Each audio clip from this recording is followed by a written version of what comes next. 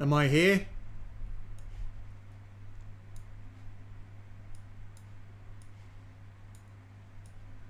I should be here.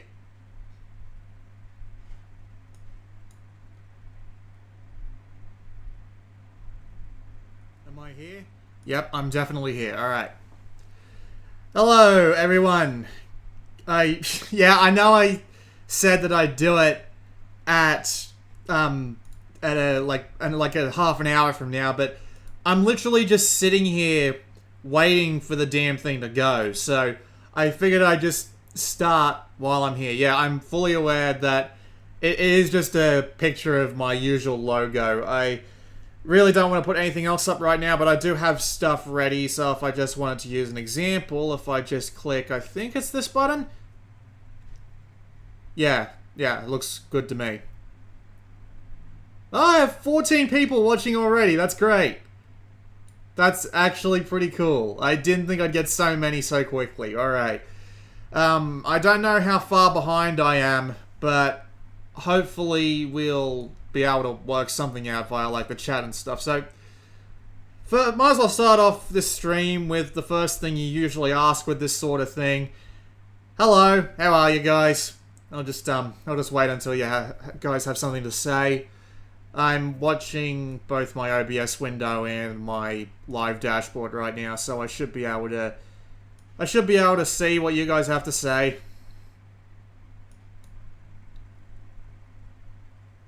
15 people watching and not many people talking. That's alright. I'm alright. It's been Mabaroshi. I'm not entirely sure what that's a reference to, but I'm alright.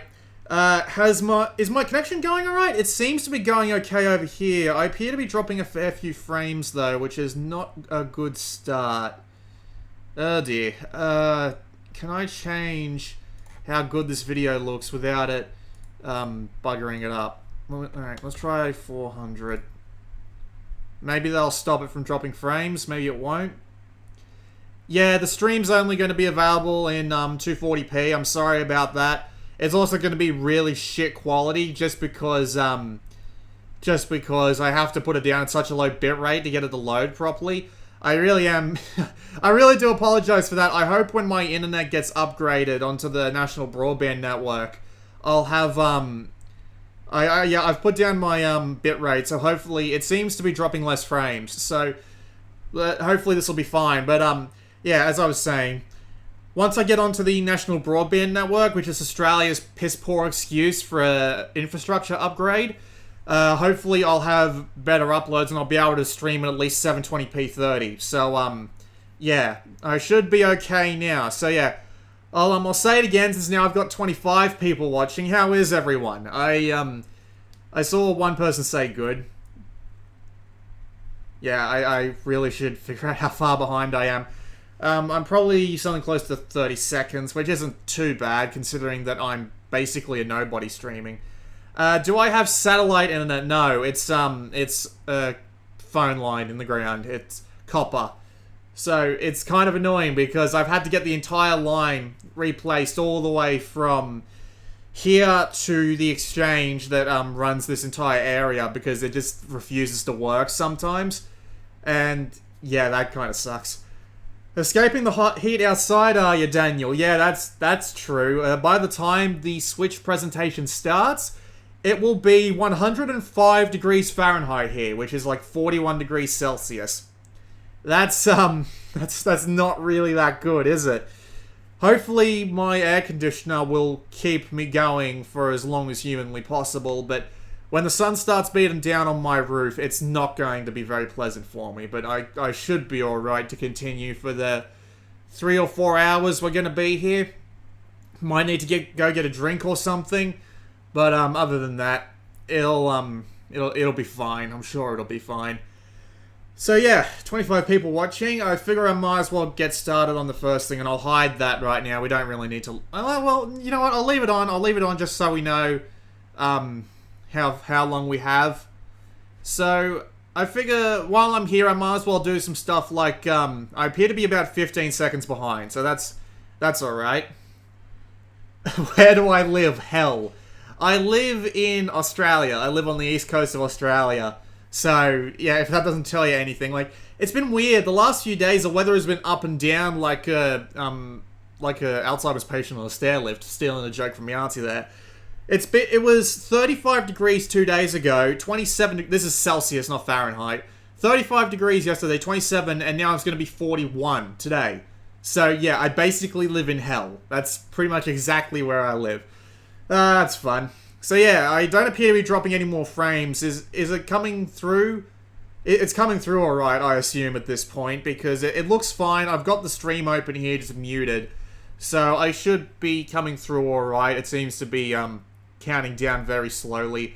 Hopefully this bitrate is good enough that I'm capable of at least giving you a rough idea of what I'm seeing while I'm streaming the presentation, and I do have a couple other things that I can do while I'm here, so, well, considering that, I do have a couple of surprises in here.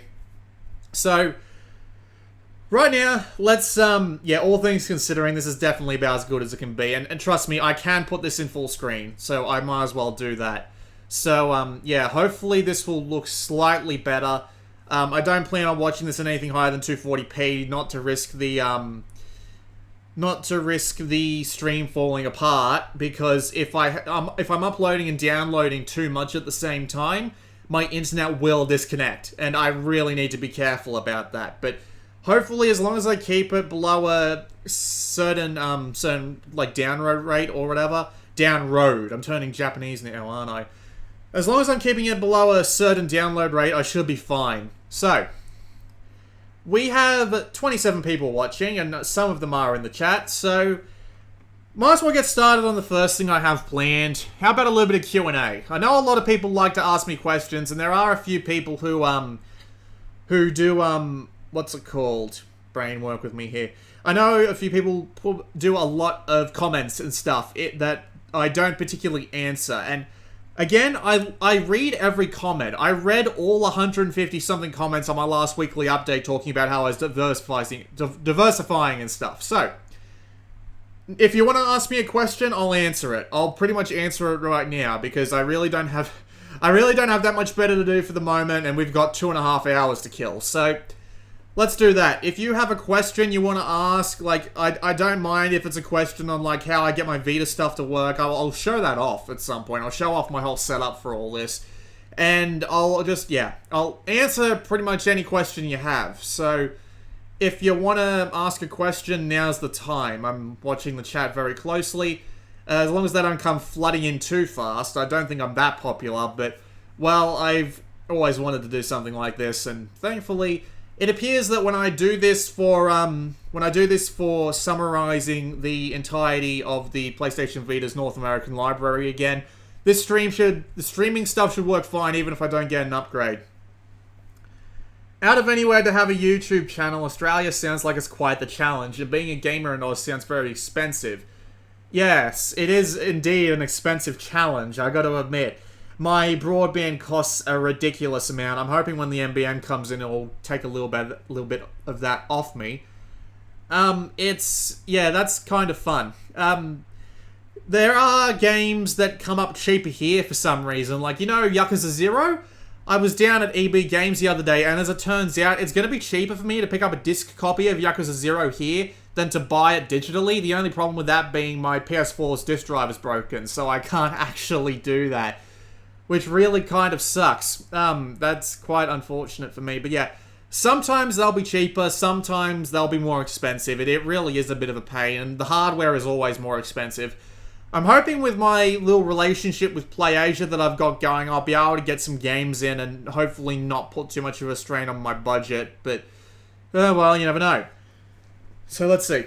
In a previous video, you mentioned doing something special for the Vita's birthday in 2016. I won't ask for specifics, but has it been done? That was, my original plan was to do a 50-game, sort of like summary video, but I did my editing on my end of year video, just a couple of weeks ago, and I realized just how much of a fucking hassle that would be to do again. And I realized that I'm really not that good with doing that sort of stuff anyway, because I work a lot better when I can improvise. And when I can improvise, that means I can be more clever about things.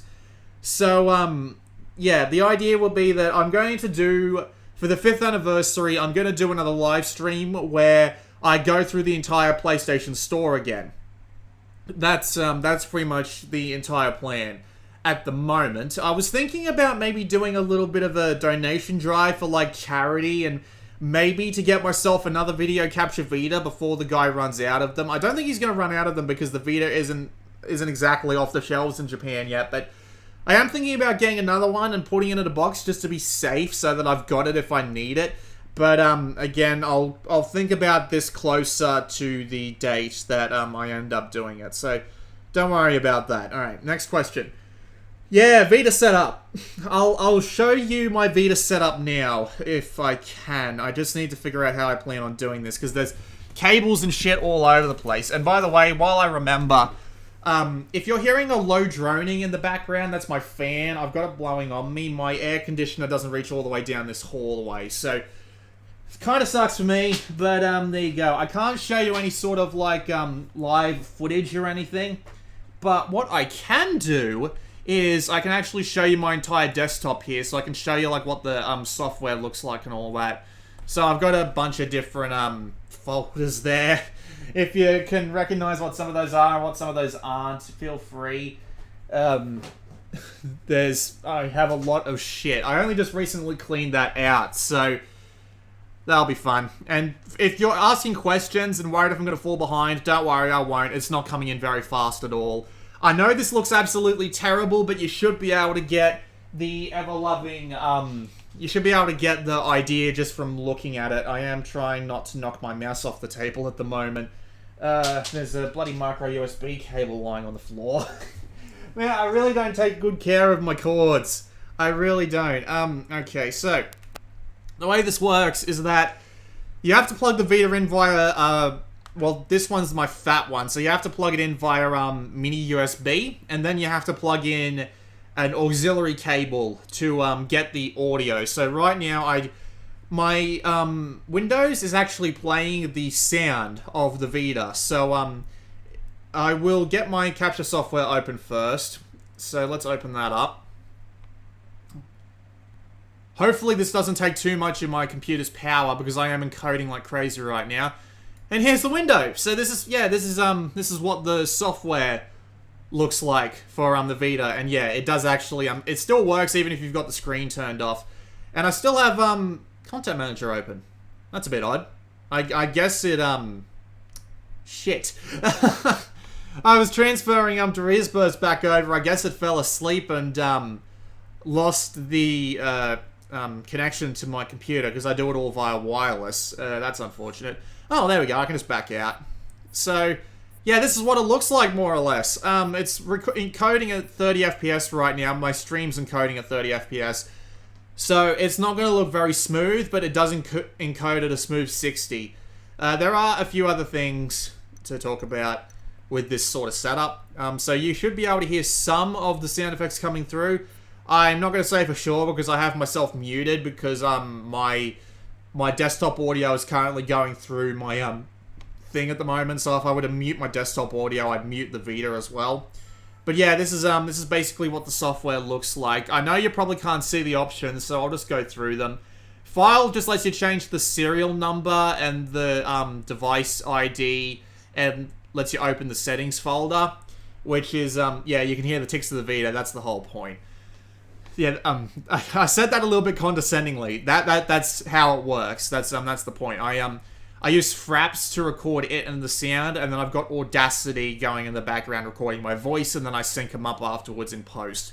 So that's just how that works.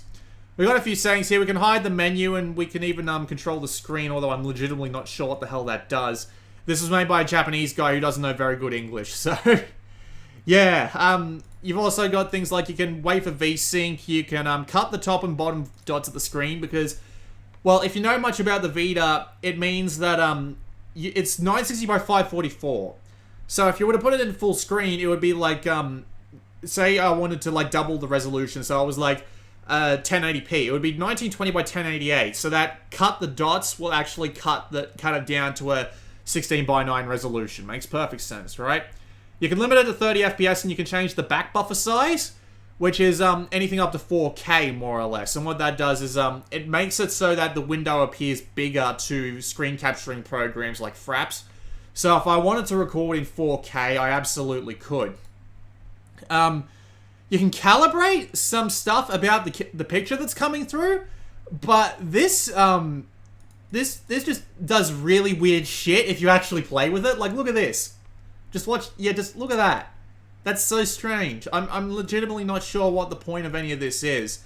Some of it just makes the Vita stutter real bad. Some of it, like, look, I inverted the colors. I inverted the colors and I wasn't even trying. But yeah, and there's some different colors for ya. And yeah, I have no idea what the point of that is. I'm guessing it's because some of the other chips are a little bit weird, but there you go. You've got some special settings, but I'm really not sure what that's about. I'm guessing it's to help, the disabled desktop queuing is probably something to do with, what's it called?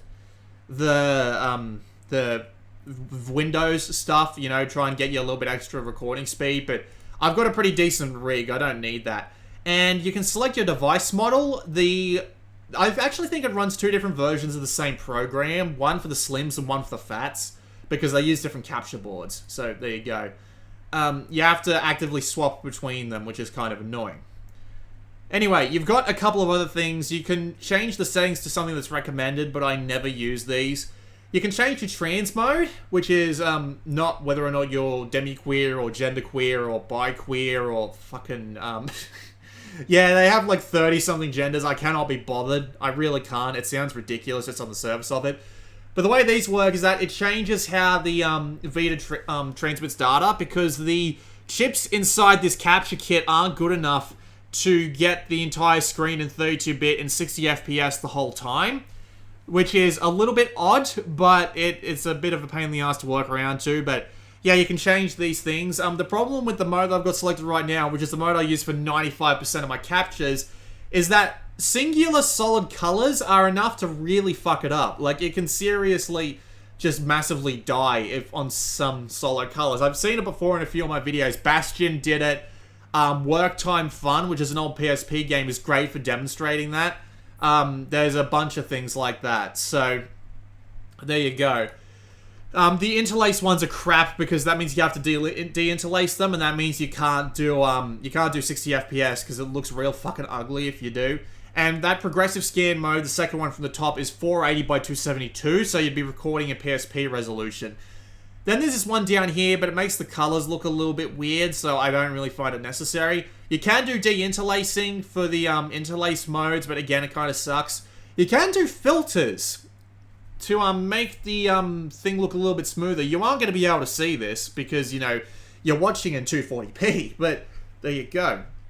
You've got same size adjustments, so I can make this go up to like 3 times the size of a regular Vita window, but I don't really feel the need to do that because the back buffer size is what does that for me. And you can also rotate the screen to the left and the right if you were like mid in a stream like this or something like that. It's pretty neat.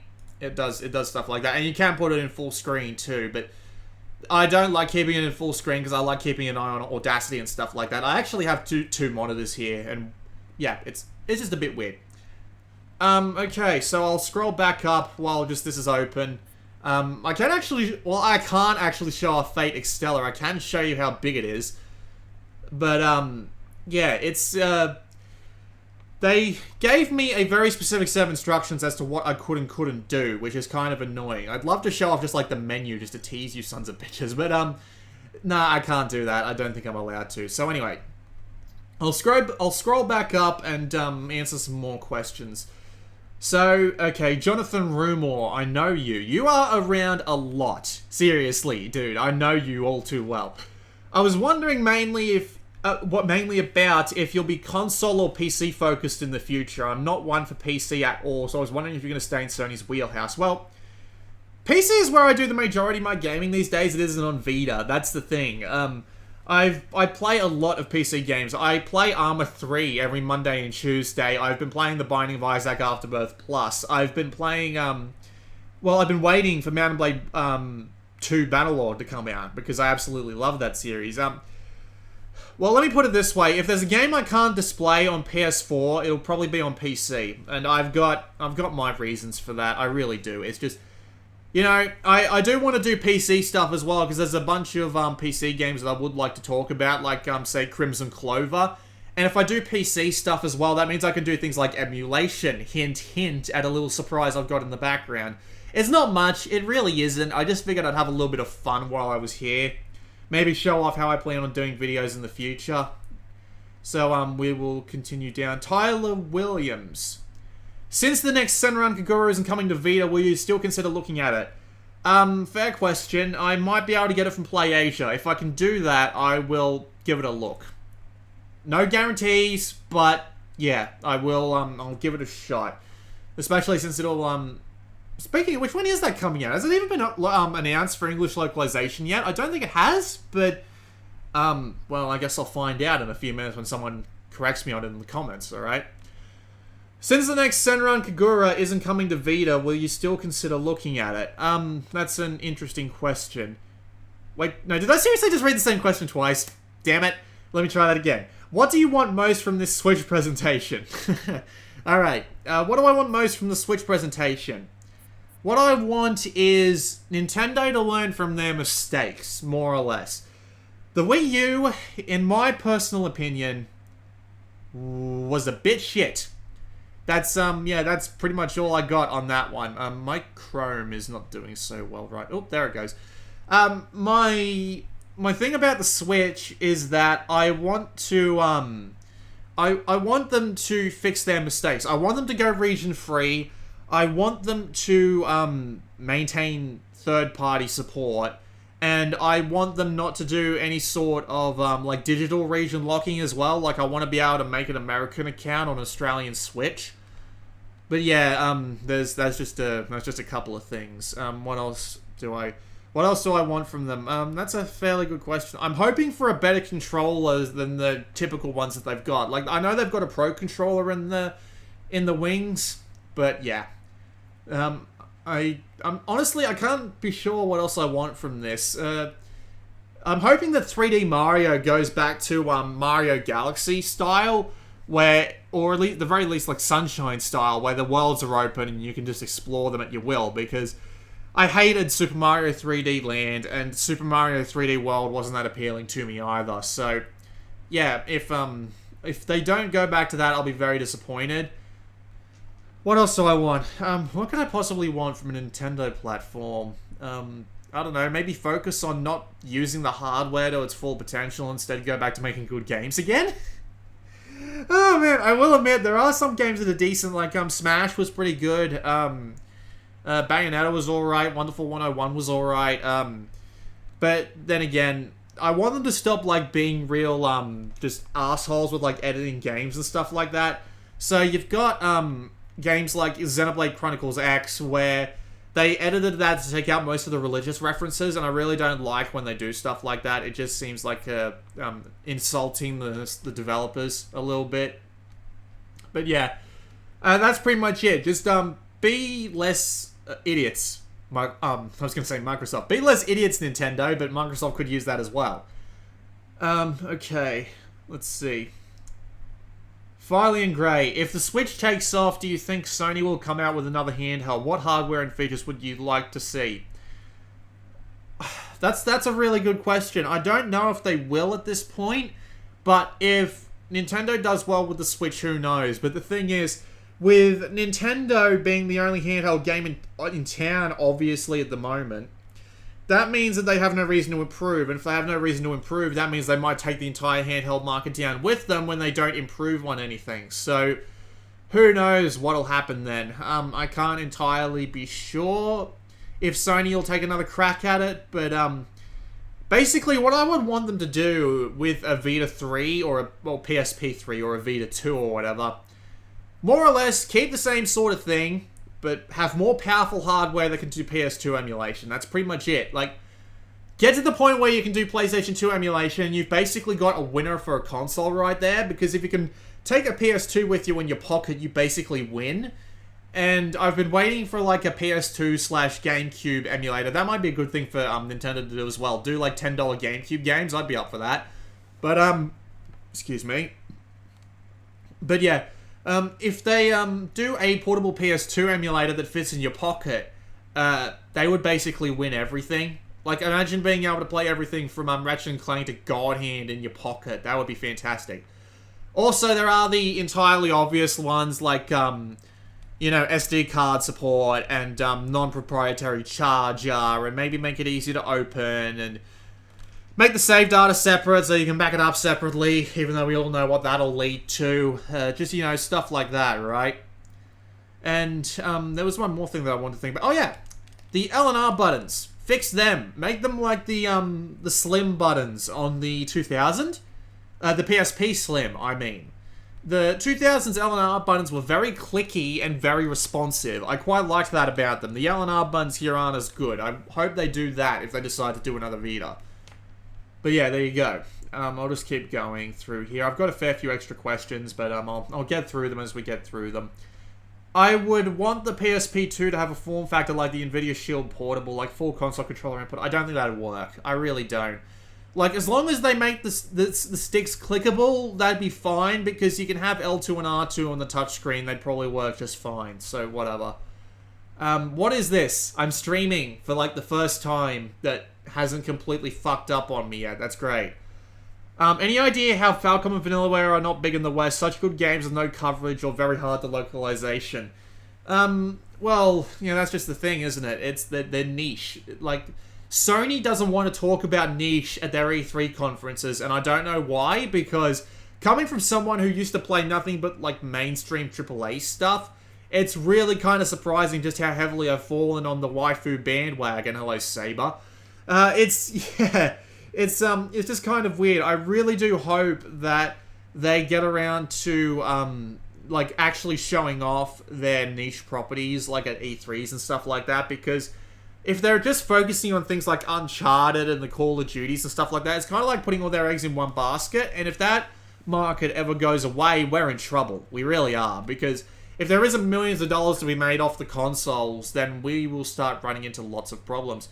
Also, I would like to see, I know this is unrelated and I have mentioned this already, but I would like to see people like Sony, Microsoft, and Nintendo focus on getting mid-range developers back up and running again, the double A's, if you will, where they don't focus entirely on using the power of the system, but just use their imagination to make something fun out of it. I think that's kind of what the games industry has been missing as of late.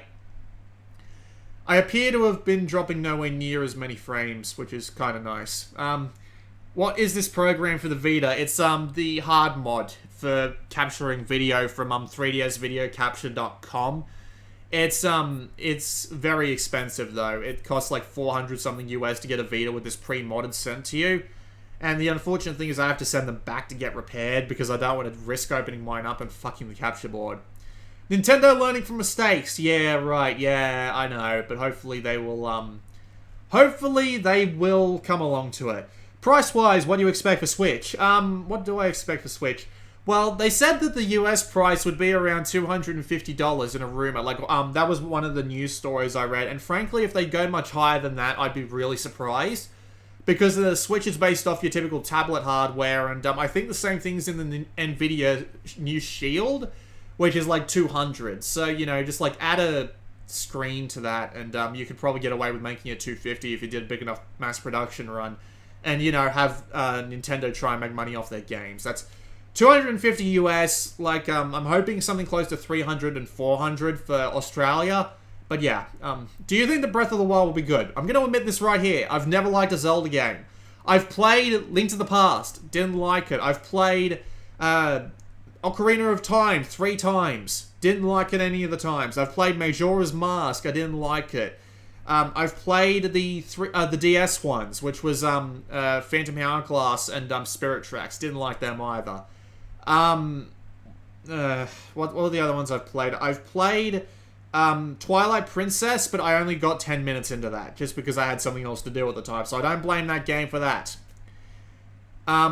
Yeah, it's, I have to admit, I don't like the series very much, so I can't be an accurate, I admit I'm biased. There you go. I admit I'm biased about The Legend of Zelda, and I don't think it'll be that good. But at the same time, I've got a reason for that. It's mainly because it kind of looks like a really cheap Far Cry. At least that's what I think it looks like. It looks like that sort of thing. Like, I can imagine it being Far Cry if you just replace the people the little orc guys with actual humans. I'm trying to remember that piece of gameplay footage I saw, but I didn't. Yeah, it's I have to admit I don't think it's going to be that good. I'm willing to be proven wrong, but I don't think it's going to be that good. Anyone when Lick Spear will be on Vita at all? They put up on Twitter a picture of the game running on one of their dev kits. So yeah. Okay. Hoping Solemn Sanctuary and Stardew Valley come to Vita. I'm hoping for Stardew Valley. I'm looking forward to that. Emulator Vita, no. Sony is just stupid, no. Criminal Girls 3. You know, I would not be surprised at this point. I mean, Criminal Girls 1 got a fucking sweet sequel. I wouldn't be surprised at all. Okay. Question here. What is your take on the Vita being perceived around the web as the pervy anime game console? Well, the 3DS has got Senran Kagura on it too. That's pretty much it, right? Yeah. I don't like the idea of the Vita being perceived as the perv console just because, I mean, that's just... It's like taking the minor segment and just blowing it out to everything else, like, for example, calling all Muslims terrorists, right? It's stupid. There might be some terrorists who are Muslims, but not all Muslims are terrorists, right? There might be some criminals who are blacks, but not all blacks are criminals. There might be some white people who are whiny and annoying, but that's just me. So, there you go. I hope that's not racist. that's definitely not racist in my mind, but there you go. What's your favorite PlayStation 2 game? That's a good question, actually. I've got a fair few. Ratchet & Clank 3, Ratchet & Clank Gladiator, definitely two of my favorites. An old racing game called Road Trip Adventure, that game was fucking sweet. The Grand Theft Auto trilogy, those games are great. Man, I've got a hard drive full of like PlayStation 2 games that I could just go and look up right now if I wanted to. The God of War games are pretty good as well. I know I've got a few niche ones in there. Gran Turismo 4, fantastic. I love the Costa di Amalfi track. That is a brilliant track. I have a lot of favorite PS2 games. I really do. I mean, if you were willing to ask me about a particular... God Hand. Yes, God Hand. I haven't played Okami. I need to get around to playing Okami. God Hand is brilliant, but I've never gone very far in that game. My head hurts so much. Earth Defense Force 2 did come out on the PS2, but I didn't actually own it at the time. I mean, if anyone was to mention a specific PS2 game, I mean, I could probably tell you how I feel about it, because I've played a lot of PS2 games, I found. Okay, but yeah, I'll just move on. Who's your favorite Persona girl? Chie. It's gotta be Chie. Who doesn't fucking love Chie? I swear to God. I know some people hate her voice actor, but God, I love her voice actor. It's so good. It makes perfect sense. Oracle of Ages and Seasons and the Minish Cap are the best Zeldas. Alright, I will get around to playing them at some point. I might have to do them for this channel, but other than that, yeah, I will get around to playing them. Have you played Okami? Nope, I just answered that. I mean, I know this is from before I said that, but yeah, I just said I didn't play it. Do you think the Switch will get third-party support? It's hard to say at this point. I mean, when you've got From Software on your side, you'll have 1 million people buying it just for portable Dark Souls. So, who knows? If the Switch sells like 5 to 10 million units in its first year, then it probably will... no, actually, it probably needs to sell more than that. I mean, anywhere between like 5 and 20 million. As long as it has better sales numbers than the fucking Wii U, which sold less than the Vita, would you believe?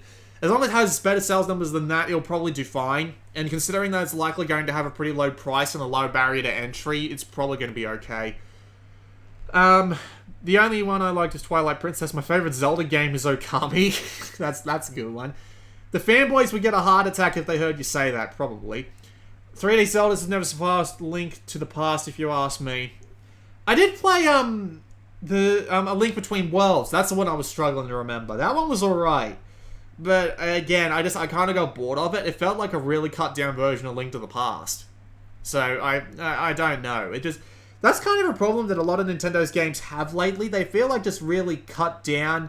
They've just really cut down the premises of the games, and they've made them really I don't want to say the word generic, but they've kind of just dumbed them down for a bigger audience. Like, You can see it with Mario and Luigi. Those games started out having a really niche sense of humor, and they just kind of got more generic as time went on, and I literally fell asleep playing Dream Team, which is kind of hilarious when you think about it. But, yeah, they've done that with a lot of their series. Like, Mario Kart had that happen.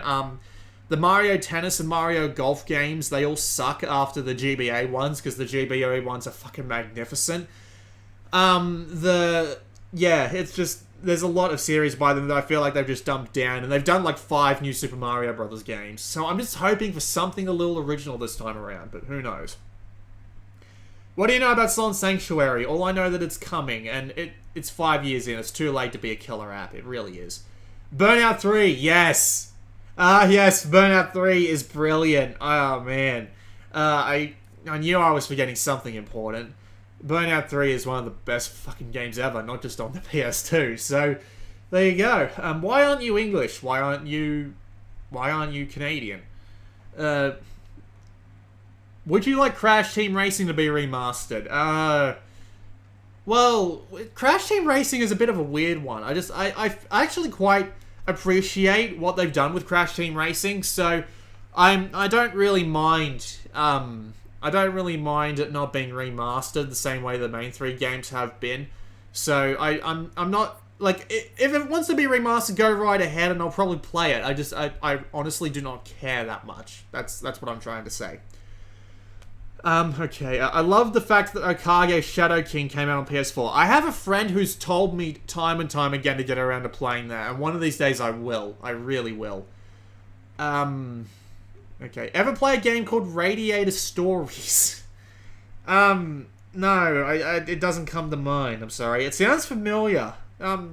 It reminds me of another game on DS that also had Radiant in the name. It was a game about like where you had to rebuild a diary or something like that, but I didn't get too far into it because I didn't have the time. But yeah, Radiator Stories doesn't sound familiar.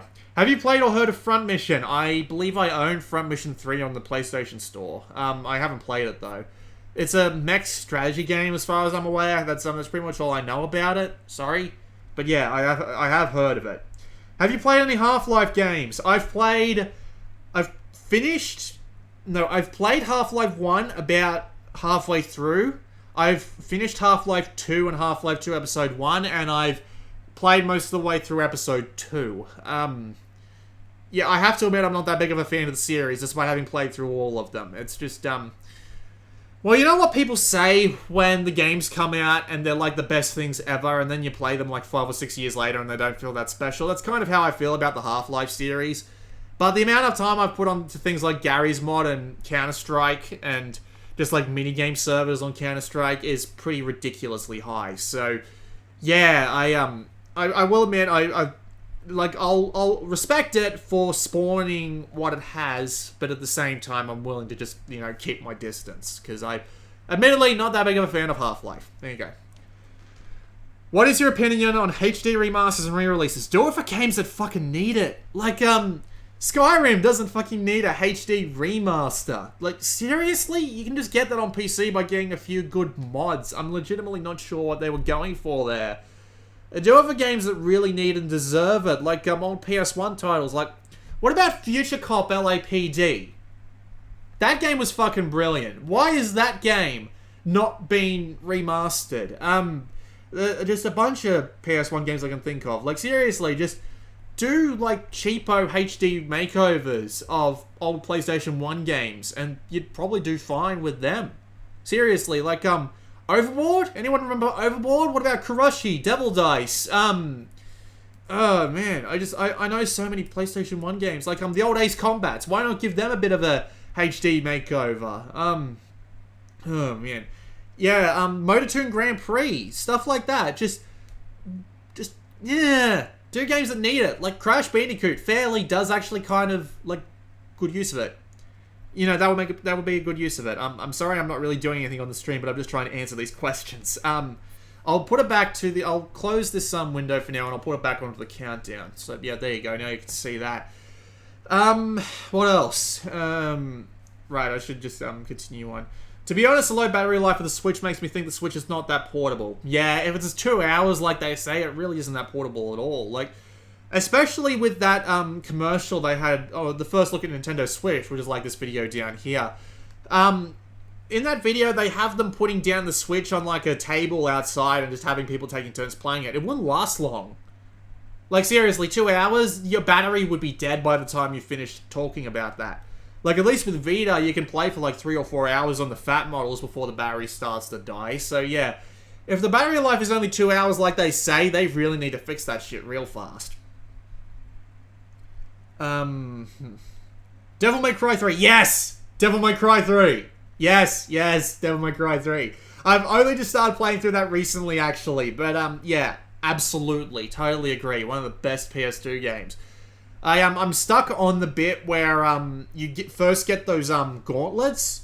And you have to, I can't remember exactly what it is you have to do there. It's like 13 or 14 levels in. Something like that. It's pretty close to the end. But, yeah, absolutely. The Kingdom Hearts games. Haven't played them. Waiting for the HD remasters.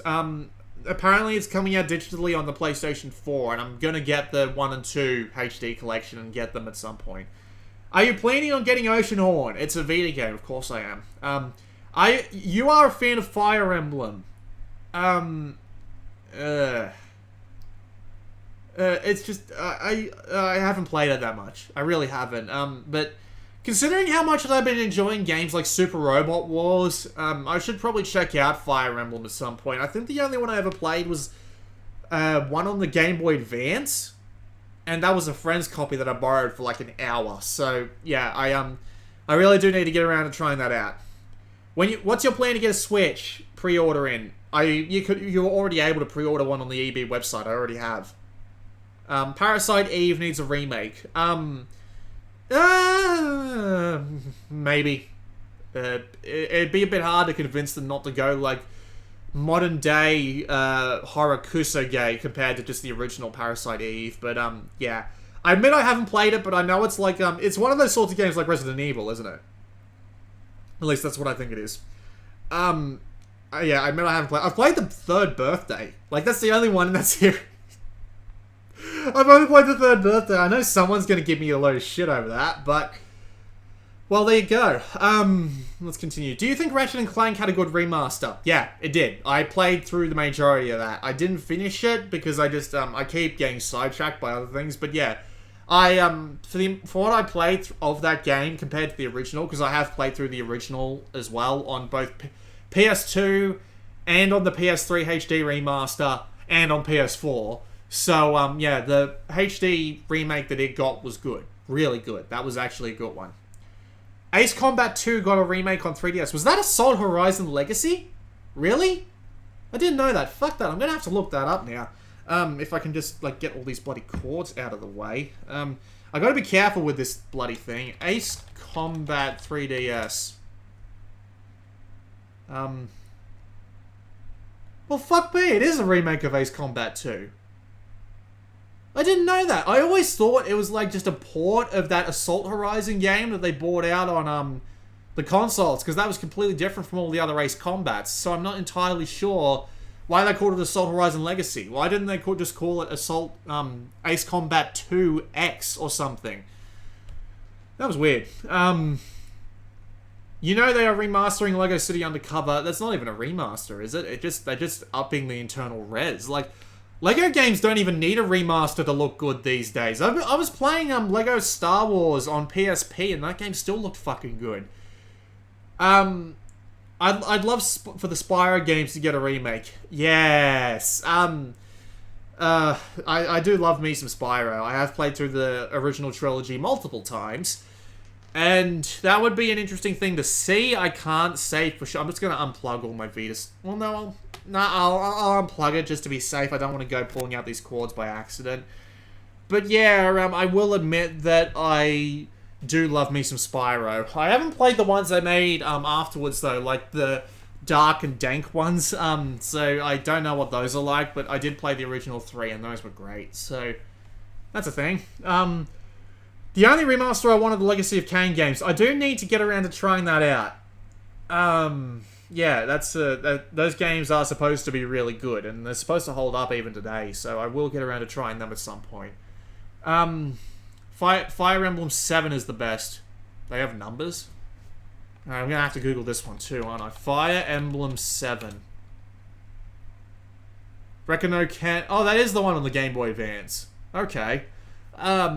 Yeah, I didn't know. I'm not going to claim to know anything about Fire Emblem. I have a friend who, plays a lot of Fire Emblem, and they've told me that the two that came out on the 3DS are the worst ones in the entire series. So, like, just...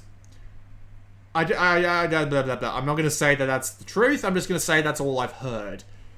Let's continue. How would you rank the DRPGs on Vita? Demon Gaze goes up the top. Dungeon Travelers 2 goes under it, and then everything after that is a bit iffy, and then at the very bottom is Ray Gigant. That's pretty much it. I'm not going to say for sure if Stranger of Sword City is better than Operation Abyss or anything like that, but yeah, that's a general clue as to what I like. But yeah, my favorite is definitely Demon Gaze, and I'm really looking forward to Demon Gaze 2. I'm hoping that English version they have listed on PlayAsia actually pans out. That would be great. Is it true that Fire Emblem is a waifu simulator as well? They did kind of turn into a waifu simulator with the 3DS ones, I've been told. Did you like Hyrule Warriors? I did. That's like one of the two games I bought a Wii U for. And the other one was Xenoblade Chronicles X. And after they took all the religious references and like modified like the sexual stuff and all that, I'm like, I don't want to play a game that's so massively edited from what the Japanese got. So after I played my fill of Hyrule Warriors, I just sold it and I got a good mouse and keyboard, which I'm currently using right now. So yeah, that's pretty much it. I did not like I did like Hyrule Warriors Legends on the 3DS though. That was all right.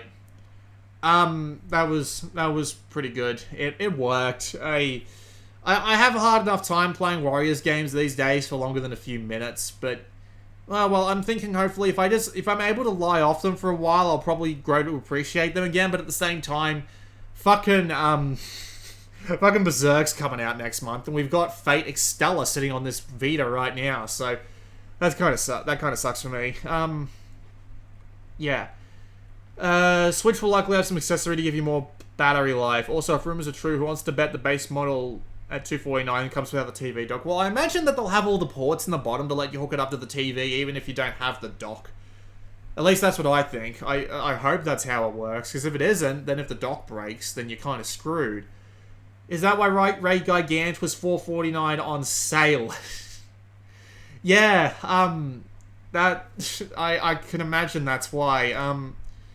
As for PC games that you liked from the 90s, early 2000s, if you want me to be honest, I didn't become a PC gamer until like 2008, something like that, because I didn't really have a PC to work with at the time. But the games that come to mind are the original Age of Empires. There was a lot of Doom in my life. Colonization. I know that's not 90s, but that should be. That's pretty close. Man, I cannot remember to save my life. The TIE Fighter and X-Wing, yes, those games. Those games are fantastic. You'll just have to forgive me. I'm trying to remember because I had a really bad PC at the time. It was mainly just because we only needed like internet and stuff like that at the time. So I'm just trying to remember. I got nothing. There were a few games, and we're just trying to remember them. There was this mainly, I went straight from like DOS to DOS games and like really old games like that, all the way up to like Windows 7 in a huge jump because I got a laptop that was actually able and capable of being games. So yeah, that's a thing. But yeah, yeah, I can't really think of any other PC games I like. I mean, Deus Ex, sorry. Other than that, though, I'm not really sure. The 3DS Fire Emblem game saved the series, just like how going disco saved the Bee Gees. I don't even know what that's a reference to. I've never heard of that band. But yeah, I fully admit that what they did to the 3DS games made what's the word I'm looking for? I admit that it did save the series more or less and got people into it again, but at the same time, I admit that it takes a lot out of it if it just turns into a waifu simulator alongside the strategy game that it is.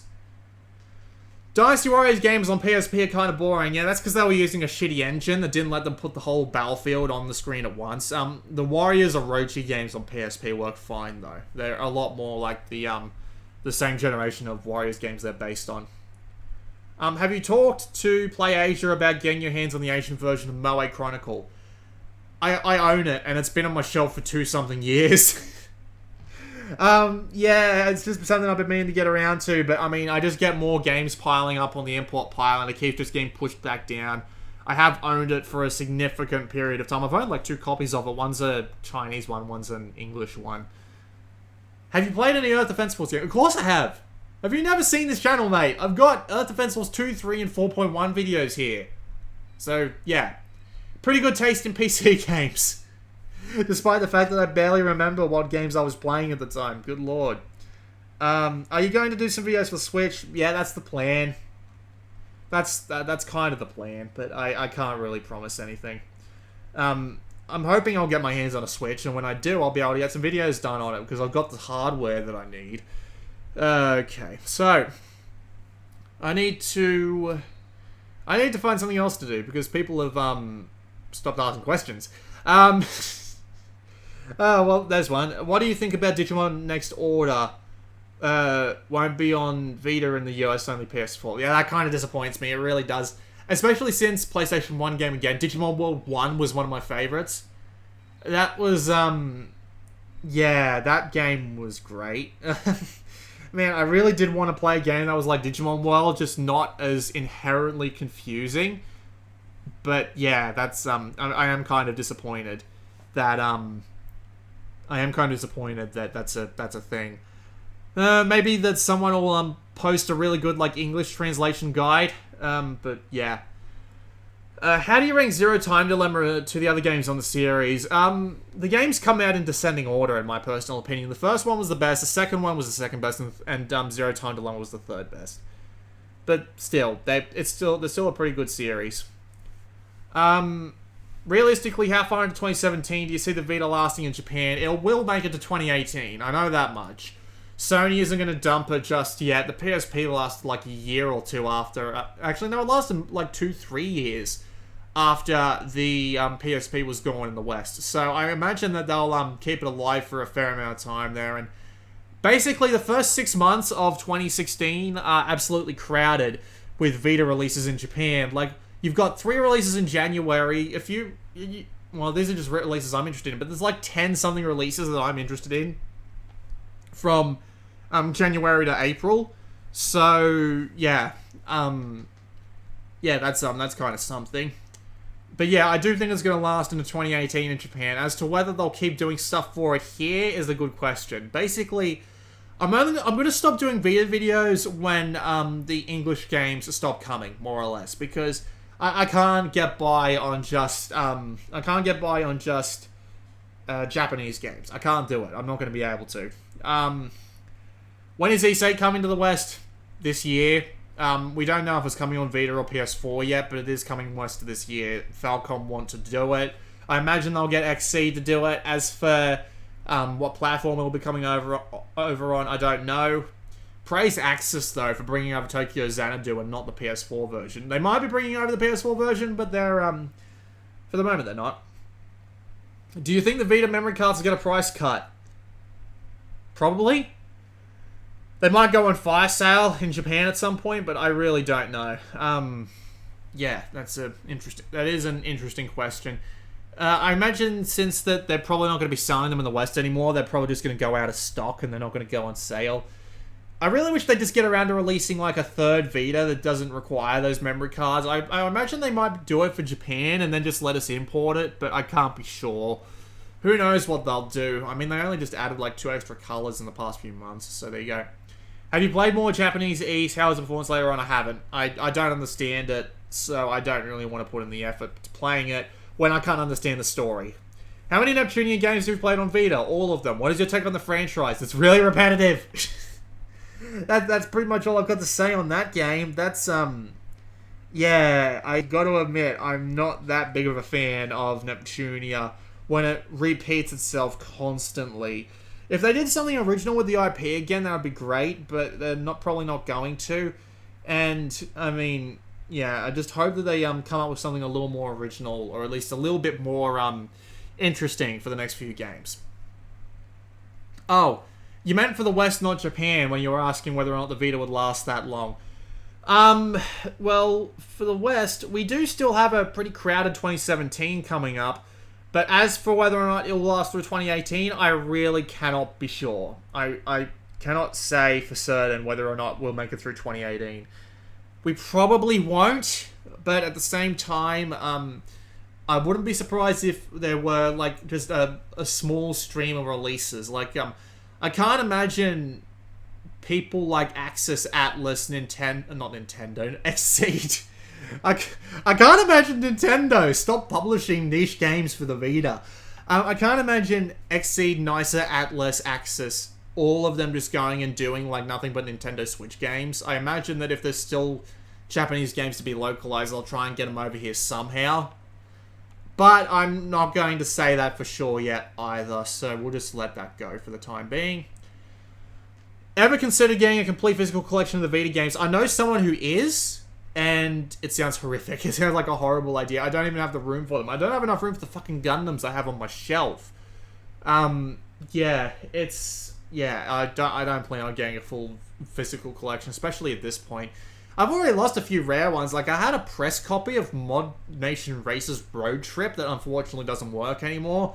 I had a copy of Ultimate Marvel vs. Capcom 3, but I unfortunately lost that. And there's just a couple of other games that I just don't have that aren't worth the effort. I'd rather a full digital collection, and I'm actually getting pretty close to that. Because there's, like, very, very few games I have left to buy, so that's very interesting. Overall opinion of the LEGO games. They were better back in the LEGO Star Wars era when they took the time to actually make them, like, more distinct from each other, but considering they have to put out, like, one every 6 months at this point, they just get really repetitive really fast, and they don't have much time to make them very unique, at least from what I've played of the most current ones. So, you know, if they took more time, I would be happier with them, and hopefully they decide to slow down a bit. They're kind of turning into Telltale, where they're releasing so many story games at once that they're kind of losing their unique edge. But yeah, there you go. Favorite Vita games? You know what? Let me show you something. This is going to be in a Vita magazine, the Vita Lounges magazine at some point. Yeah, okay. I just showed that guy's email. Shit. Doesn't matter. He won't mind. But yeah. Anyway. There you go. So, yeah, they just, they were asking me to put my, 20 favorite Vita games roughly in order, and, I mean, I'm going to admit the list will be constantly shifting, so, you know, this list may well not be accurate anymore, but I mean, if you wanted, like, my top 20, there you go. That's probably not going to change very much. What else? Do you think LEGO games are like Call of Duty games? Yeah, they are for a bit. Could Nintendo Switch become the new de facto console for Nintendo Switch? ReZero Death will kiss Switch. What the hell are you talking about? Do you think the multiplayer of Street Fighter vs. Tekken is still alive? No. No way. Any Doom games on Vita worth playing? I have no idea. I mean, Duke Nukem was a thing, but then they took Duke Nukem off sale. So, yeah, you can't get that anymore. So, yeah, other than that, I really can't tell you, I'm sorry to say. I appear to be dropping frames again. Maybe it's just because I'm loading stuff. Killzone Mercenaries like a Doom game. No, it's not. That is not. What do you mean press copy of Mod Nation? Back in the day, before I was doing YouTube, I got a, what's it called? I was doing, like, little reader reviews for a site called Kotaku Australia, and they sent me that as a thank you for doing a fair few of them, and it was just like a copy of Mod Nation Races in a little paper packet. It was a little bit weird, but whatever. Uncharted is my favorite game in the series. Fun story, I went to the school with the principal designer of Paranormal Activity. I'm in the credits for Worms Ultimate Mayhem. Fun fact. Blue, you're dropping frames. Yeah, great. I saw. The stream is so low quality, yeah. I hope I didn't speak too much while I was off the stream. That's unfortunate. Okay. I can't read the list. Alright, sorry. I'll open that back up again. Control-Shift-T should do it. Okay. Wait and see if I drop frames again. Nope, I'm good. So, the list is as follows. TXK, Steins Gate, Soul Sacrifice Delta, EDF2, Extreme vs. Force, Dangan Romper, Powerful Pro Baseball 2016, Tycho, Wipeout, Dragon's Crown, Darius Burst, Shiren, Gundam Breaker 3, Persona 4, Dynasty Warriors 8, Shinobito 2, Tukiden, Shovel Knight, Gravity Rush, and Daisen Ryaku Exceed 2. That's the list. I was joking when I said Killzone was like a Doom game. Yeah, sure you were. I hate you. Shame about Guru Cambridge. Killzone Mercenary deserved better. Yeah, it really did. I don't really like the, I meant to write visual novel instead of Nintendo Switch. Ha! Yeah, I was wondering about that, but yeah, there you go. Have you played Steins Gate Zero yet? Yeah, I did. I did a little bit of a rant video on it back in the day. Why the color blue? The color blue... It's a long story. So, back in the day, my original internet nickname was Blue Eyes Zombie 2, because I took it from two Yu-Gi-Oh cards, the Blue Eyes Silver Zombie and the Blue Eyes White Dragon. And then, when I was making my Xbox Live account, I said to myself, what can I do to, how do I explain this? What can I do to make this, like, shorter, more appealing? And I cut everything except the blue off, and I'm like, what's a word I could put on the end that sounds nice? And I came up with Maxima. That's basically it. So, yeah, there you go. Yeah, that's how my name came around. So it's literally just like two Yu-Gi-Oh cards that I just like basically cut the majority off my name. But there you go. I wonder how many physical games Blue has. Let me count for you. About 50, maybe 55, 60.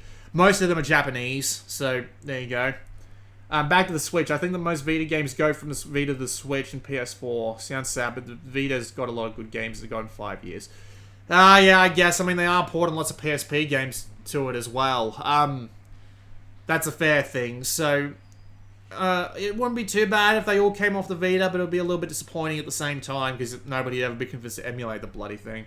I'd love to get a, emulated version of that at some point. Okay. What about Uncharted Golden Abyss on that list? I mean, the campaign's alright, but I mean, there's no real reason to come back to it after you've finished it, and maybe if they had multiplayer, and it'd still be in my top 20. I don't know why they didn't add multiplayer, because if they...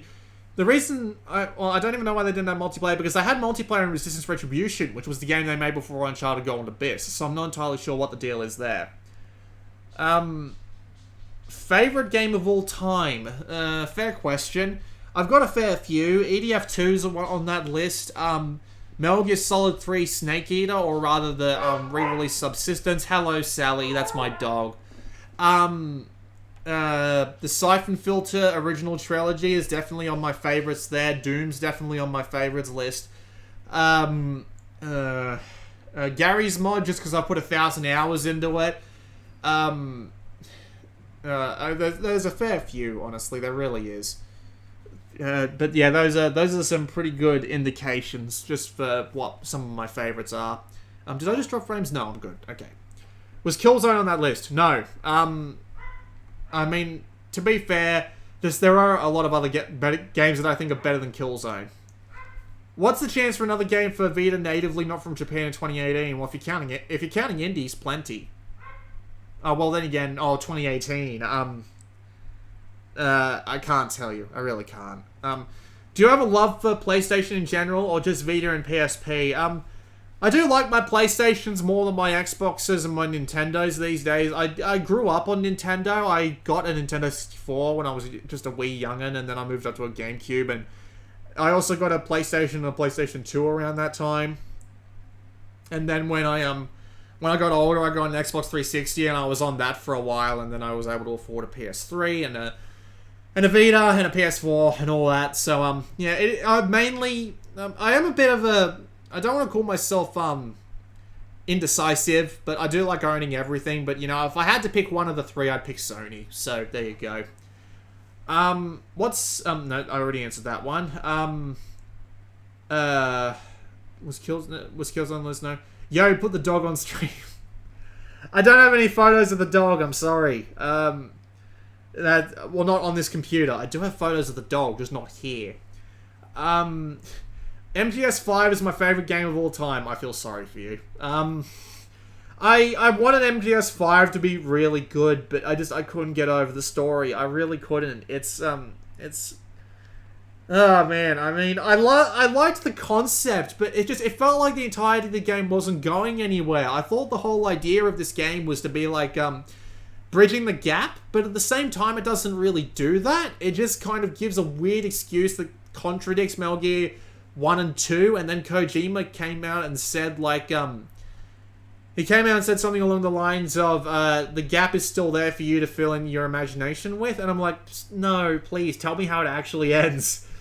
I have my kind of own fan canon inside of my head that the splitting of the snakes in the end of Metal Gear Solid 5 is like the start of a second loop of time, just that makes all the other games play out differently. But yeah, that's a bit silly.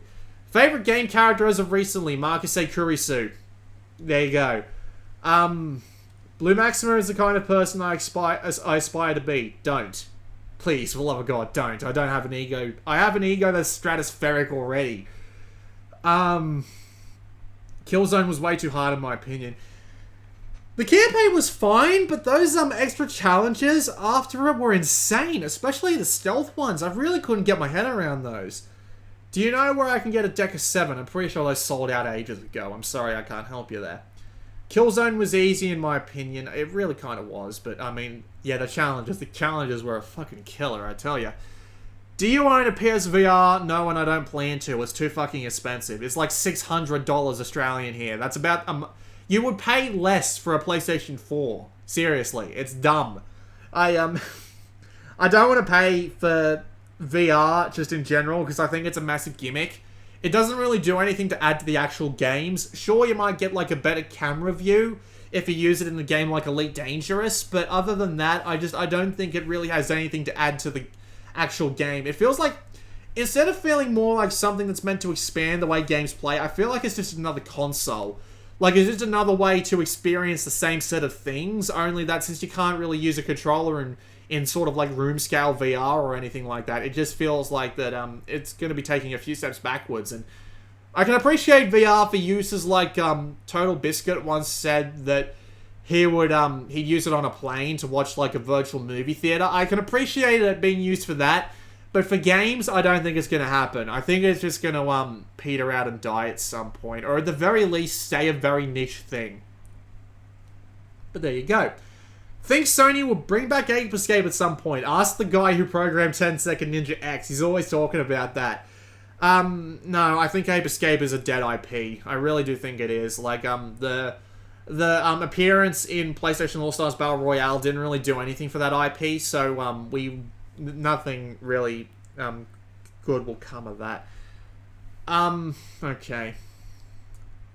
What's the most underrated Vita game? Actually, no, sorry, I've skipped a couple of questions here because the thing keeps jumping down to the bottom really annoyingly. Thanks for playing all the garbage so we don't have to. You're welcome. With Tearaway, Gravity Rush, and others going to PS4, do you think we'll ever see Freedom Wars or a sequel make the jump?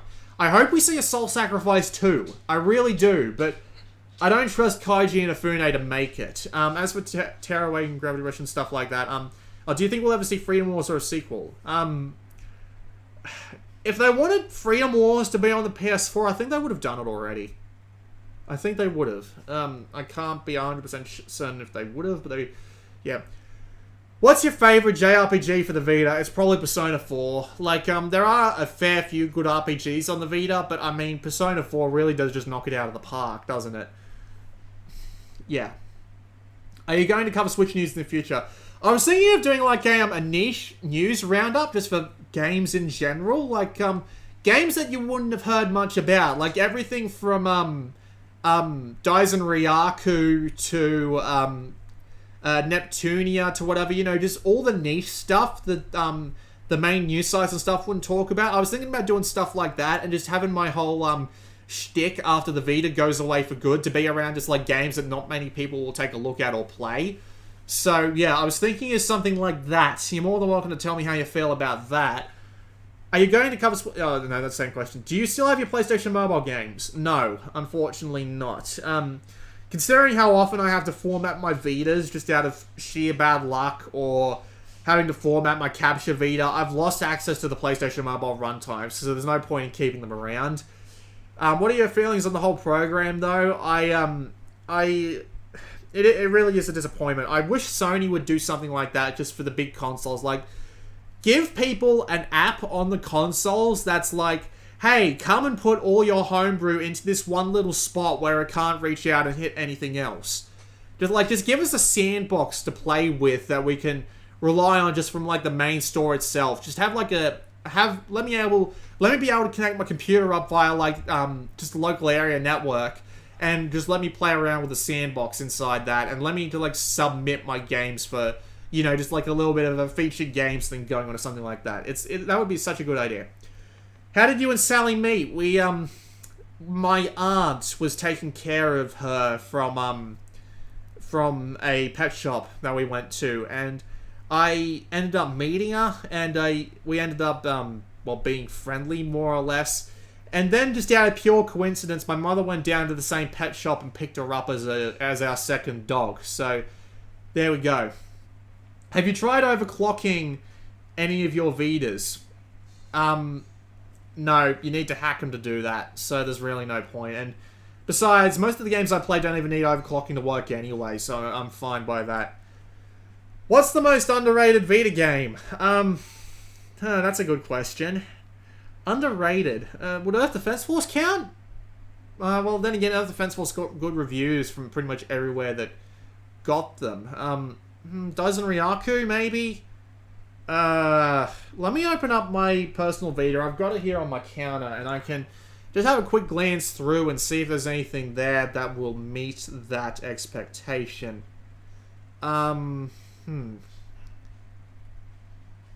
It's just, I've got lots of, good games here, and it's just that none of them... Shinobito 2. Yeah, that'll do. That'll fucking do. That'll do it right there, mate. Yeah, Shinobito 2, definitely unrelated. Absolutely. Worst Vita games you've played, Chronovolt. Do you remember that? It's like a Monkey Ball clone, but absolutely fucking terrible. That was an original game, though. As for port, it would probably be Borderlands 2 or Space Hulk, just because they ran so fucking poorly. I would say Ratchet & Clank 2 is my favourite, though, although I played it at a very young age. Gladiator's actually my personal favourite, but, yeah, there you go. Ever tried the Deca 7? I never got around to, actually getting a PlayStation TV, let alone a Deca 7, so, yeah. I think Nidhogg was underrated on the Vita. That game got great reviews everywhere else, though.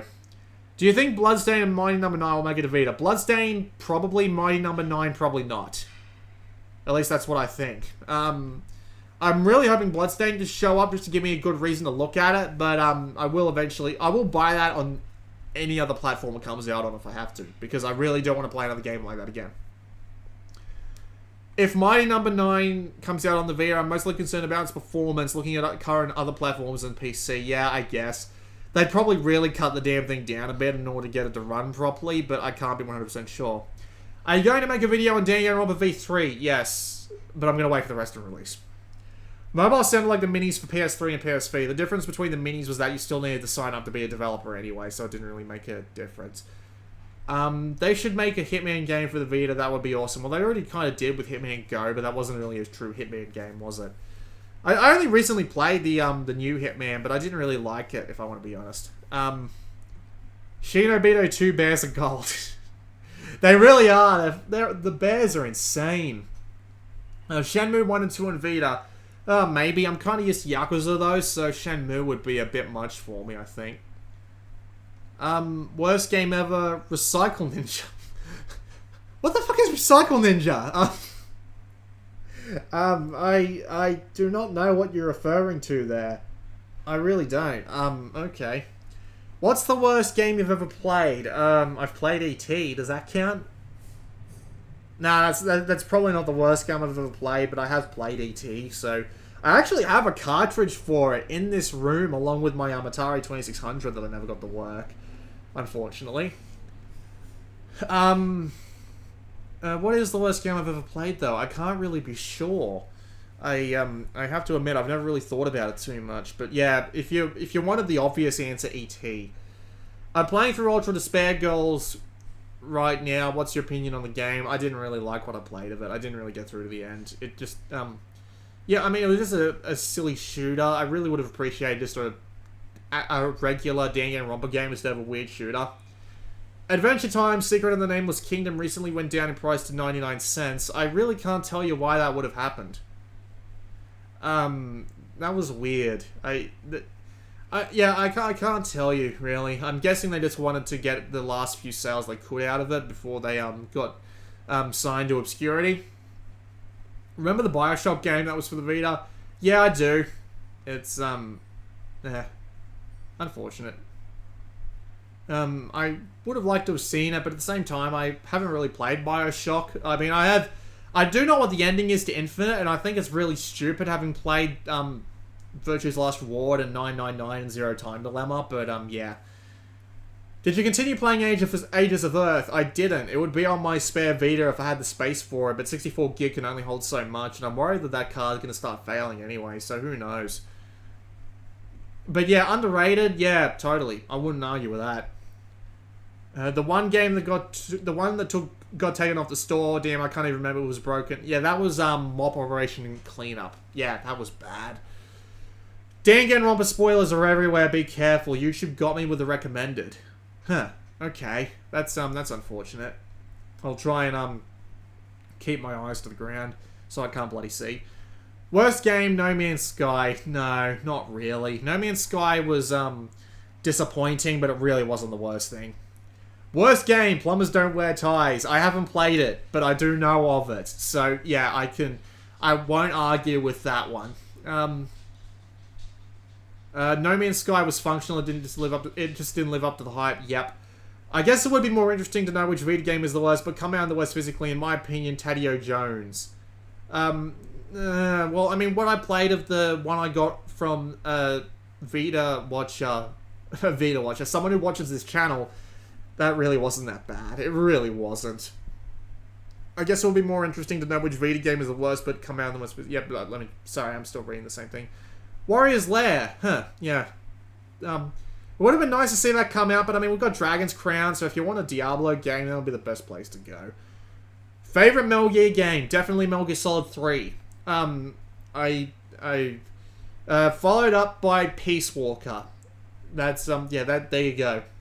Thanks for convincing me to buy Extreme Versus Force. You're welcome. That game's great. I'm really looking forward to checking out, what's it called? I'm really looking forward to checking out Gundam Versus when it comes out in English. Any hope for live streams of games you've reviewed already but want to play more? Maybe.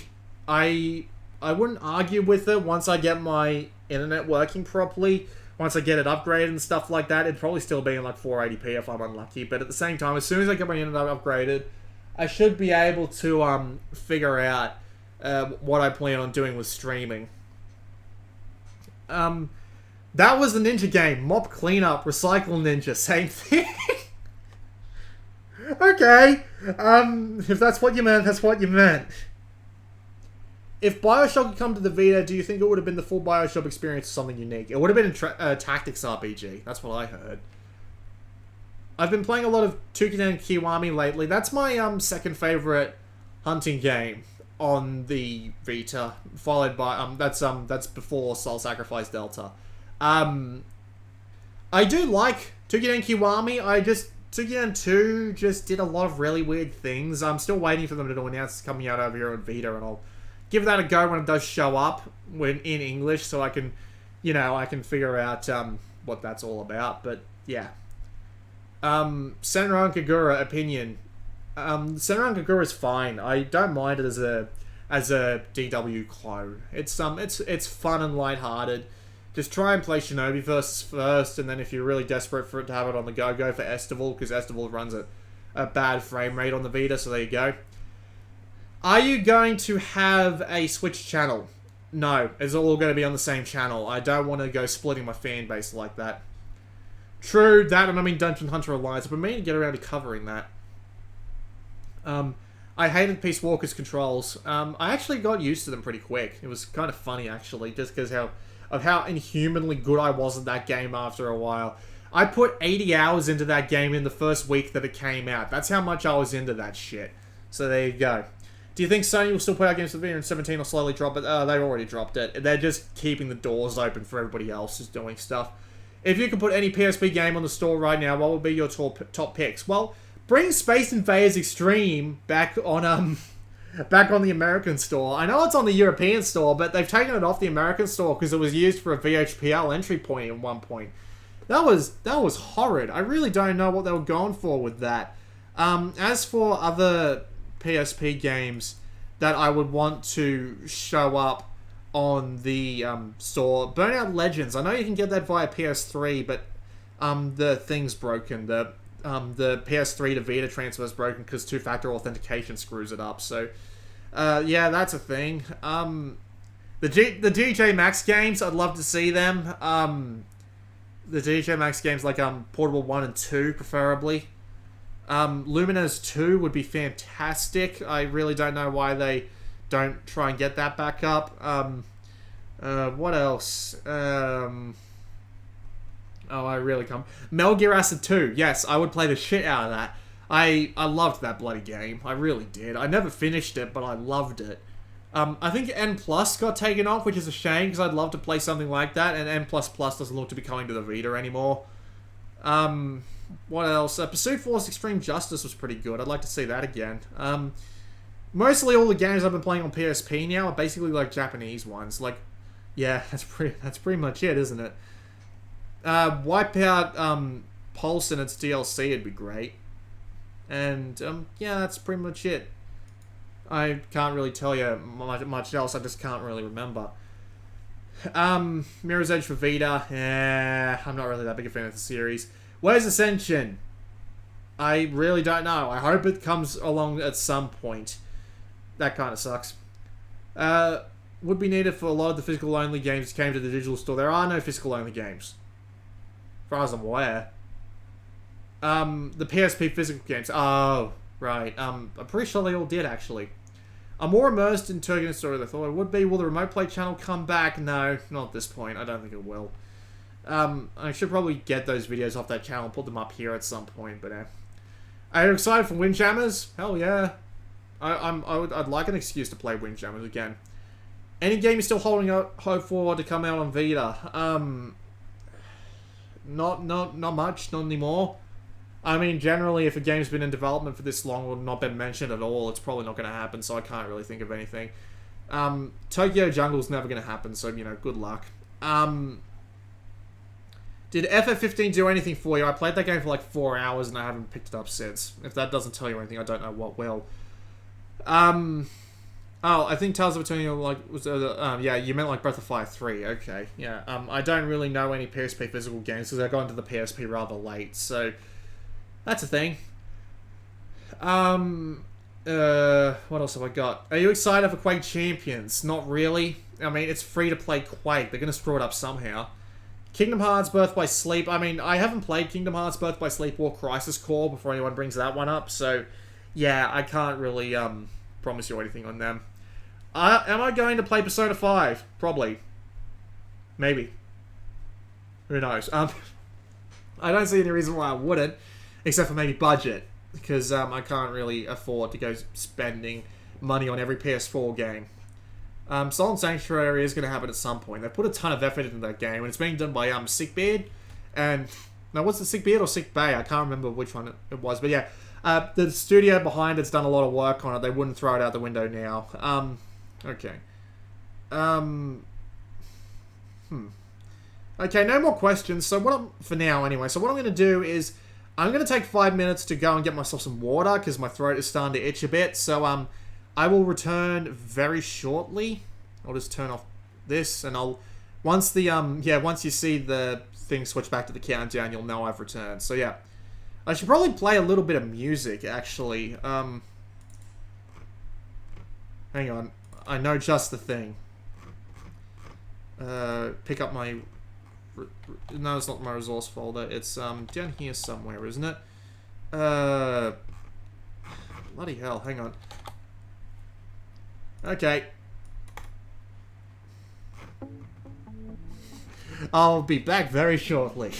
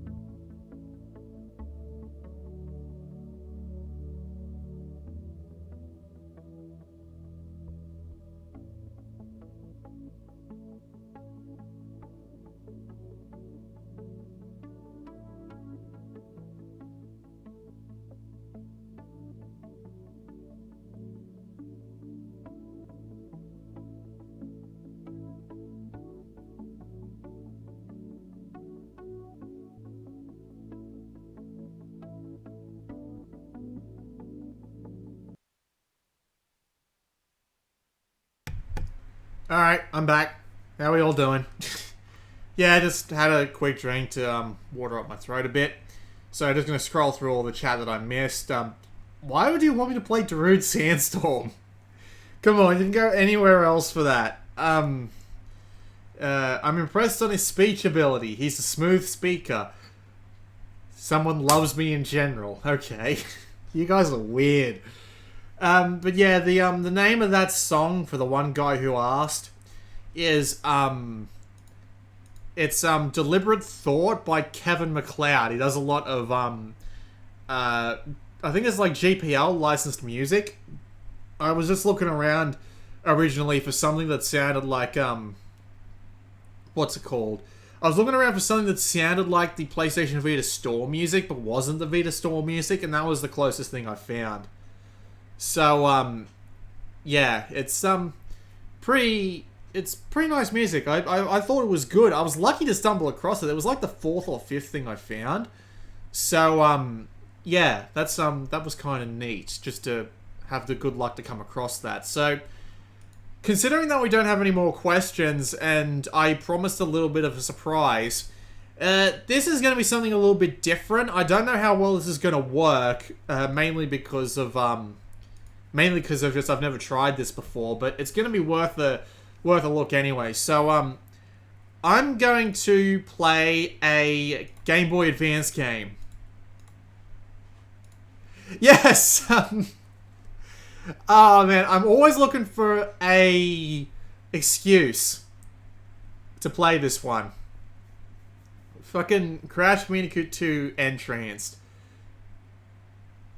Yep, there it is. Alright, I'm just making sure that it came up properly on the screen there. So, yeah, what I'm going to do is I'm going to unmute the audio, and I need you guys to tell me if it's too loud or not. I can turn it down. I'll unmute it for like 5 seconds, and then you can tell me whether or not. So I just need to untick mute. Alright, I'm going to talk over it for a little bit. How's the audio levels? And I'm going to mute it now.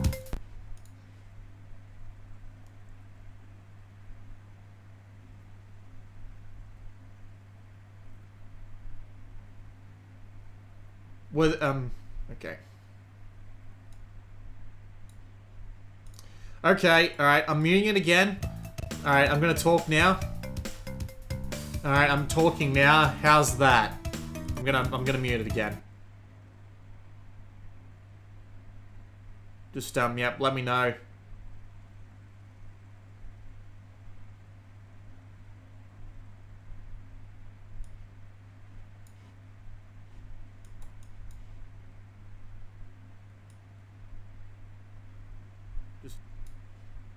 Okay, yeah, I just accidentally unmuted my own sound effect. Alright, I'll put it down to about here. So, alright, let's unmute it again. It sounds exactly the same audio level to me, but, yeah, so I can't really tell, but yeah. Alright, hopefully that'll be good. So, Crash Bandicoot on the Game Boy Advance was a bit of a surprise for me, just because I was a huge fan of, like, the side-scrolling levels and stuff in the original trilogy. So, yeah. I ended up looking up these games just because I was really fucking bored one day, and I ended up playing through both these games in one day. So, just for the fun of it, let's go have a go. I believe I just beat the first boss. This is the best music ever! Like, seriously, it loops for like 30 seconds, but I could listen to this for hours. This is fantastic.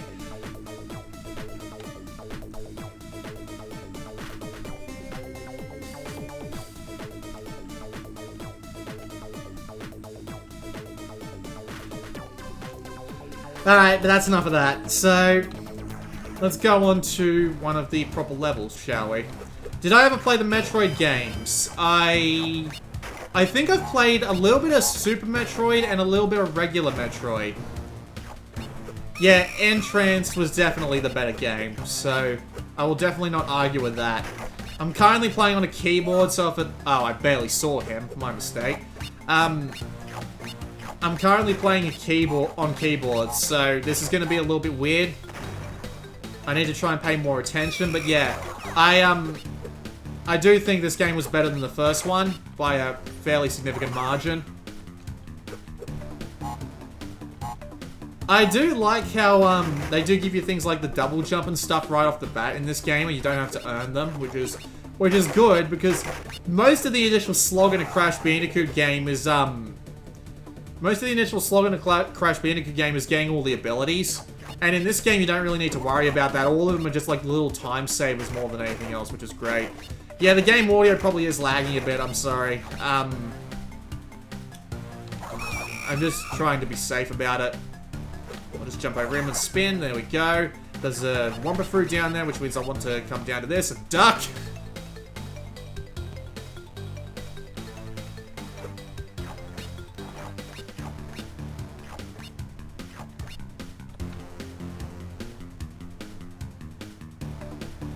Euphoria, do you have, oh shit. Well, I'm just gonna wait for that to come back. Oh, no, but hey, it actually respawned. I never knew it did that. That's great. But yeah, the Crash Bandicoot 2D games are great. Like, they are seriously like, Crash Bandicoot XS was like Crash 1.5, and this was like Crash 2.5, or just like something like that. They're seriously good games, and they've done a great job with converting the resources to 2D really damn well. Like, seriously. I mean, I'm pretty sure these are just like renders of the 3D sprites meant to be in 2D. But yeah, they are bloody great games.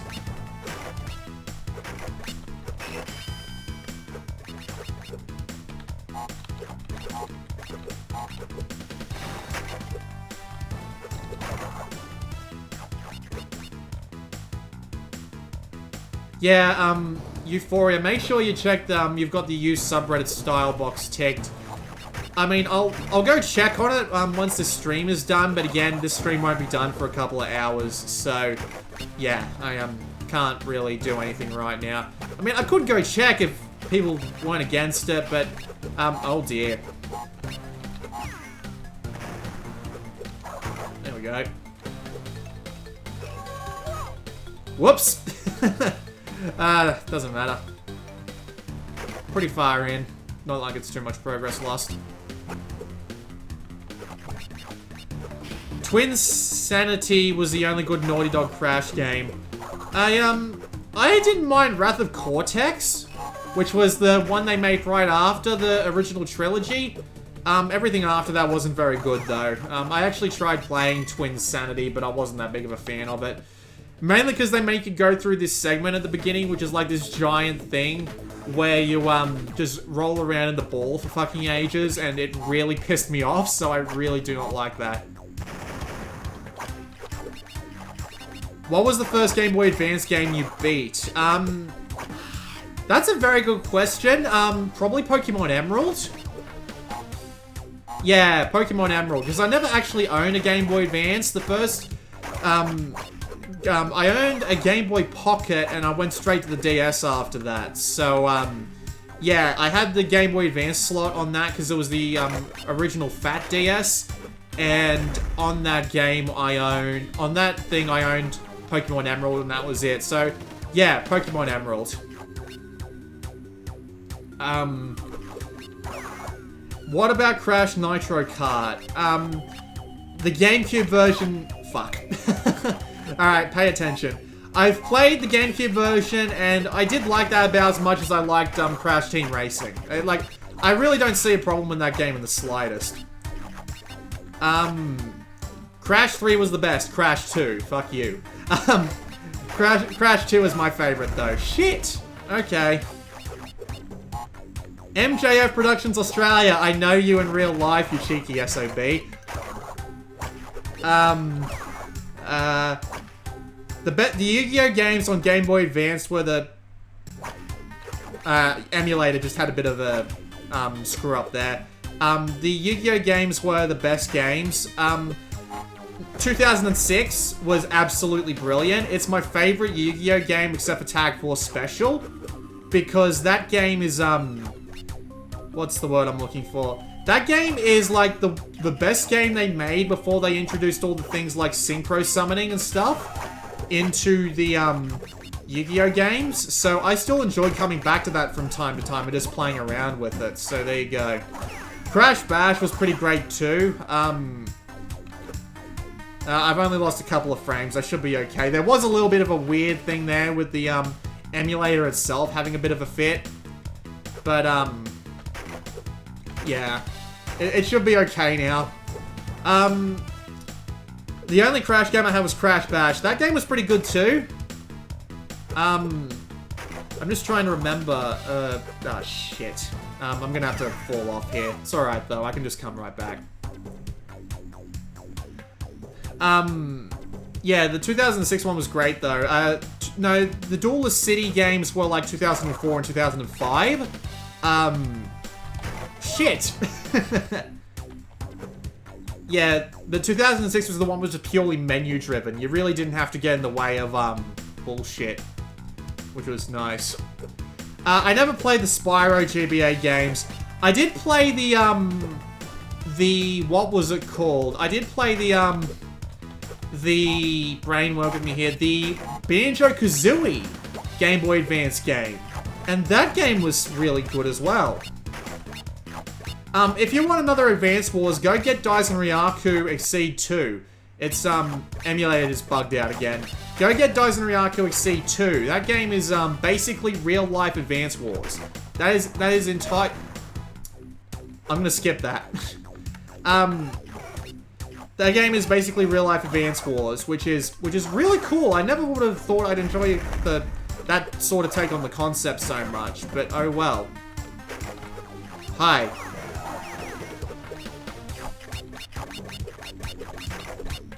Are you getting the Crash remasters? Yes, I do plan on it at some point. There we go. I don't know when they're coming out, so if they come out at a really busy time, I might skip them for a little bit, but I do plan on getting them at some point. They're not on the Vita, unfortunately.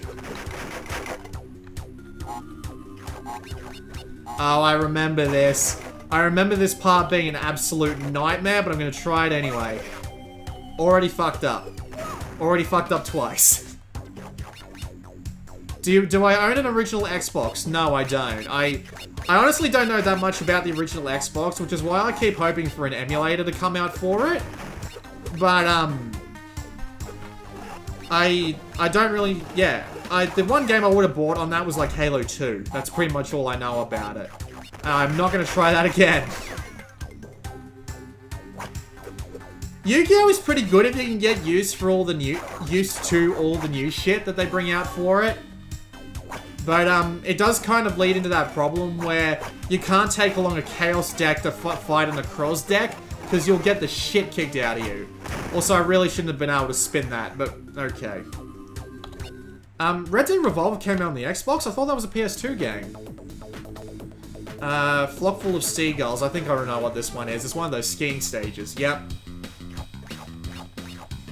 These stages kind of suck, honestly, but they're not that long. You can just hold the accelerator and just blast through them, so I don't really mind them that much. Also, if you blast through them like this, that shark will basically never hit you, which is nice. Although you did have to watch out when he does this. See? But thankfully, I am better at this game than I look. And I don't look very good at games, so that's saying something, maybe? I don't know.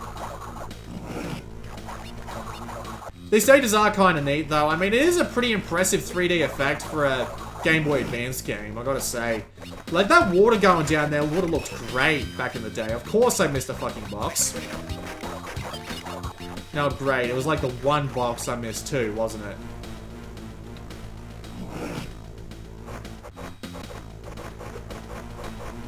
Yep, there's the last box. The crystal will be right up here past all of this, and... never mind! Okay. Black came out on the PS2 as well. I do remember loving that. Knights of the Old Republic was the best Xbox game. Well, that was on PC too, so that's alright. Best Xbox game was Black. I do remember playing Black on the PS2, like, demo disc for the official Australian PlayStation 2 magazine that one time. I really should get around to playing that again. But as far as I'm aware, emulators don't run that game very well, so, fuck! Emulators don't run that game very well as far as I remember, so... I know if I die enough, I'll eventually get, like, a bloody Aku Aku mask, and that'll save my ass on this level. I know it's a bit weird to be playing a Game Boy Advance game on a stream counting down the Switch timer. I am keeping an eye on it, by the way. Did you ever play the Jack games? Only through the HD remaster, unfortunately. And that was on the Vita, not the PS3, so... yeah, my opinions on those games aren't very good, just purely because of how they weren't very good on the Vita proper, but... there you go. The first Jack game I didn't like, the others were great. I can understand that. The first one was dramatically different from the other two. It was a bit weird. God damn, I hate these birds!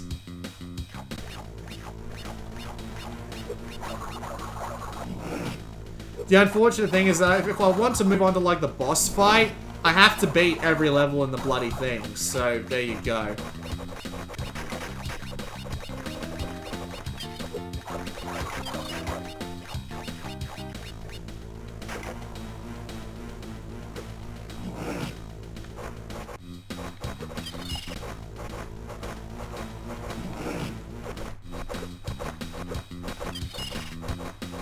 Oh, would you look at that? The one time I've got the mask and I don't need it. Who would have thought?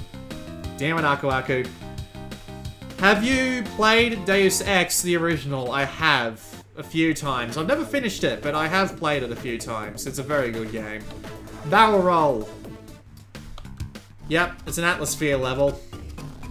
If I remember correctly, they don't actually change it from this graphical style for the entire game, which kind of sucks.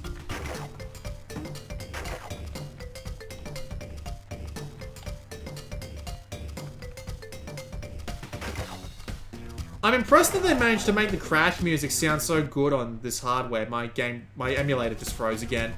That's kind of unfortunate. I wonder why it keeps doing that. I usually use VBA, but I'm using MGBA right now, and it appears to not be doing so well, which kind of sucks.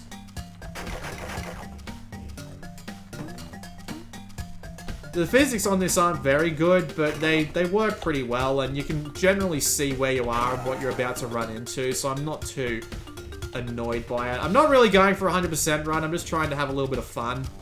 I do have other games I could play on the Game Boy Advance, but I don't have any save files or anything set up for them. This is Crash Bandicoot 2 Entranced Online.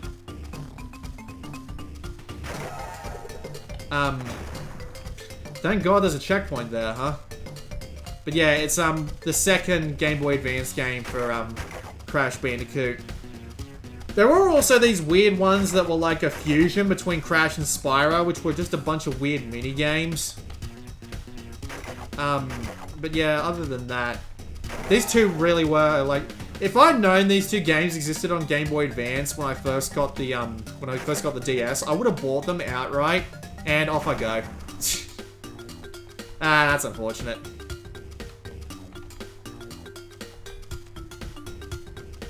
There we go. Just trying to... Ow! Maybe I have to... Okay, maybe I have to go this way. Wait, no. You know, I remember these stages becoming a maze later on. They really do suck. Ow. See all those lives I got? They're all going to waste. Yeah, the Fusion games were weird. I really don't know what the deal was with them. I don't know what they were thinking. Maybe they just had the engine and wanted to make sure they, you know, actually used it for something.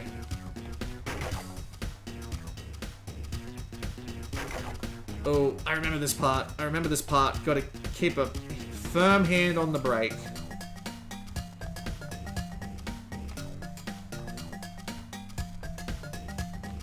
Almost there. Almost there. There we go. If you haven't already, you should try the GBA game Saberwolf.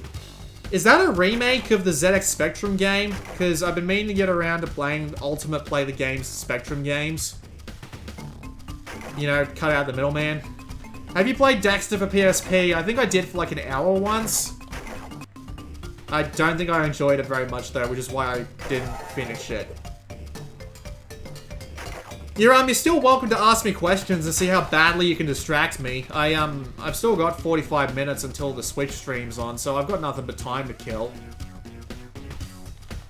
Dexter was good fun, was it? Well, that's good. If you enjoyed it, that's all that matters.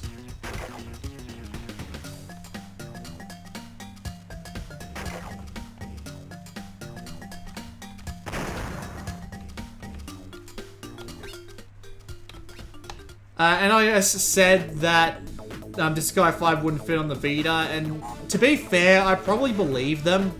Just because Disgaea 5 did actually let you have a lot of shit going at once, so I can kind of understand why they might think it wouldn't be possible on Vita, so yeah.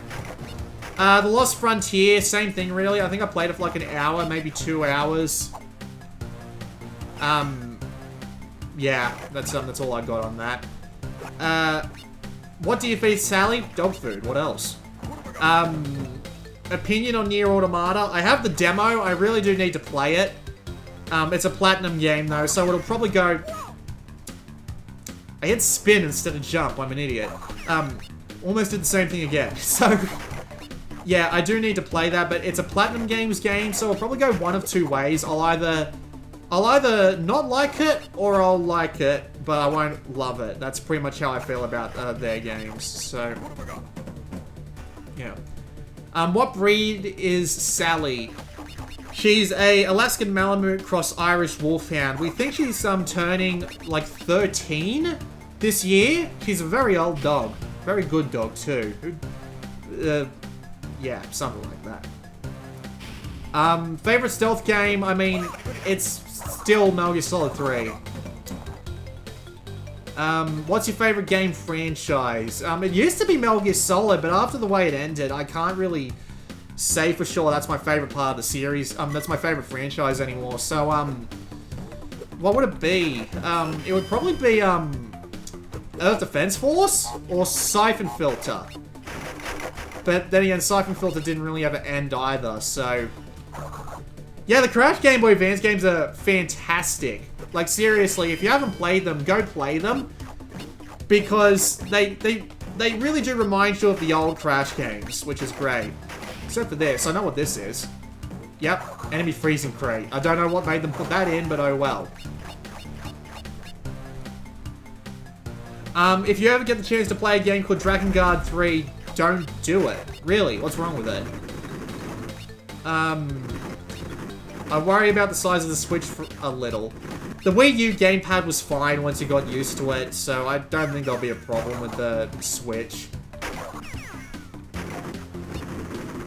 A new F-Zero would be great, but at the same time, if the GameCube Virtual Console exists, which it really should at this point, because the Switch is powerful enough to do it, they'll be able to put F-Zero GX on the store, and that's basically all I need, so I'm happy with that. That was a quick stage.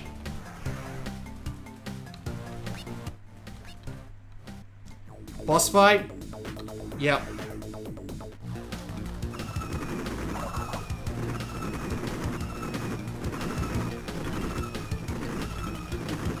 They really do pile on the gimmicks for this game's boss fights.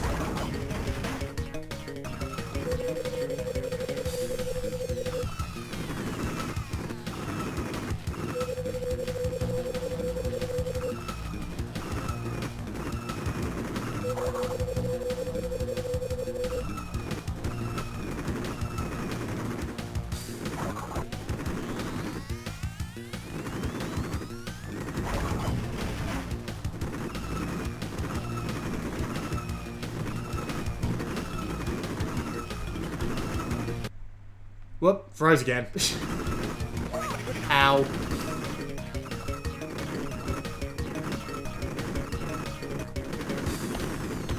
Oh, I think I got it. I think I got it. I got it. What else we got? The Switch screen is 6.2 inches. That's small. Smaller than my tablet. Alright. Game is just insanely repetitive in its combat. Entire system feels bland and unrefined. Pretty much runs the game. Alright, there you go. Who did you pick as your rifle in Persona 4? That would be Chie. Of course I did. Rocket Jump. Hoorah. You don't really need it, if I remember correctly, in this game, but I could be wrong. Now it's Istanbul. Yeah, this is the one where you actually get to fight Fake Crash, which is great. It used to be just like a joke, but they made him like not a joke in this one. Kind of cool, at least in my opinion. Don't start a waifu war. I have not played the Bruce Lee game on Game Boy Advance. I didn't even realize there was one. Any good? Oh, okay, hang on, Rocket Jump. There we go. Yeah, I guess it is necessary. You do get the tornado spin as well. At some point. There's always one fruit down here. I bet I know exactly what this leads to.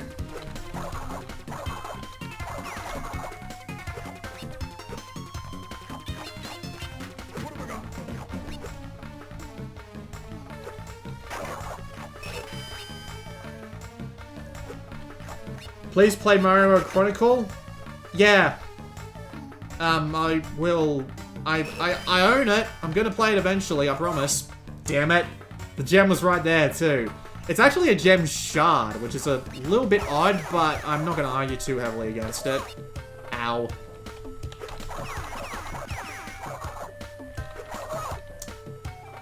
Damn it. I have played God of War. I liked 1 and 2. The emulator just froze again. God damn it. I'll just go back this way. I have played God of War. It's alright. Like, I like the first few games and the PSP ones. I didn't like 3 that much. Mario and Luigi probably will show up on the Switch at some point. I can't see why it wouldn't.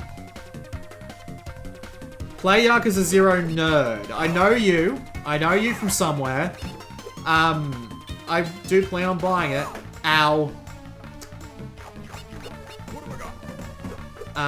61 to 100 hours. Oh, right, yeah. That is roughly the Persona 4 playtime. I think my final playthrough time on my first go-around was 87.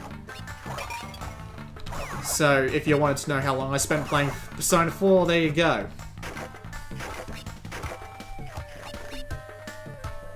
Naoto's nice, but Chie is still best.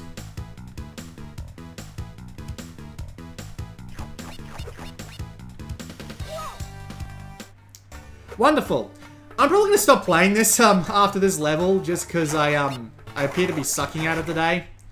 But I'm sure I can find something else to have a go at. I've got plenty of games on the Okay, so if someone is willing to suggest to me a Game Boy Advance game that is one that starts up very quickly, I'm willing to give it a go on stream just for the hell of it.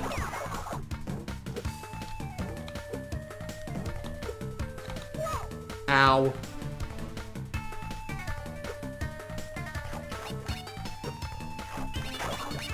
Do you wish Persona 5 was on Vita? Of course I do. I have a lot of trouble playing,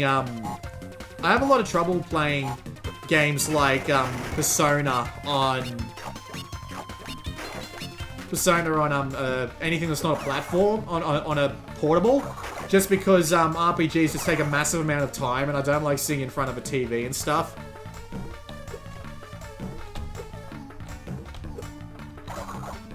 Oh, I hate this. Alright, we're gonna swap games now.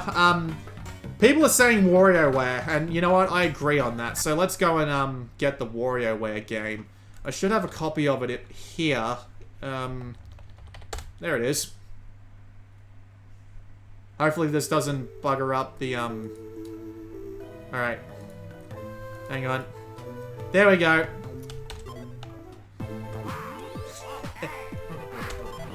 Made in Wario. Oh, it's the Japanese version. Alright. I got nothing wrong with that. I don't know why it was named in English in my file select screen, but there you go. Unrelated favorite movie. Don't really have one, but if I had to pick one out of the air, I'd probably say The Matrix. I'll just hold tab to just fast forward this. And immediately fail the first minigame, but there you go. Gotcha.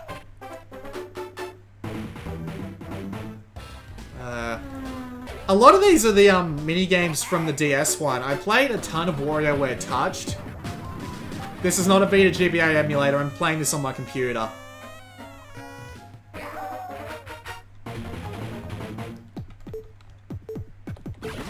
There we go. But yeah, I played an absolute ton of the Game Boy Advance one, and all of these look really familiar. So, yeah. I'm guessing these are just like... These are the games they had that they converted to the DS. Dark Souls, the most rage-inducing game. Yeah, definitely Dark Souls. There are probably other games, but yeah, Dark Souls is definitely more of a rage-inducing game for me.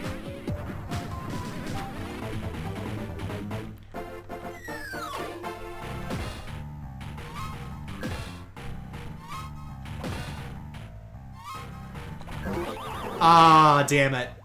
Did I play Bloodborne? Yes, I did.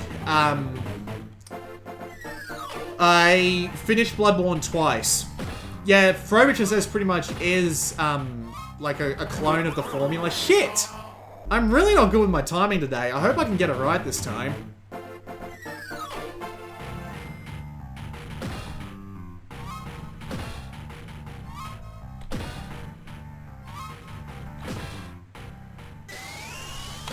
There we go. I'm not really a Nintendo guy. I just thought this would be appropriate to play for a Switch reveal stream.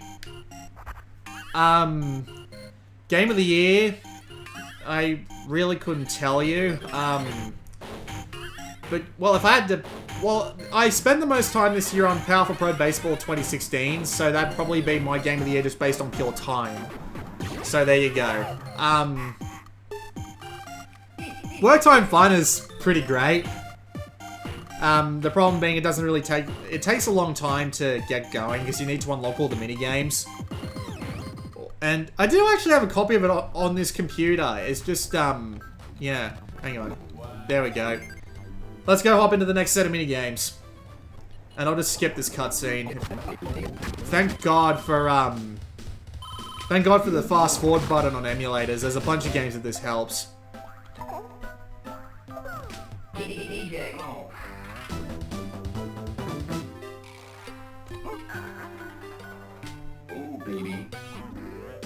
Power Pro Baseball, not Power Puff Pro Baseball.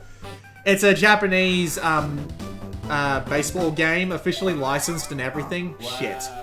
Look up Powerful Pro on my channel. You'll be able to see my video of it.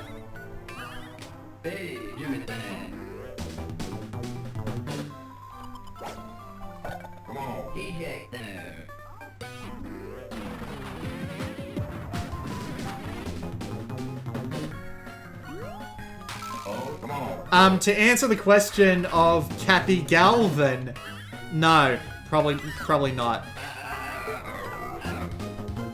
Actually, definitely not, because 3 is when the presentation actually starts, so, yeah. I want to get Pro Yaku Spirits, but I can't find it for a reasonable price.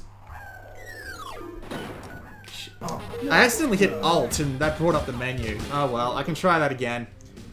Stardew Valley, haven't played it yet. I'd like to see it on, Vita at some point. Favorite TV show? Stargate SG-1. That'd probably be my first choice.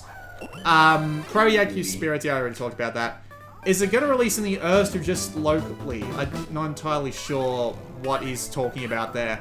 How much is a ticket to Japan from where you are? A few $100. It's not great.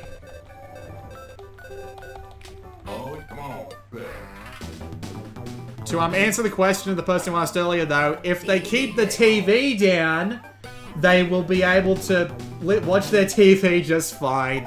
My mother found my stream. That's embarrassing. Go to Nippon-Yasan. It is still pretty expensive there. I have money. I have money. I would like to try and save as much money as possible, but, you know, if push comes to shove, I'll probably get it from there. Do you think Undertale might ever make it to Vita? I don't think so, not at this point.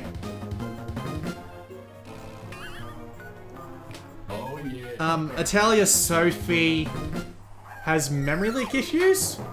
Does Escher and Loki have memory leak issues? I didn't know that. I didn't honestly know. But yeah. I'm trying to focus on these bloody games, they're so fast!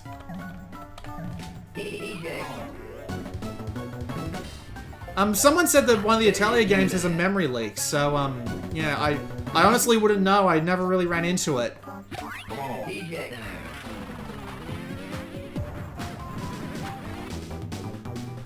Okay, what's the boss stage for this one? Oh, it's Punch-Out!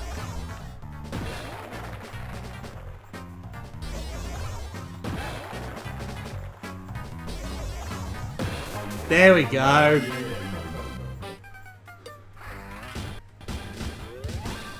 Alright, the Switch stream just started up. I'm gonna reduce the quality to 144p so I don't drop any more frames. I noticed I dropped a fair few.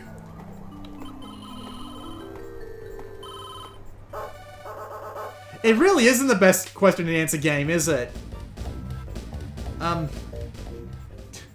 Yeah, I don't think she's watching anymore. She's too focused on her chase. But that's fine by me. I mean, she doesn't have to talk to me. Okay, so I think I'll go with 9V. I like his games. Hello? Hello?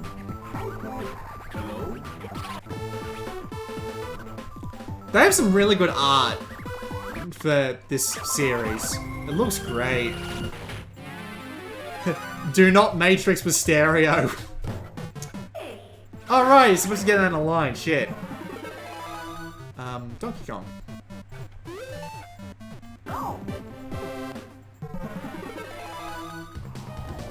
The Switch stream has got like a little screen on it saying the presentation will begin at like 8 PM, whatever. It's not actually full on started yet. I'll swap to it when it does start. Don't worry about that. Balloon fight!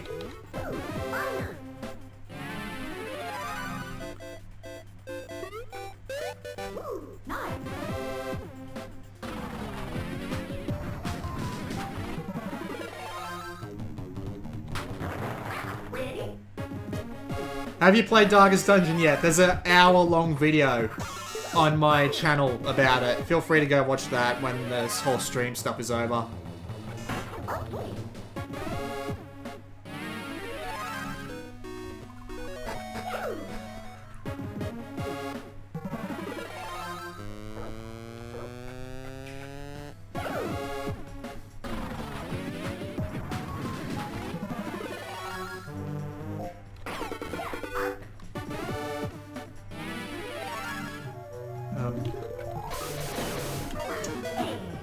Should have seen that coming. Alright, that was a Virtual Boy game. That's a little bit weird.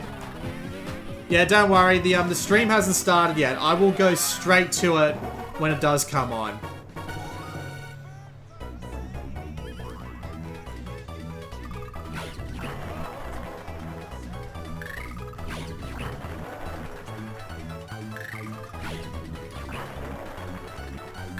Don't you dare, woman. Don't you bloody dare. I can ban you from this chat, you know.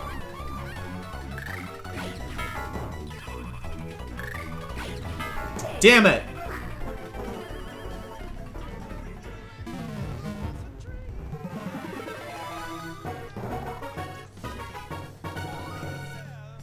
Oh, they're playing music on the Switch stream. I didn't hear that. Alright, I'll just mute that for now. The reveal is in like half an hour. Oh, that was mean.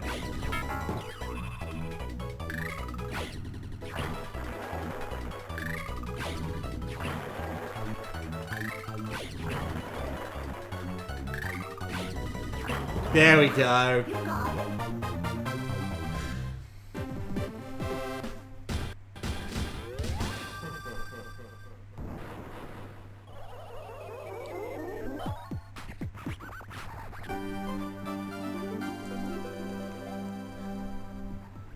Report! Game Boy Advance SP. Wait, was...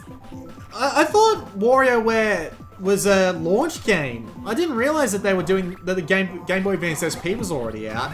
I'll just skip this cutscene. Thank God for fast forwarding. There's a versus minigame there, but we're not going to be playing that. We'll play Mona's games.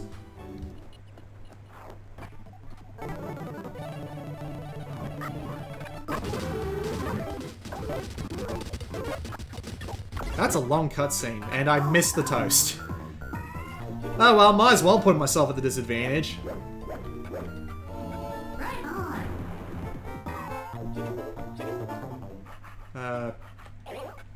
Blonk. The Wario... There was a Wario game on Wii U? I can't remember, honestly. I remember, WarioWare DIY and Touched in this one. That's pretty much it.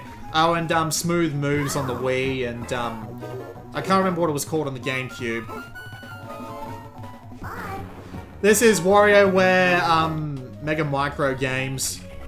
It's fantastic little, really fast game collection. It's also called Game & Wario for some reason. Oh, well, that's what's called in, Japan. I don't know why I ended up with the Japanese version, but I don't mind.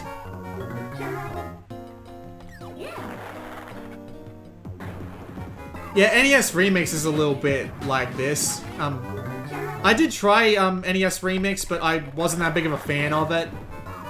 So, oh well. Oh no! Oh, I wasn't supposed to step on him. Shit. Yeah.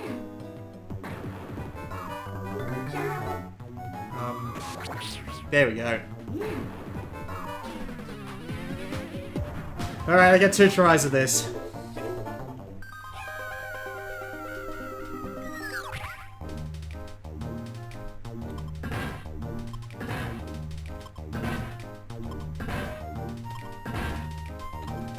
Hey!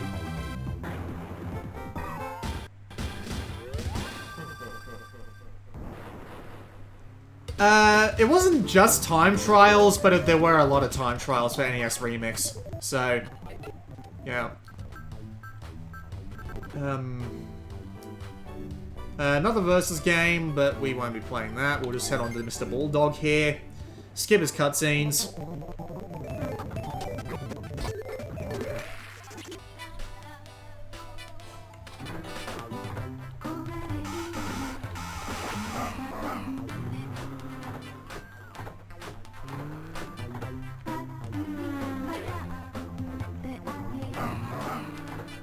Yeah, the fast forward functionality on this is great.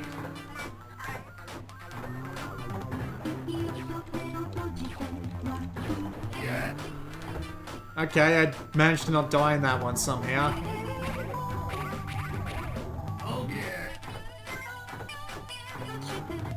Alright, arrows.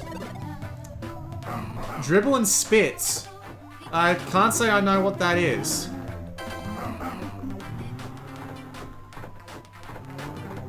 Mega Party Games. That might be the name of the GameCube one. I couldn't tell you off the top of my head.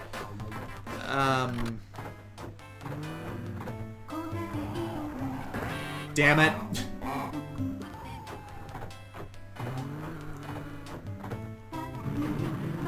This reminds me of New Rally X. What PS4 games are you excited to remote play? Yakuza 0, Persona 5, obviously, Neo, what else? No, you didn't miss the reveal. The reveal is in 20 minutes. I'll be swapping to it once it does happen. Oh, okay. Right, yeah. I haven't played the series in a long time, so... yeah.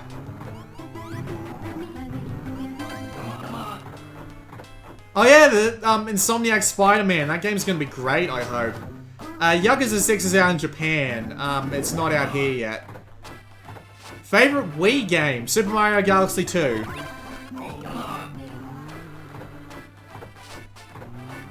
Yeah, Digimon might be pretty good on remote play. I don't want to pick it up because I don't have the money for it, and I've got more important games. Like, I'm gonna send myself broke just getting Neo and, Yakuza 0, so there you go.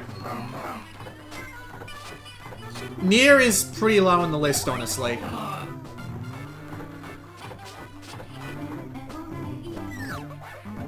Oh, I was supposed to move the people, my bad.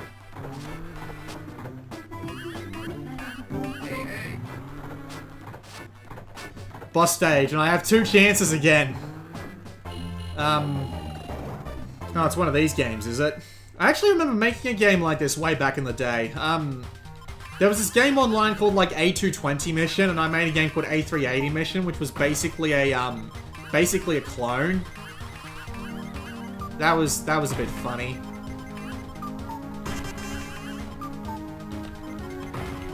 I mean, after playing Darius Burst, this sort of game is basically nothing to me, so...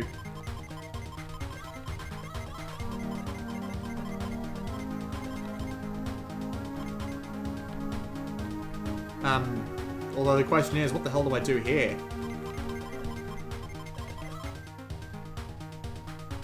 I assume I have to get the ball in the hole? Do I have to pick it up? Great. There we go.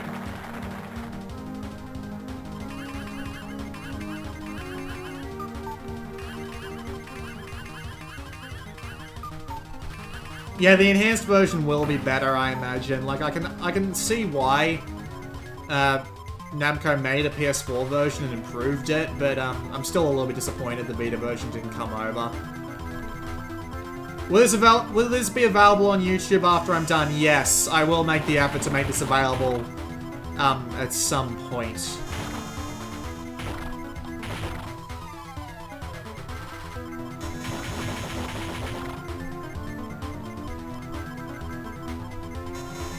Oh, was the Western release of Nier actually altered? I didn't know that. Have you played the letter for the Wii U? What's the letter? Skip the cutscene, because why not?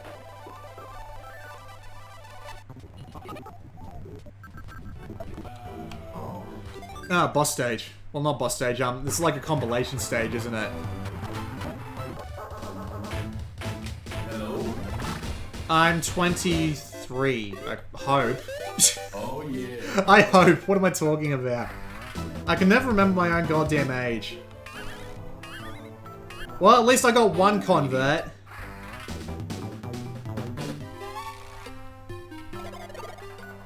Hey, come on. It's alright, I started doing this when I was like 18. Imagine how I feel. Okay.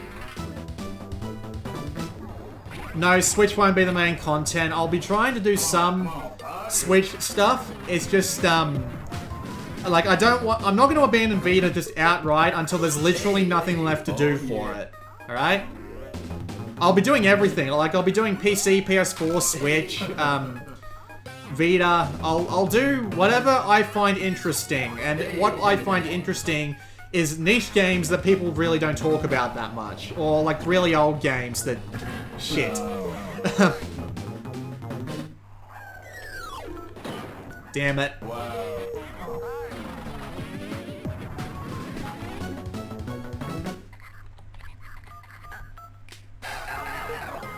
Man, they really are pumping up the difficulty, aren't they?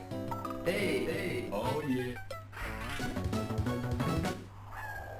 Run. Hooray. Whoop, whoop, whoop. There we go. Ooh, that's got a sting. Ah, that's unfortunate. Let's give that one more try. Hello.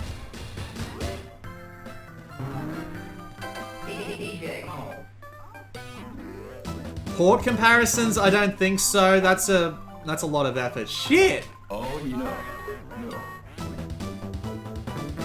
No. Oh yeah. Duck. Come on. DJ.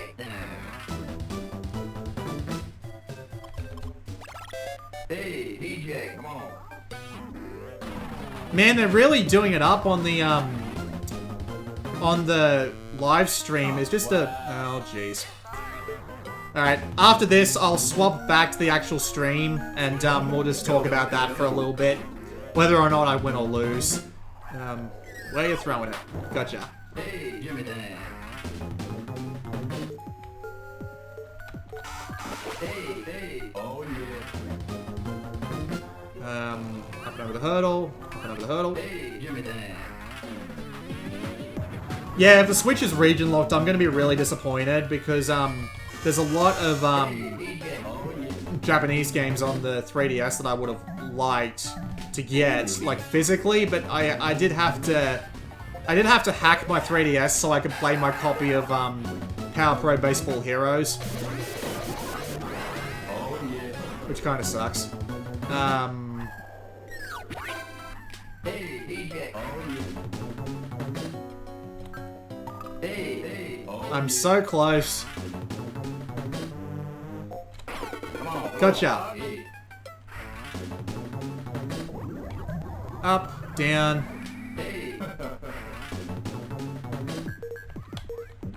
Whoop, whoop, whoop. Yes! The DS and the Wii weren't region locked, which is why I don't understand why they did it. Alright, let's see.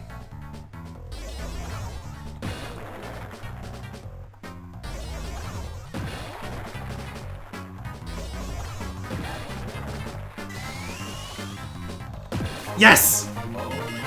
Alright. I really do need to try and beat the original Punch-Out. I'm actually pretty good at all the Punch-Out style things I've done. I did do a video on Dragon Quest Builders. But yeah, there you go. I'm actually alright at this. But yeah, there we go. We're going to, I'm just going to pause this and put it in the background now, because it doesn't really need to be here, and I'll head back to the monitor with the presentation on it. Hopefully this looks okay, and I'll unmute it.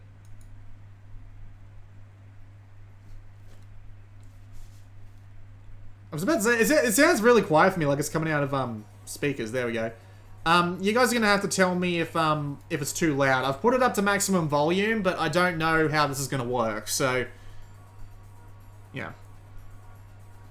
In Odin Sphere, it's just a story more or less. As far as I'm aware, there's no like side content, but yeah, I'm sorry it looks pretty bad. Just try and use it as a reference for what I'm seeing. If you can open another stream in another window of the actual presentation, like yeah, just I'm sure they'll have a URL. There's the URL for it up there, if you wanted to see that. 120,000 people watching on this stream alone. The Switch probably will be hard to get it launched just because Nintendo underproduces everything. Alright, I'm going to go and get myself another drink and get ready for this stream, so I will return in a couple of minutes.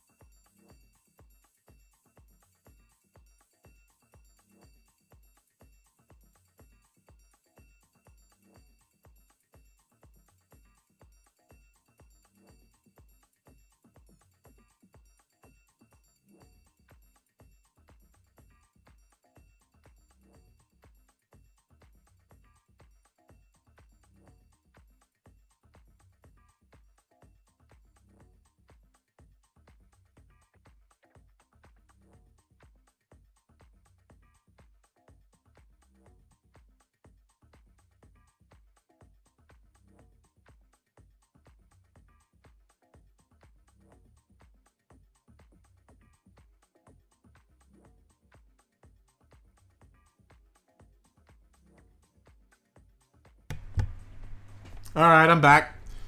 What's up, everyone?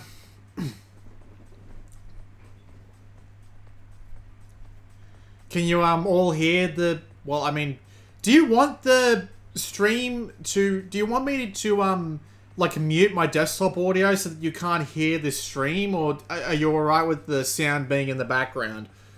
Well, I'll let you guys decide.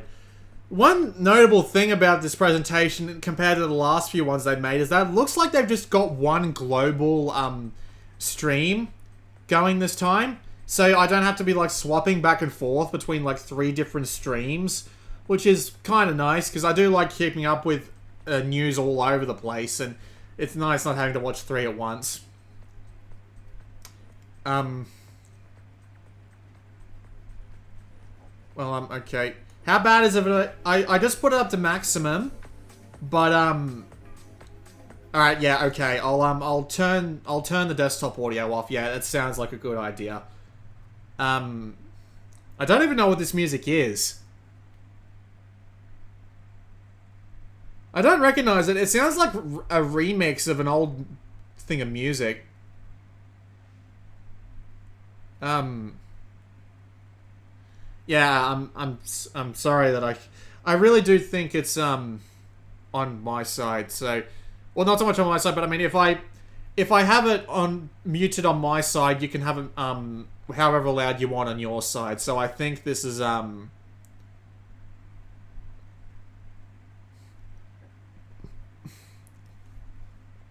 let me put it down to like that. All right, I'm gonna okay, now that I've left it for a couple of seconds, I'm gonna mute it again and listen to how loud it sounds on my end.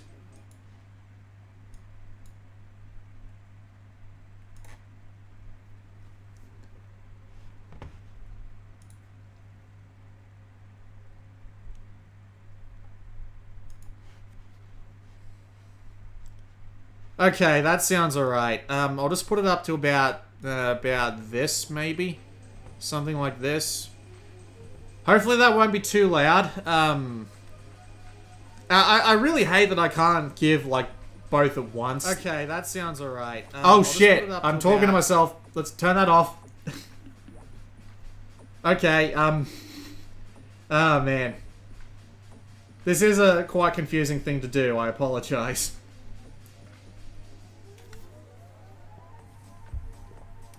You guys still watching over there?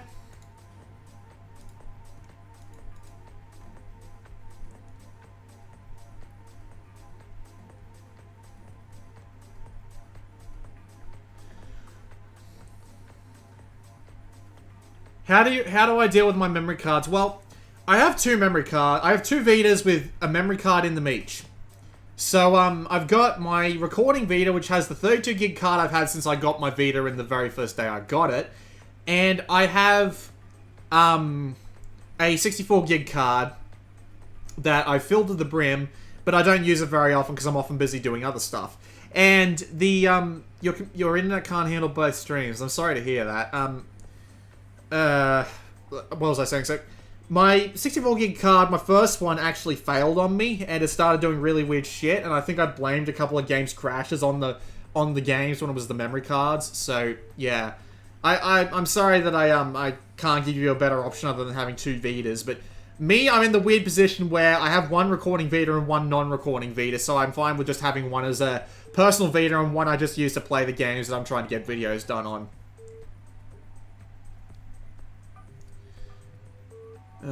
So we got 10 minutes left, so how about you guys tell me what you're hoping to see from this, and I'll comment on your hopes, wishes, and dreams. Yeah, random launch errors is a pretty big sign of a pretty big sign of your memory card failing. So I'm sorry to hear that. I'd suggest getting your saves off that memory card as fast and as frequently as possible.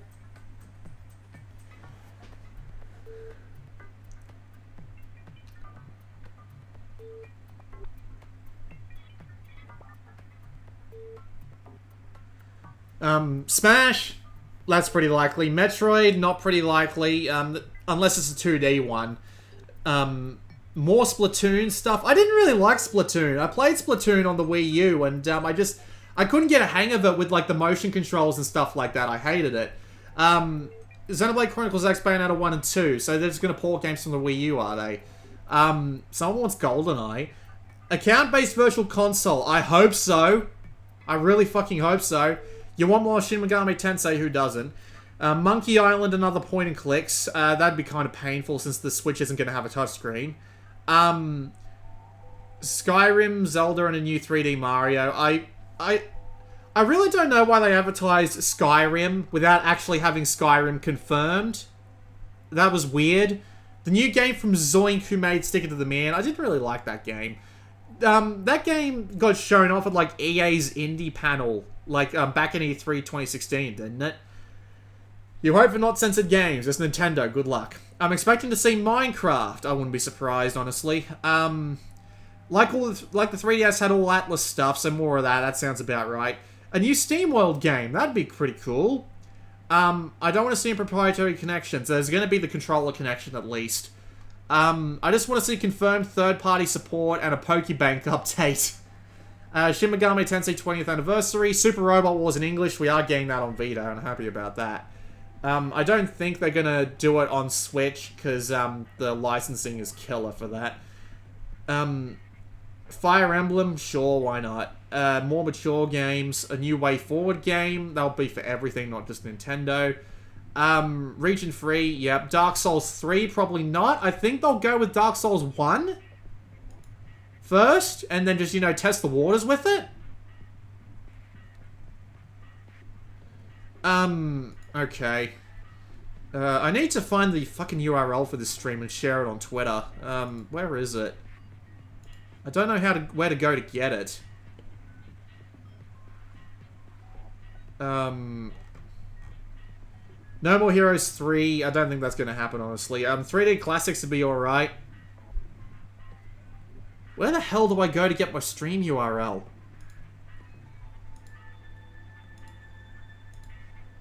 I'm looking at the, thing right here. It's just, I don't see the URL.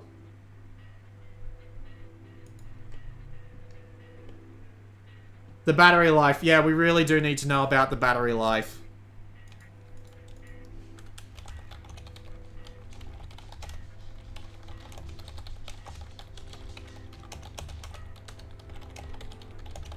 I'm just gonna tweet it out with my YouTube channel link. Hopefully it'll be the first thing that comes up when yeah, I'm hoping it'll be the first thing that comes up when you open my channel page. I don't really know. Like, how did you guys find this? Okay, hang on. Someone's given me a URL thing. So if I hit that, mute that, and then add that to the end of the URL. Yep, okay. Thank you, Yuri. I'll tweet that out right now.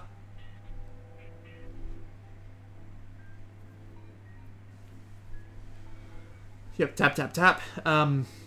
Notifications in my sub feed. Okay, yeah, so I imagine if anyone's actually here watching YouTube, they'll know that I'm doing this. So, that's alright. We've been hanging around like between 35 and 50 people watching this entire time, which is fine by me.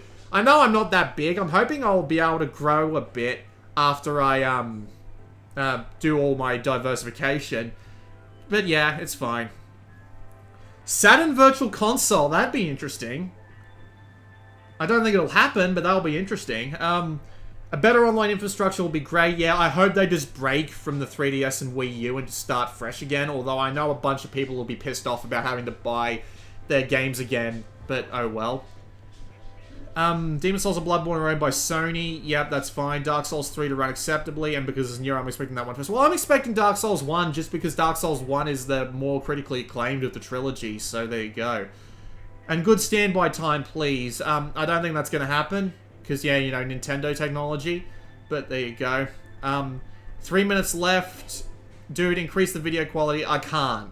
I literally can't. Otherwise, the whole thing will just fall over and die. I wish I could. When I get better internet, I'll be able to stream at a higher res. But until I can do that, I'm afraid we're stuck with this. If you don't want to watch the video, I hope I sound okay. Like, just, you know, the audio quality of my voice. I know the video doesn't look very good, but I hope it at least sounds alright. Excuse me. It's like watching 90s web porn. Yep. That's a good way of putting it.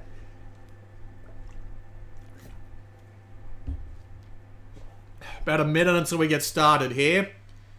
They've cut away the thing.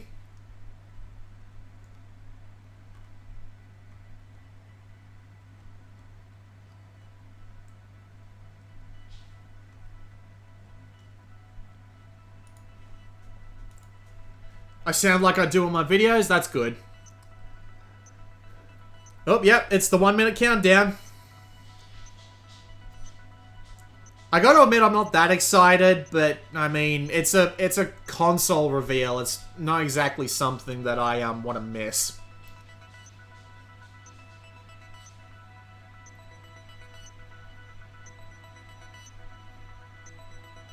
A Real Player stream, yeah. The only video I ever watched on Real Player was like that Grand Theft Auto 2 mini movie that they made. That was like the only time I ever used Real Player, and it still made me feel dirty. Alright, 25-second delay. That's okay.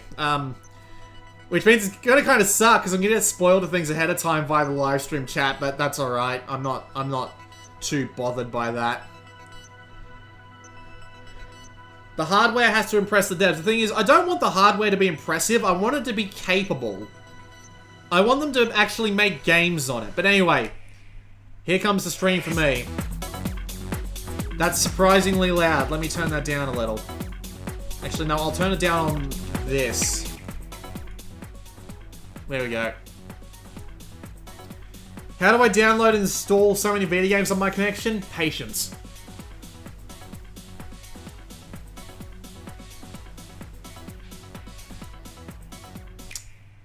Did they give a seizure warning? I would hate if they didn't give a seizure warning and they just sent a few poor people to the hospital. Oh, hello. Japanese man. Everyone. I'm Tatsumi Kimishima from Nintendo. Thank you very much. Oh yeah, this is the guy that took over Iwata, didn't he? And thank you to everyone viewing the presentation live, online. Many people around the world watched the Nintendo Switch video we released in October of last year and reacted quite positively to it. Oh, well, that's good. This video introduced the Nintendo Switch console, Nintendo Switch dock, This is always how these things start, don't they? They don't... Well, Joy-Con grip, I mean, for Nintendo at the very least, they always start with, like, just, where have we been before? I just wish they would have started with something a little bit new, Nintendo but Switch oh well. is a console that can be played while connected to your television, but it is also a system you can bring with you to share the fun wherever you go. Yeah, see, look, there's a... Nintendo Switch is a brand he's plugged new it in without the gaming dock, so system I assume you can at least do that to that charge it offers a without the wide dock. range of play style. Which is good. There's Skyrim again. In today's presentation, we intend to provide a detailed introduction. Yeah, I know it's a to recap, Nintendo it's Switch just, hardware and it software. kind of annoys me. Just slightly. Haven't said anything about battery life yet. I'd like to begin by introducing the Nintendo Switch launch date, suggested retail price, and online services. Oh, that's good. Just right off the bat. Nintendo Switch will release simultaneously on March 3rd. March 2016 3rd? in Japan, Jesus, wasn't the the... US, Canada, Wasn't major the date, European like, countries, Hong Kong, rumored to be and like the other 17th? territories. Okay. Oh, alright. I'll go for it. This is the suggested retail price for Nintendo Switch. In Japan, it will be $29,900. It's 300 bucks. In North America, it will be $299. Yep, I knew it. And 99 cents. That's about the upper limit of what they could get away with, I think. Price in Europe? Please check with your local retailer. With your local retailer. Couldn't even give us a ballpark. Next, I have information about Nintendo Switch online services. With Nintendo Switch, you will of course be able to enjoy online multiplayer gaming. And when you use a smart device application that will connect to Nintendo Switch, you will be able to invite friends to play online, set play appointments, and chat with friends while enjoying online matches and compatible games, all from your smart device. Users will be able to try out Nintendo Switch online services for free during a trial period after launch. For free? Then, So it's going to be an on a Xbox paid Live service thing. Beginning in the fall of 2017. We will provide additional details on this paid service and its features on our homepage at a later date. Put the volume up or lower yours a I little. have an additional piece of information. With our past systems, Okay, hang on. like Nintendo 3DS and Wii U, we designed them using region. Oh, no region to lock. play the Please, software systems in please. the same region that the hardware was purchased. But with Nintendo Switch, we have revised our approach and decided that in general we will not apply region locking to Nintendo Switch. Yes. Good. Here, I would like to switch over to the man responsible for all software development for Nintendo Switch and mobile applications, Now, Mr. Shinya Takahashi. they knew. They knew that that was one of the biggest things that people wanted. So, yeah, they've Good afternoon, everyone. gotten rid of it. That's good. I am Shinya Takahashi, and I lead all Nintendo software development.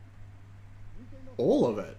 Nintendo Switch has inherited DNA from each of the many hardware systems Nintendo has released to date. The Nintendo Entertainment System included 2 controllers in the base system. Game Boy made it possible to bring video games out of the home.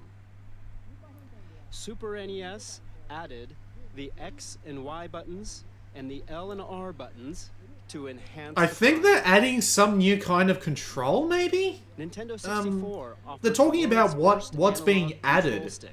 to all of these. So I'm thinking they're going to try and introduce some kind of new controller style, some new kind of controller button, like a new way to interact with it. We put a handle I on Nintendo can't be GameCube 100% so it sure on could that be just carried yet, around. but you know, Even at that time, we if were I were a considering gambling home man, game which I'm system not. that you could take with you, but it seems we were a little too soon. you didn't miss anything past Nintendo region DS locking. added a touchscreen. With the Wii remote. Yeah, it might just be the control history of their became possible. controllers, but I'm not going to The say Wii U for gamepad sure. enabled you to play games off the TV. And now, Nintendo Switch has inherited all of Nintendo's entertainment DNA, and we have packed each and every one of these features into the system. Really? Nintendo is constantly pursuing new forms of entertainment to bring more fun and more smiles to the world. And the new entertainment we will present in 2017 is Nintendo Switch. Oh, they're just playing this. Oh, no, it's a new video. I think. No, so that was basically just advertising. They weren't really leading up to like an announcement or something. Nintendo Switch is a video game system for the home. Okay. HDMI, that's Connect obvious. to the TV to play games. When you want to play away from the TV, All the gimmicks on one remove console, the Nintendo yes. Switch from the dock. Oh, so okay, yeah, that's how that works. It just looks weird without the little You can Joy-Con continue things. playing Like anywhere. it just looks weird, like with the thing in the middle. Nintendo Switch has been designed to be a home console gaming system that gives you the freedom to change your playstyle. I don't think it's a touchscreen. They would have mentioned it by now. No, they are motion controls. Like, they can't be, right? Next, allow me to introduce the playstyles Nintendo Switch will offer. Playstyles, huh? Okay. TV mode. Do they have to translate that? TV mode. Play games on the TV in typical video game style. Tabletop mode. Stand the Nintendo Switch console up with its kickstand and play using the Joy-Con. Okay. You can now play video games in front of a screen with others, wherever you like. You can now play video games on screen with others. Oh, that's so silly. Attach the left and right Joy-Con to the system. You can take it with you and play indoors, outdoors, or anywhere you like. Okay. And what do you think of handing a Joy-Con to a friend or family member? Now, this is what I'm concerned about, because I do not think these look comfortable in the slightest to use for games like this.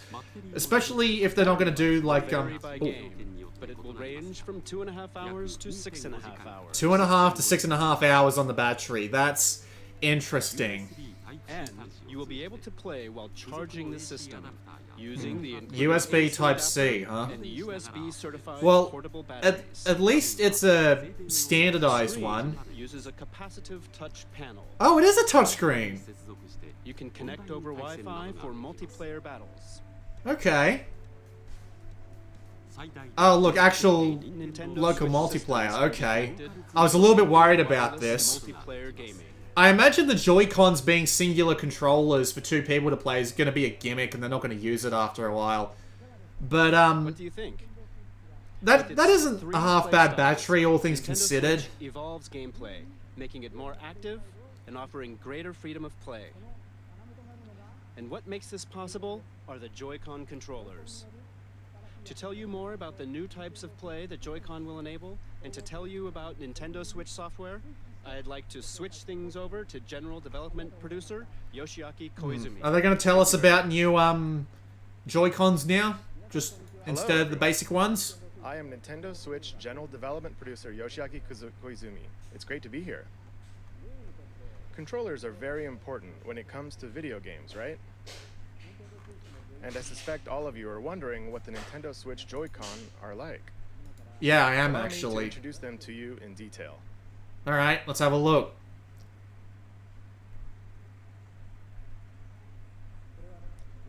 These are the Joy-Con set in the Joy-Con grip. That looks really This is the uncomfortable for basic someone with style big when hands. playing on the TV. Now, let me remove the Joy-Con. Would I be able to, like, take out the two Joy-Cons and play with them without using that base? That might actually work pretty well for me. But I'm not going to say that for sure. I'd have to actually play the damn things. There is a left and a right Joy-Con. Each Joy-Con has an analog stick. And each stick can also be pressed like a button. It really does look like a dog controller, doesn't it? This Joy-Con has the familiar A, B, X, Y button. What is that tiny ass D-pad there? Home button. It's this house-shaped mark. There is an NFC reader writer. So it still supports Amiibo, does it? Yep, that there can it read is. and write Amiibo data as well. And please look at the square button on this Joy-Con. This is the capture button for capturing screenshots of your gameplay.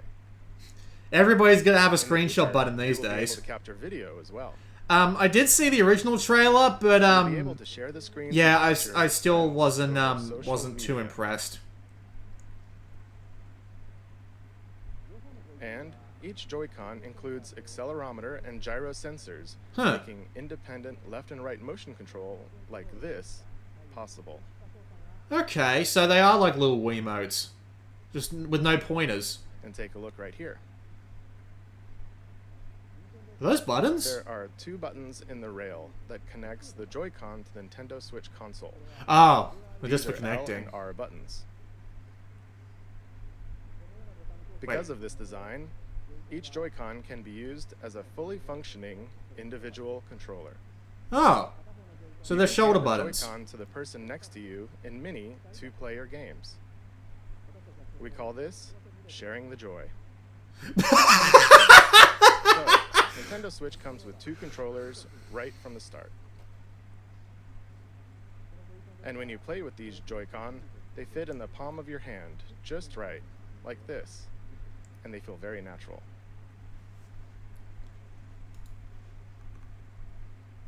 For example, pardon me, you can release the tension from your shoulders and relax while you play.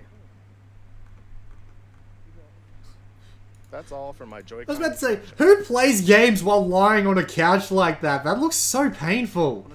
But we still have many things to share about the Joy-Con.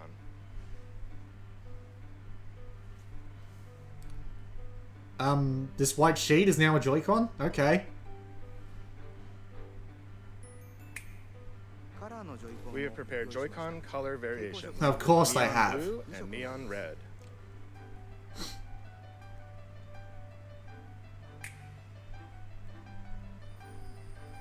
And of course there's wrist straps. And this is the Joy-Con strap. It is a wrist strap you can slide onto the rail like this. And it has prominent L and R buttons for firm pressing. It's great for games that have you swinging your hands, attaching to your wrist so you won't. I could imagine And it makes the that Joy-Con easier to grip. this sort of setup would be great for like a new Punch-Out. Oh, they're doing this again, are they? This looks just like the old Wii ads. This is the type that will come with your Nintendo Switch system, but there will also be other colors sold separately. I wonder if there's Like, The right Joy-Con also has a motion IR camera that can sense the shape, motion, and distance of objects in front of it. It's right here. Ah, so that's how they do Tell the it. difference between rock, paper, and scissors. Yeah, if it's good enough to do that, it's And probably you can good tell how enough far away the hand that to drew it is. see. This will make unique new control styles possible. They are probably capable of turning this into like It feels like something shaking an in actual the glass. Wiimote.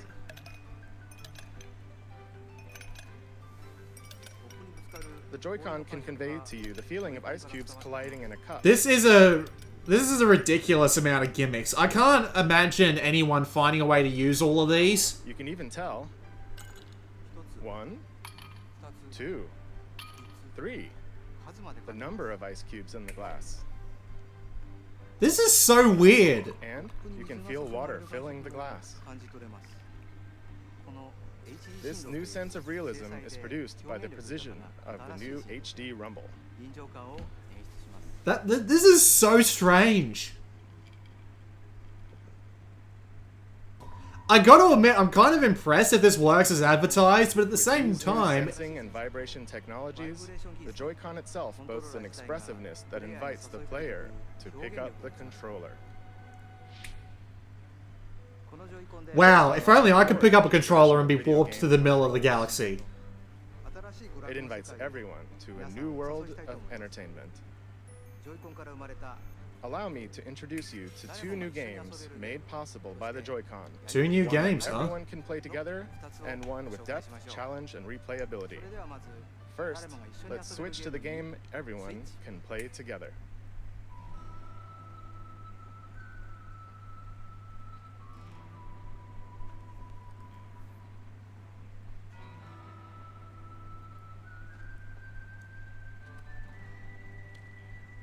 You know, I gotta admit, if you're going for gimmicks in your console, having every gimmick ever is, like, the best way to go about it, because at least people get to pick what gimmicks they want to use.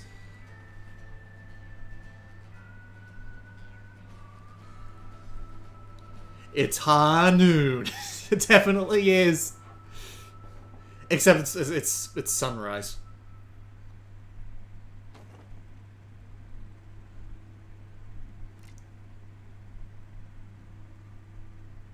Let me guess, they're gonna pull out Joy-Cons.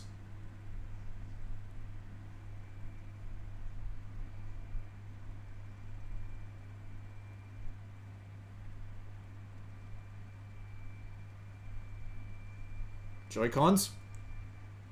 Joy-Cons.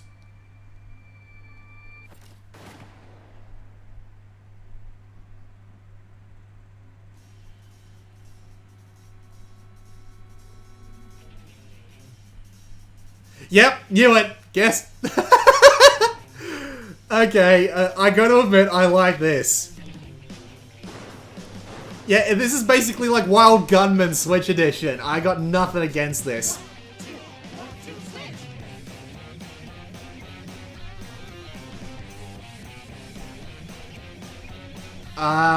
Okay?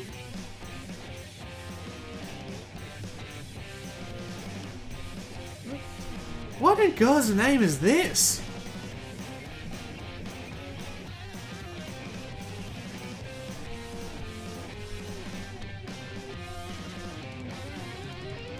One, two, switch. I guess that's the name of it. Yep. That was cringy as fuck. Hello, everyone. Might be fun. I mean, Wii Sports was fun. The producer of 1-2-Switch. I am also. I got nothing against that being fun. So. 1-2-Switch lets you enjoy the expressiveness of the Joy-Con HD Rumble that was just introduced. But at the same time, it's a brand new kind of game. One that mixes up new kinds of play that haven't been seen before. Your typical video game has you playing while looking at some kind of screen, right? But 1-2-Switch can be played without looking at any screen. So then, where exactly do you look? In the eyes of your opponents. You look directly into the eyes of your opponent to play the game. When will your opponent move? How will they move? Are they just faking? You look into So their it's like a eyes, gigantic game the of next chicken. move, and then you get to see them do something unexpected. In other words, 1-2 Switch isn't a game you play facing a screen. Look, I gotta admit, I'm It's a interested. game that is primarily played With all the face-to-face gimmicks that they've included with these controllers, I could imagine this going in a variety of different ways. After parties, So, outdoors, who any place knows? to gather or meet. I mean, when I get my Switch, I'll happily try it out. I got nothing wrong with it. The 2 Joy-Con. 3. Hand 1 to a friend. Um, And just like that, with these 3 steps, the place you're in becomes the game world and everyone is ready for fun. Although I don't know how this is going to work, because you have to like Creating constantly look 1-2 back at the Switch screen to be a for staple things. parties and to become an icebreaker for all kinds of fun communication. 1-2 Switch features fun for everyone gameplay made possible by the Joy-Con, and it releases March 3rd alongside Nintendo Switch. Please look forward to it. Huh. Thank you very much. Seems like that would be something you'd bundle with it. That was 1-2 Switch, the game everyone can play together. Like, why wouldn't you bundle that with the Switch? It seems like it'd be the perfect sort of game to demonstrate with it. Like, why isn't that, like, the face raiders Switch to it. of the 3DS?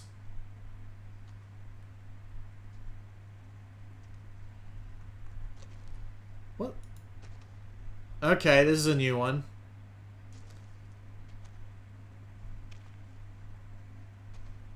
Is that man wearing a skirt? No, it's 2 different people. Of course it is. I'm too immersed in the Japanese culture that... Good lord. Alright.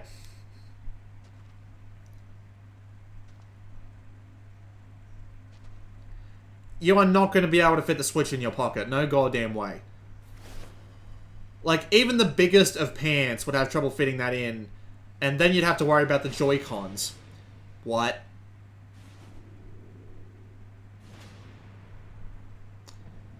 Oh, they're actually making a Punch-Out-ish game.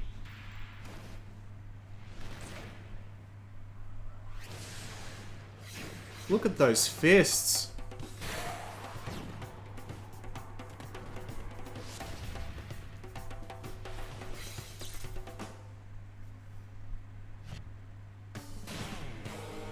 Ah. So let me guess, you got 2 people sitting in front of the Switch with 2 Joy-Cons in their hands each, and it's basically just Punch-Out. At least that's what it looks like from this angle. No, it's... that looks confusing as hell. Like, especially if you can move, because how would you know what direction you're going in? He hit a woman and called the press.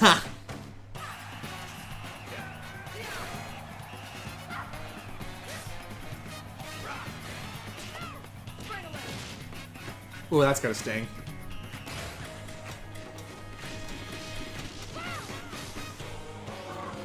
Yeah, I find it hard to see how games like this can work when you have to be like, they've got them facing each other, but at the same time the screen's off to the side. How will they know what they're doing if they're not constantly looking at the screen on their right?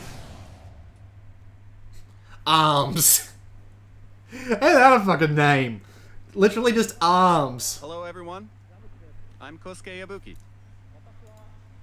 I'm the producer of the Nintendo Switch game, ARMS.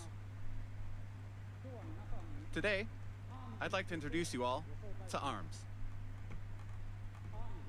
ARMS is a fighting sports game. Hashtag arms. Full arms. Oh, I just completely fucked that up. Let's try that again. It's like Arms, boxing. with no comma in the You hit middle your this opponent with time. Punches, but it's also like shooting. Do I think that the launch games will suck? Well, these 2 are interesting. I don't want to say they'll suck, To play ARMS, because you hold one Joy-Con they're legit in each interesting. hand. they're legit In a interesting. thumbs up pose. The Joy-Con senses your motions. So when you punch, your character also punches. Okay. When you twist your fist, your punch curves. Huh. With this, you can pursue a distant enemy. Actual gameplay. You move your character by tilting the Joy-Con, Huh. and by combining dashes and jumps, you can perform a variety of actions. Because ARMS uses physical controls, anyone can pick it up and play right away. That's But we've made it so that as you play more, you'll uncover high-level techniques and strategies. that's neat. Now, I'd like to show you a battle between two of our team members. Oh, actual gameplay. Awesome. I actually do want to see this. This has got me interested. All right, let's do this. This is going to look like shit on the stream. I'm so sorry. Here in the game. It doesn't look great for me either.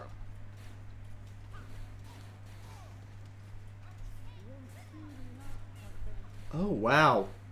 It's a very fast and active fighting game. Huh. They're trading punches back and forth. You can guard in this game, but they're practically battling without guarding at all right now. Oh dear, Springman is on the ropes. Oh, but here's Springman with a special attack. Huh. Oh, Springman won.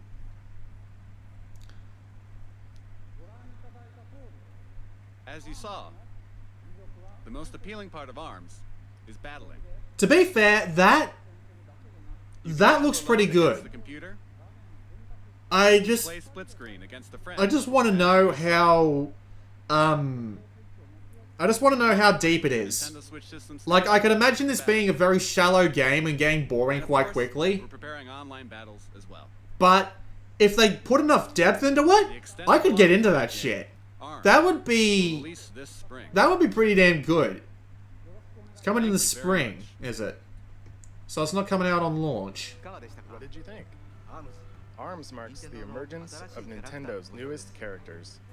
As you can see, mastering the Joy-Con controls. And yeah, you'll need to even head-to-head fighting games. it'll need to be really fucking accurate. If it's not really fucking accurate, it'll be a pain. I hope you But look forward to it. I could Next, get into that. switch to this.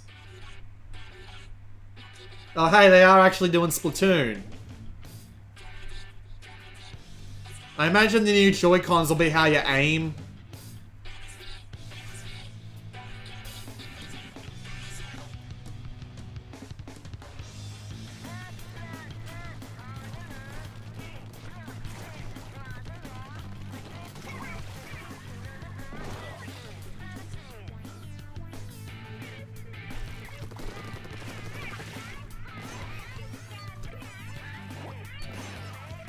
Okay. I admit I didn't play that much Splatoon because I wasn't that enthralled with it on the Wii U, but if they've improved like the controls on this version, then I might give it another shot. I admit I did like the idea.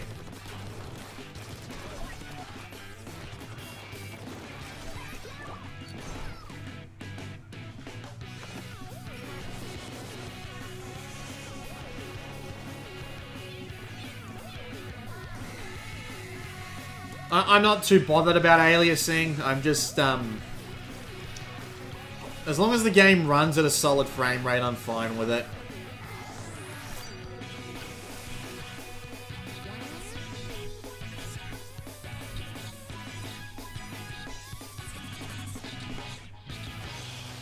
Splatoon 2. Alright. It looks a ton like Splatoon 1. Everyone. I am the diligent researcher at the Squid Research Lab who has spent day and night researching the mysterious squid creatures that can take on human form. I've been researching a new variety of squid that was discovered recently. Oh, and this today, this I'm translation on sounds the so squid. cringe.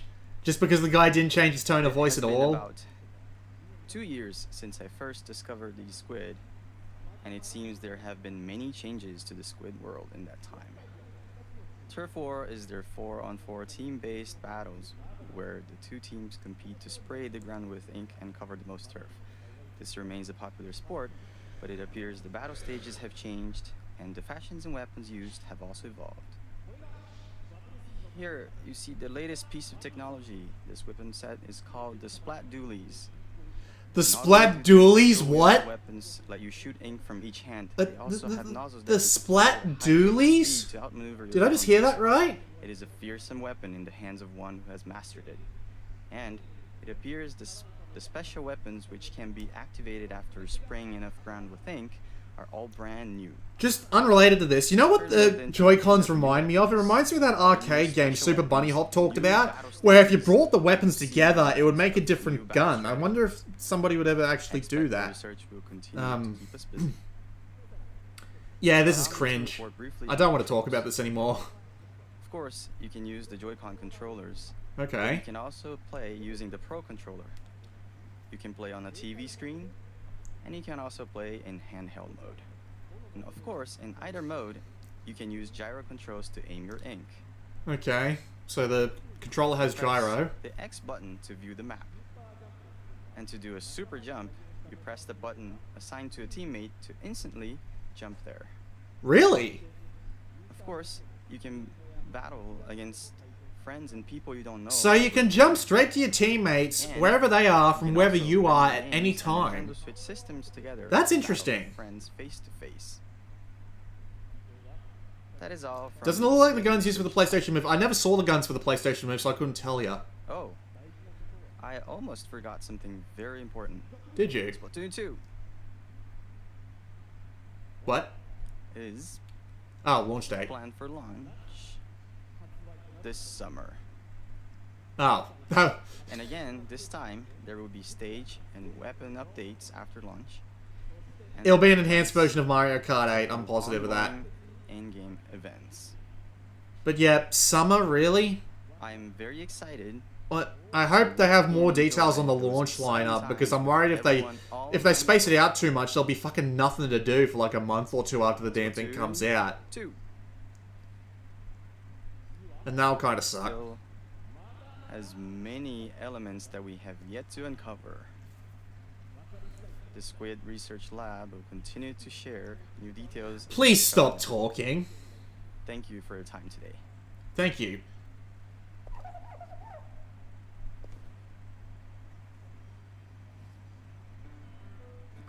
What squid do you think?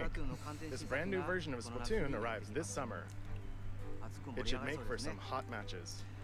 I'm sure there's plenty of porn of that, Lone Switch Benji. to this. What's this? It just looks like Splatoon again, just back in time or something. Huh.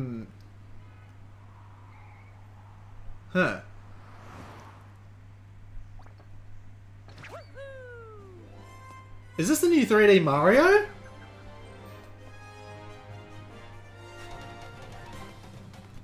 Indeed it... What the fuck? So it's true, Mario actually is a midget.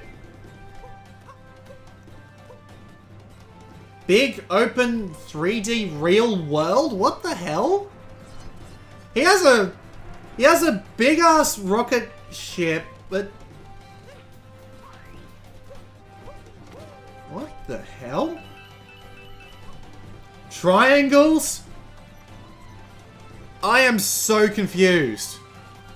What the hell is this?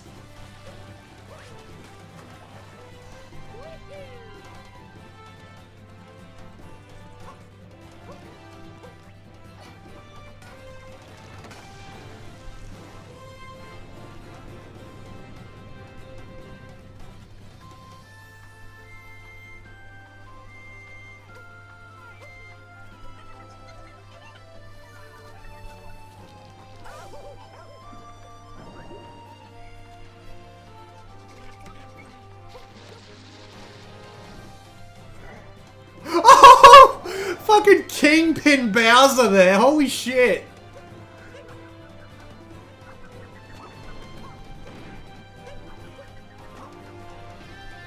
Seriously? He can spin his hat out and jump on it. What am I even looking at?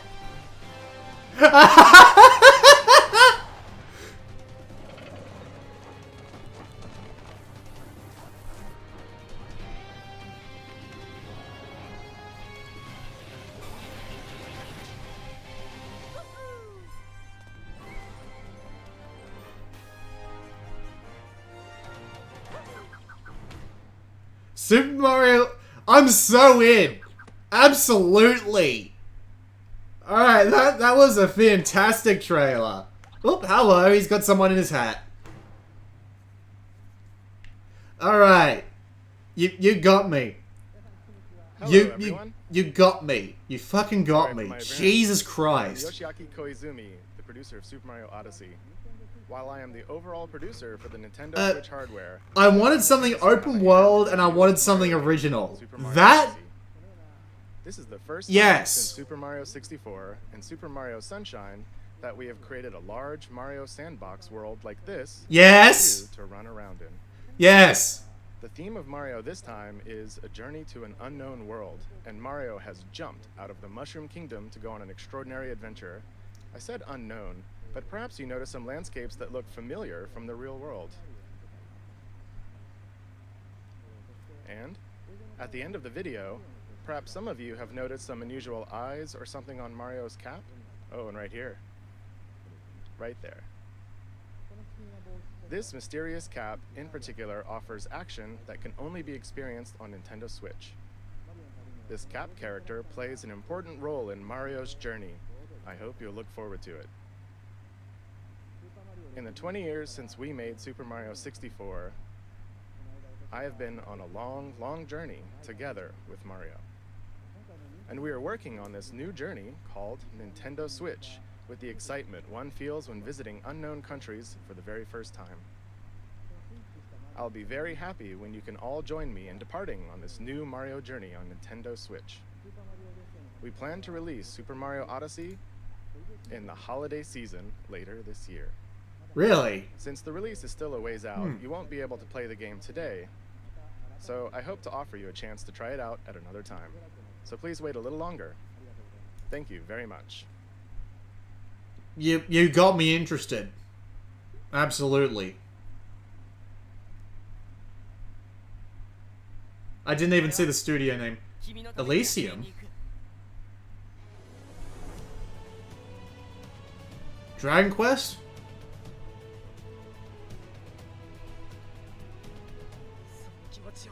No, this looks more like Xenoblade. A third Xenoblade game?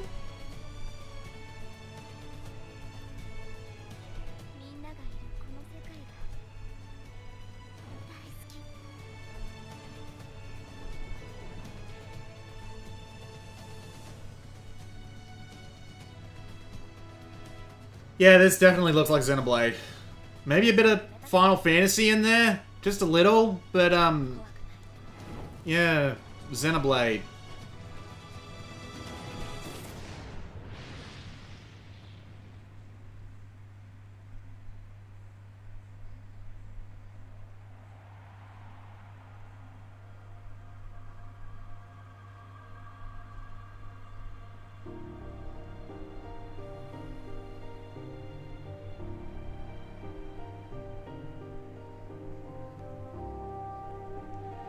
Yeah, that's Xenoblade in a nutshell, absolutely.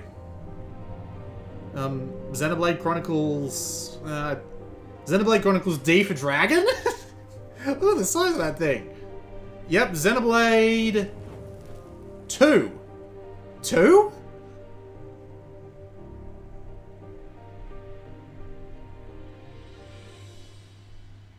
Okay. Alright. Koei Tecmo, alright. Team Ninja, Omega Force.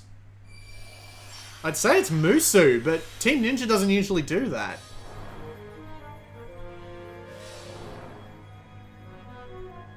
Hyrule Warriors? Again?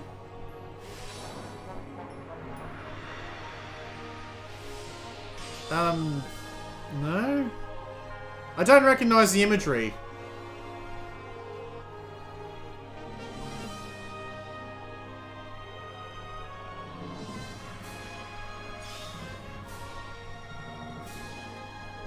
Fire Emblem Musu. Well, sounds about right. Like, what else would they do? They already did Zelda.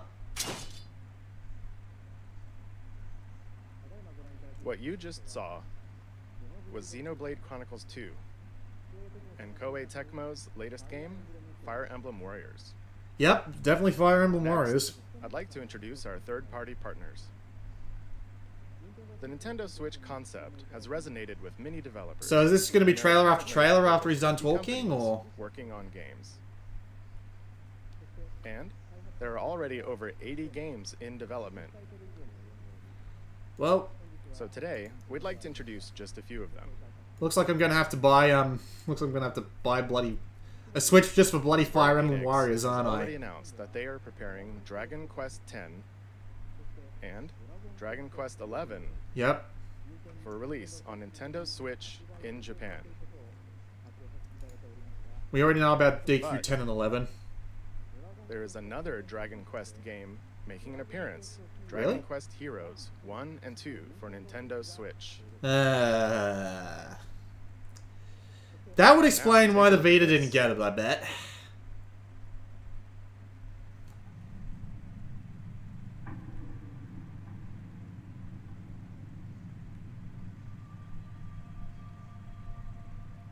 Shin Megami Tensei, I'm thinking.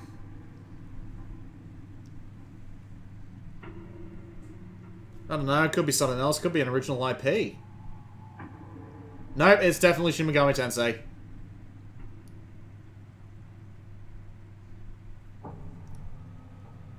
Shin Megami Tensei on Unreal Engine 4. That's something I never thought I'd hear.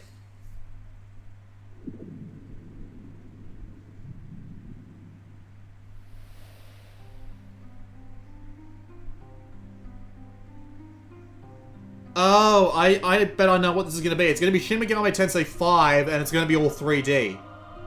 Like full on, not just, well, then again, I didn't play Shin Megami Tensei 4, but yeah, it's probably going to be like a massive, like, 3D style thing.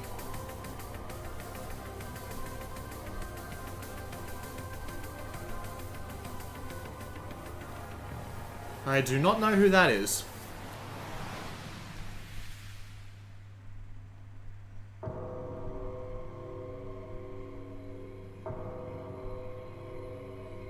Can't read that.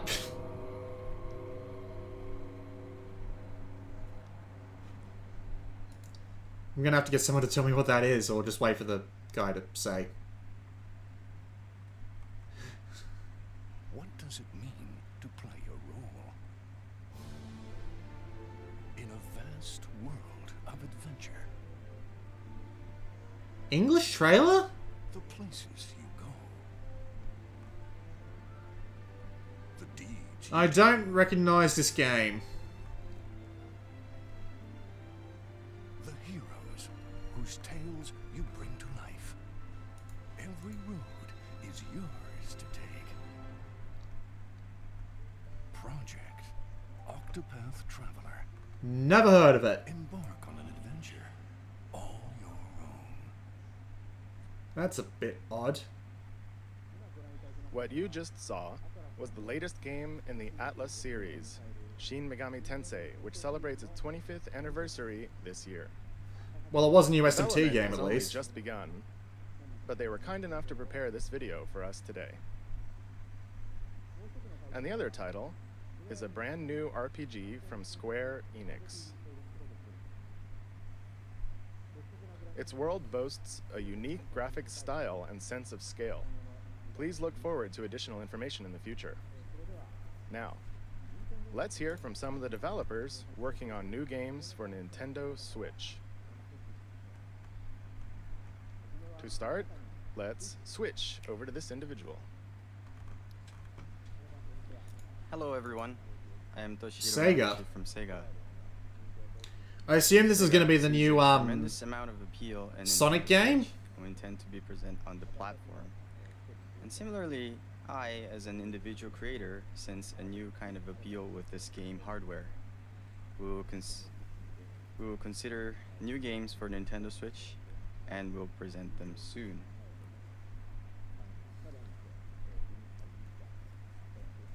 This new hardware is taking on new challenge and has a lot of appealing points, and I would like to take advantage of. What could this new Sega concept want and to create, want to put on the Switch other an than exciting and Sonic? interesting game. Thank you very Sonic's much new for your time game. today.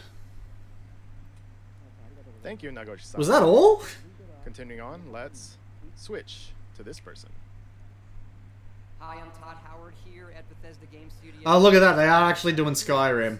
That yes, Skyrim is coming to the Nintendo Switch. I guess I was an idiot for thinking they might not actually do it, but, yeah.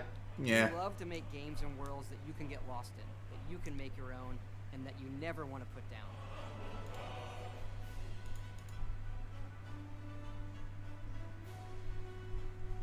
Well, now you don't have to. Now you can play Skyrim wherever you want and take it on your own adventures.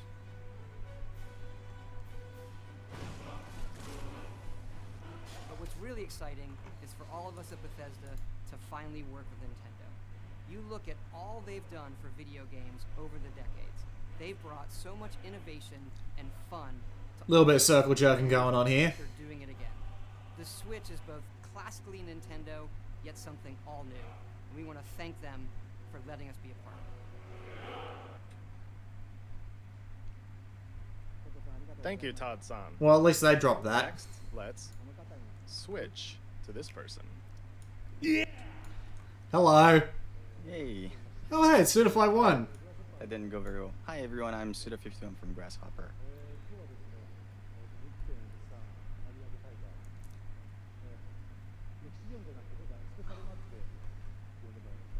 I'm seeing on Twitter that, the Sega guy was dressed like someone from Yakuza, so it might be a Yakuza And I'd like to Switch talk game.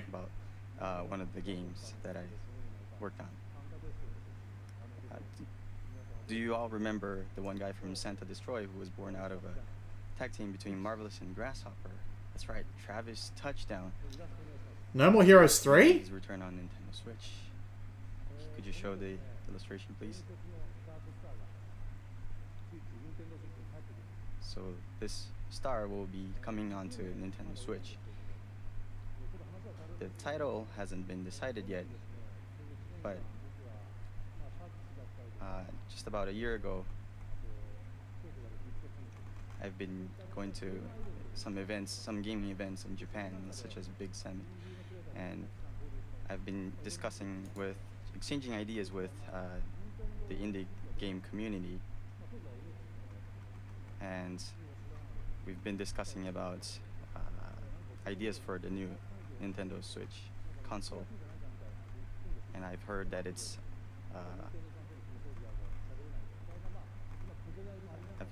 an easier platform to create games for, especially for indie developers.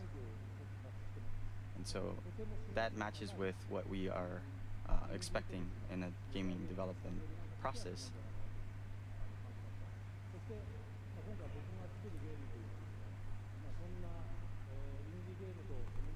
So this one game that I'm working on right now, Yeah, this translator is not doing a good take job, is he? advantage of this environment that it's easy for indie developers. I'm to not doing create so well games. either. It's been, what, So, 3.5 hours since I started streaming, but that yeah, he's deathmatch not having and the strong best day, is he? Sort of heavily involved, heavily influenced by pro wrestling. Heavily influenced by I'd love procrastinating. to see Travis running That's a around, word. In a game for Nintendo Switch. Thank you very much for your time today. It was Grasshopper Suda 51 signing. Thank you, Suda-san. Next, we switch to this guest. It's a huge honor and EA? privilege to be here today representing the passionate and talented That's a team bit of a Galaxy. surprise. For me, to be on this stage is like a dream come true. エレクトロニックアーツの情熱あふれる Oh god, they even got an interpreter there. 相談することは Uh. 大変光栄ですし、個人的にはまるで夢のようなことです。 That's a very evil looking EA logo. Just add a I've been a swastika massive there. fan of the Nintendo platforms and amazing Speaking of which, I'll be culture back in of like creativity. 2 minutes. So much so that when my firstborn son was born, my wife and I gave him the middle name Luigi. 初めてゲームを教わる時からずっと任天堂のプラットフォームと任天堂の独創的な文化の大ファンで、あんまりにも任天堂のファンでどうにか妻の納得を得て長男が生まれた時にルイージっていうミドルネームを名付けまでもしました。 So today, we are extremely excited to announce that the world's most popular sports game will be coming to Nintendo Switch later this year. ですので本日の発表で大変興奮してます。今年年内に全世界で一番人気のスポーツゲームが Nintendo Switch で発売します。 EA Sports FIFA on Nintendo Switch will be the most immersive, social, authentic sports game. Yep, he's ever still on created. stage. Who would have thought?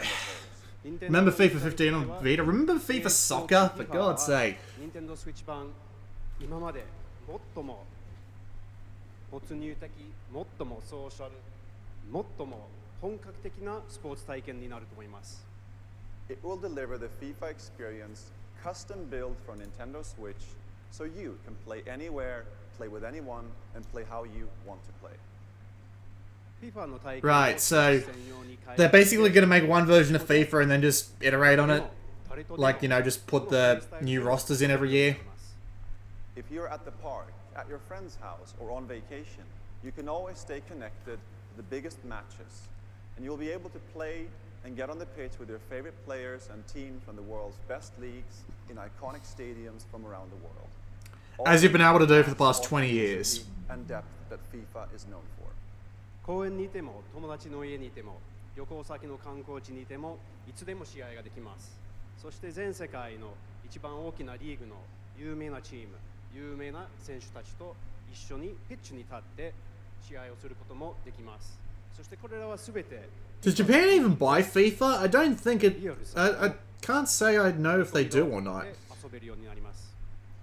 We'll have much more to say and show in the coming months as we bring the world's game to Nintendo Switch in 2017. Thank you. これから全世界のスポーツゲームを2017年内に Nintendo Switch に発売するまではどんどん情報を提供していきたいと思いますので、これからもよろしくお願いします。どうもありがとうございました。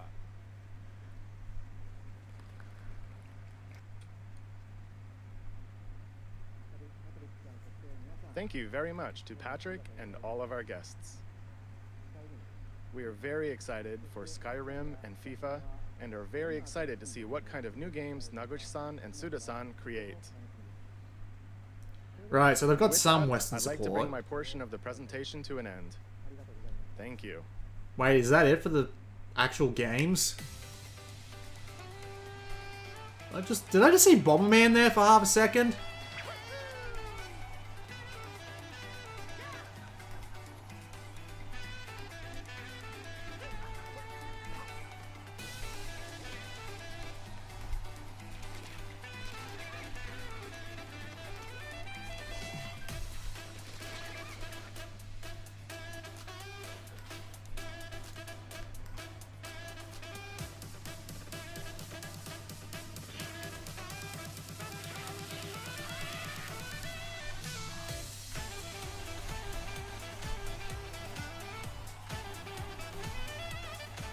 So, when do they just... There's Sonic. Yeah, there's a lot of games going by real quick on this trailer. That kind of looks like, Oda Nobunaga from Samurai Warriors. Street Fighter 2? There's Bomberman. Tetris Attack. No idea what that is. Minecraft, yep, figured. I know that game, can't remember it. That looks like Steep. That kind of looks like Fast Racing Neo. There's Arms again. There's Mario Kart 8 again.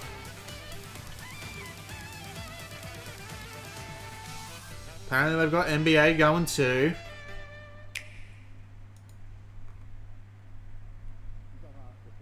What did you think? As you just saw, we were preparing to offer a rich assortment of games, both from Nintendo and a number of third-party partners.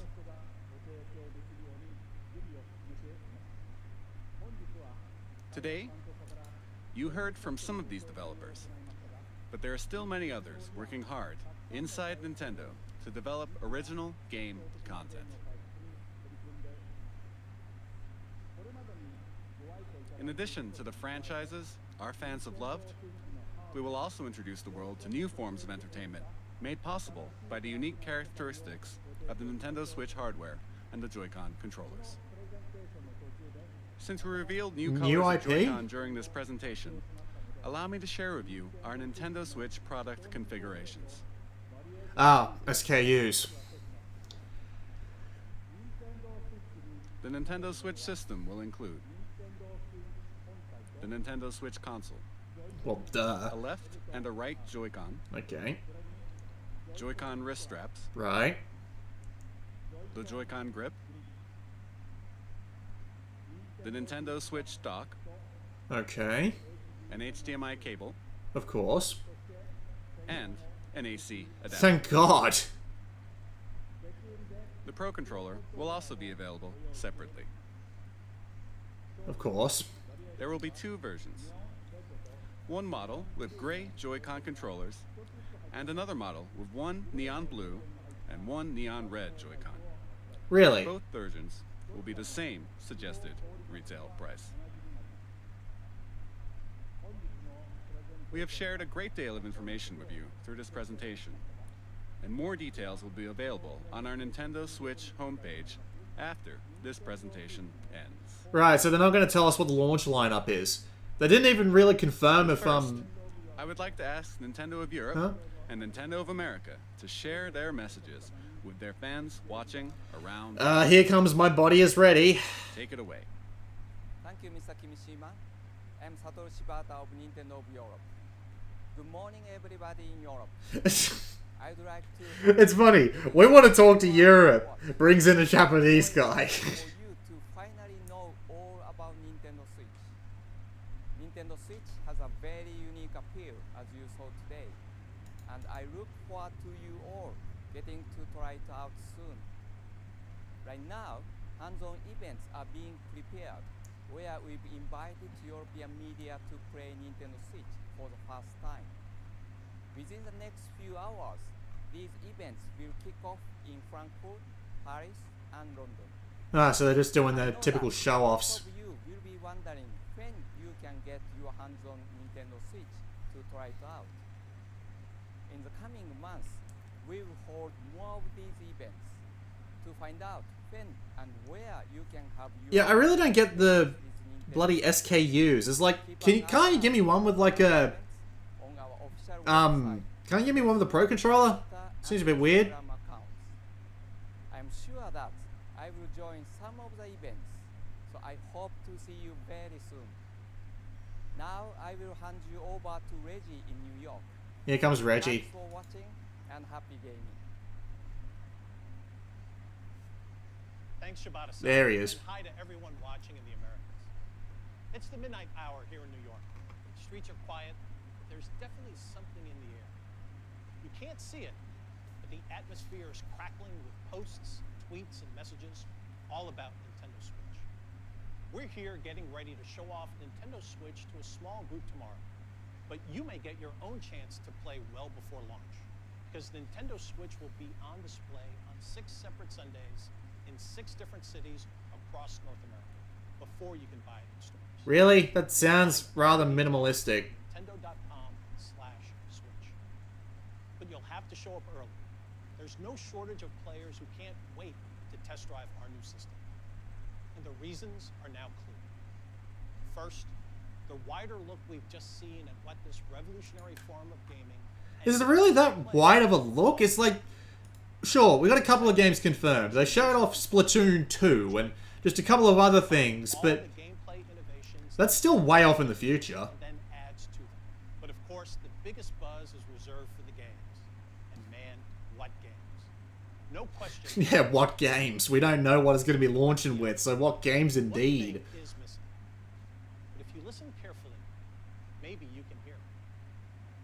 Floating in the air. Yep, there it is.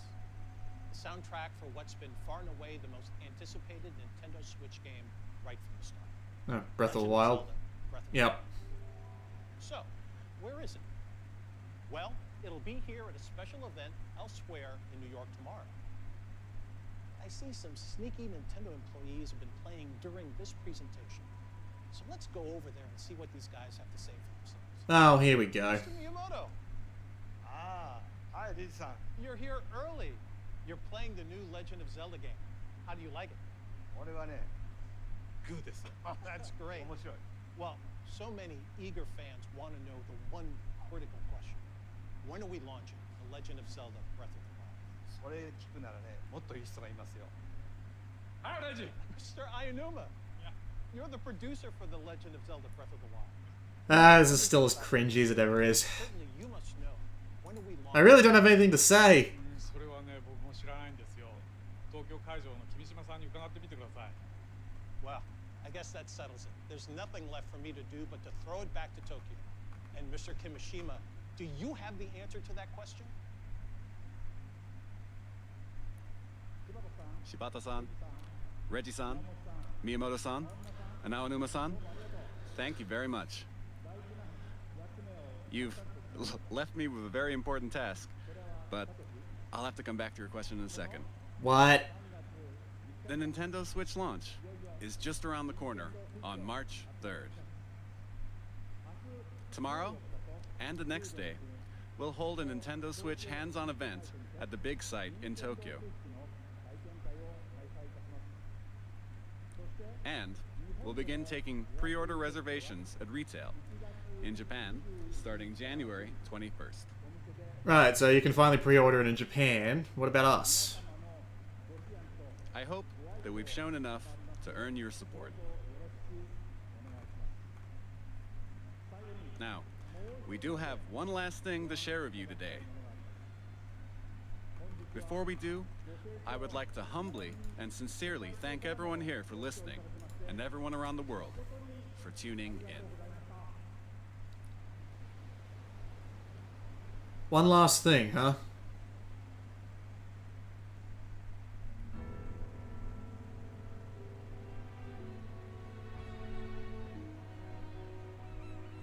Yeah, this is Breath of the Wild, isn't it?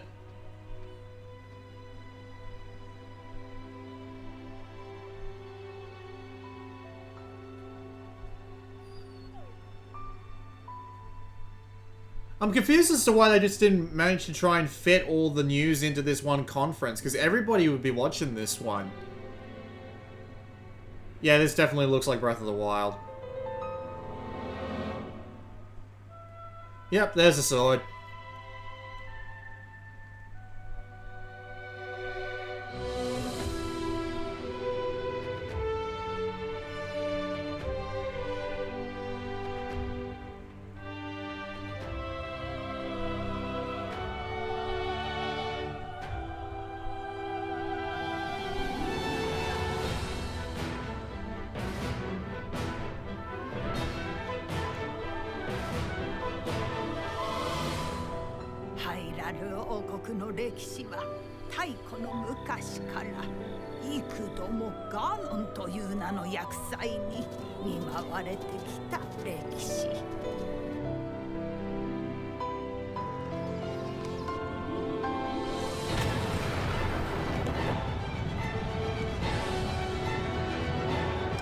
Well, that's something. Look at the size of that.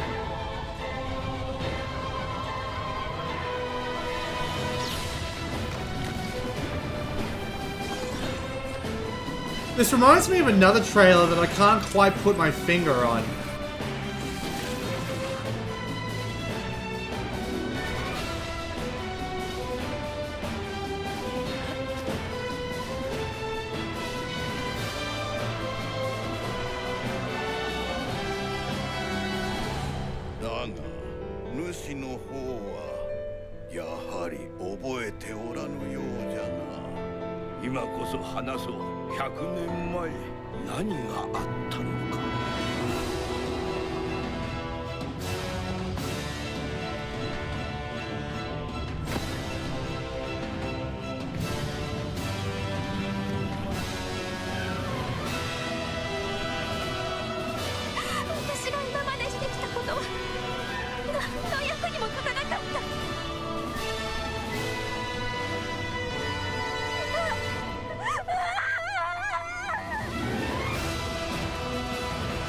It looks a lot heavier than I can recall the other Zelda games are being.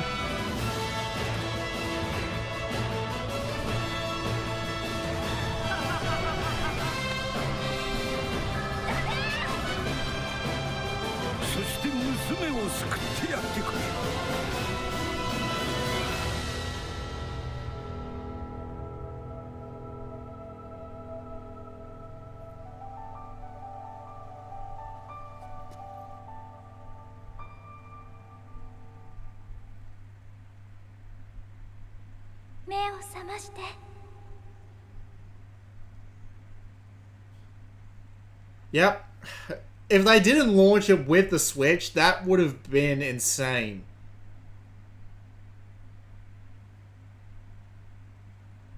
So is that it? Yeah, that looks like it's it. They've gone to a screen of something. The presentation is concluded. Yeah, so well, that was fun, although I'm still pretty damn worried about that launch lineup. It looks like there's basically nothing there, and I don't really understand why they're not more open about what they're planning on having on the ground day one. So, yeah, I can't say that. Super Mario Odyssey was definitely the highlight of the event. Play more WarioWare? No, I've been at this for 4 hours, mate. I think it's time to stop. But, note to self, well, if I do manage to get around to, streaming again, note to self, continue with the WarioWare. Do you think Breath of the Wild will be buggy? They've had years to develop it at this point, haven't they? I can't imagine it would be. What else about the presentation am I worried about?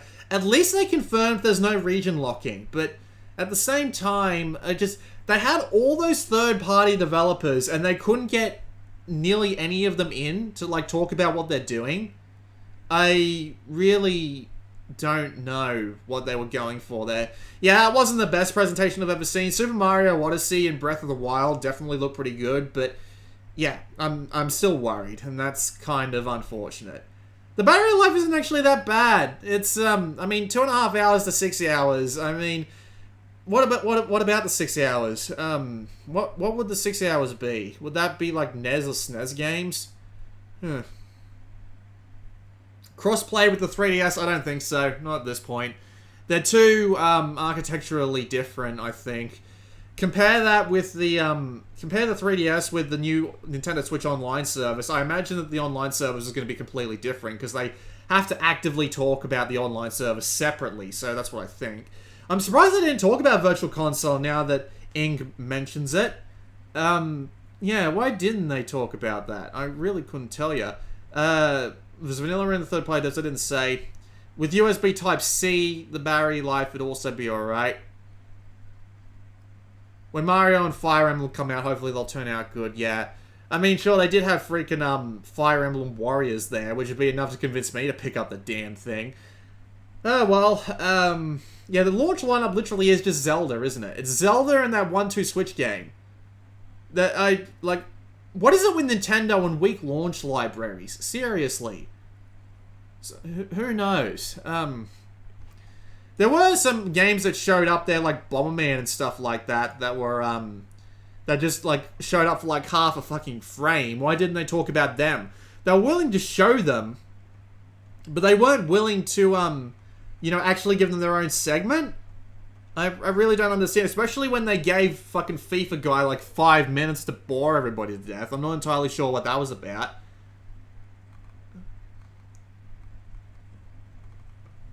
Yeah, they did confirm third-party support for the Wii U when it launched as well, but yeah. I mean, yeah, I don't really know. Like, they had the perfect opportunity to really knock it out of the park, and Super Mario Odyssey was like, you know, if they Super Mario Odyssey to everything, that might have actually worked, but yeah. I'm really not a fan of that. Alright. I probably should, wrap this up here, because I don't really see any point in continuing, and my throat's starting to hurt again, so... Well, I hope we all had a good time. That was a hell of a stream. I will have to do this more often once I get better internet, because the video quality definitely isn't very good. What else can we talk about? Yeah, the $300 tag is just a bit weird. Like, they should have gone with $250, I reckon. $250 would have been the sweet spot. But considering there's also nothing coming, yeah. Right, so that's very definitely a meh out of 10. So, yeah, I'm gonna go and relax and stuff like that now. I've got my Vita Weekly update to put together, because I recorded everything for it before this point. I don't really know what else to say. I could edit my weekly update like live on stream. That would be... I could do that if people wanted me to. Do you want me to?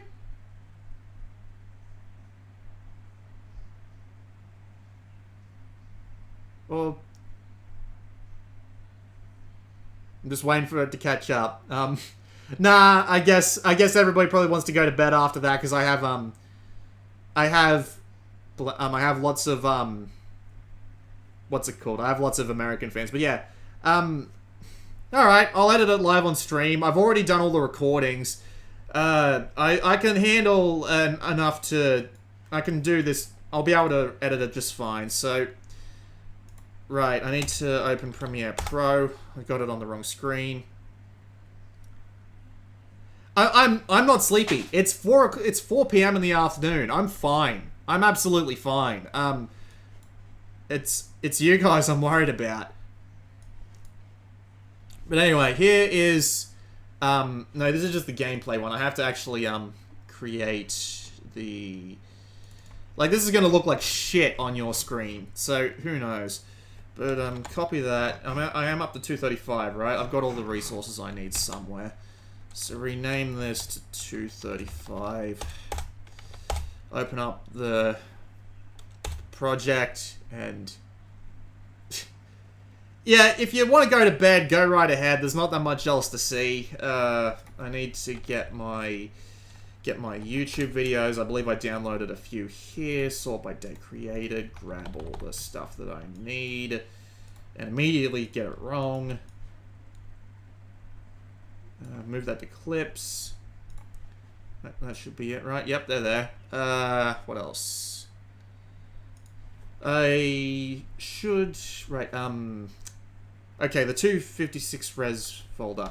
I'm just trying to remember what the bloody hell I'm doing while I'm actually talking about. But anyway, here are my resources. I record all my clips separately, and with, there's also a picture of that Exile game that got announced this week.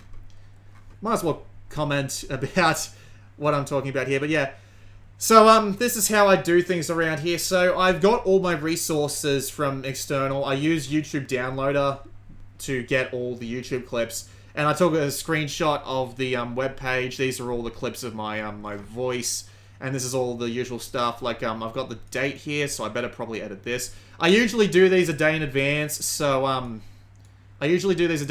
so this is not too out of the ordinary for me. This is 235. What date tomorrow will be the 14th for me, so 14th of 2017. Is it 2017? I keep thinking it's 2018. That annoys the shit out of me. Yeah, Sega didn't really have anything to show, did they? They showed like a quarter of a second of frickin' what was it called? Sonic 2017 or whatever the bloody hell they're calling the new one. I better zoom this in. There we go. They showed like a quarter of a second of that. I'm not entirely sure what they were going for there. I don't get copyright flagged much, but it's still a little bit annoying when I do. Just so I don't have to listen to myself talk very much, I'm going to bring up Notepad and check my scripts here. So, yeah. Nippon Ichi Software did Exile Election, so that will be this one. And just drag it out so there's a 2-second gap. I like the 2-second gaps because it makes the pause is a little more natural to me than anything else. At least that's what I think. Let's see. Checking Gamatsu. I expect some individual shoutouts on the next weekly update. Why? Dragon Ball Xenoverse 2 is getting ported to the Switch. That might actually work. I don't really have a problem with that actually being a thing. What's the third thing? The big one was Utaware Ramono. That's great. Okay, just zoom in a little bit more. get the Utaware Ramono trailer. I have to nope, I don't want to disable it. I want to enable it. I want to unlink the audio, and I want to delete the audio. And now I just need to skip on through. Unfortunately, I've only got the opening video, so this is probably going to get me copyright striked. But, oh well. Let's just see if I can find a little bit more. Yeah, there we go. Action. So I'll just skip to about here. Yeah, that'll do. Apparently this game was based off like a visual novel series that came out on the PC. I'm just going to give myself a little bit more vertical room to work with here. And then there's a second part that I'm going to have to listen to this too, so this is going to suck a little. Let's see, did they mess up the Fire Emblem Musu game trailer? It was really short. Yeah, that was a really short teaser trailer.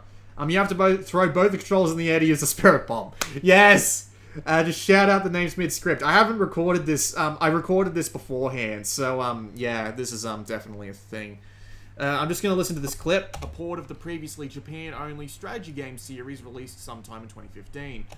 Yep, okay. That's what I thought. And Dying Reborn. So I'll just unlink that, delete the audio, as always, and find... It kind of looks like the, just scrolling through it really fucking quick like I do here, it kind of looks like a sort of like Zero Escape fan game. I might be wrong on that. I'm just, it just kind of gives me that vibe. Shrink it back down. This is, Adobe Premiere Pro 2015.3. I do pay for this. I do pay the, monthly subscription. So, that's just how I go about things. I do appreciate this software. It just kind of sucks that I have to pay, monthly for it, but there we go. Just one date this week, and it's the Firefly Diary. So, yep, the Firefly Diary. I've got... No, not the Firefly Diary. The Rose in the Twilight. That's it. This might not be the cut of the weekly update that actually goes up on the internet.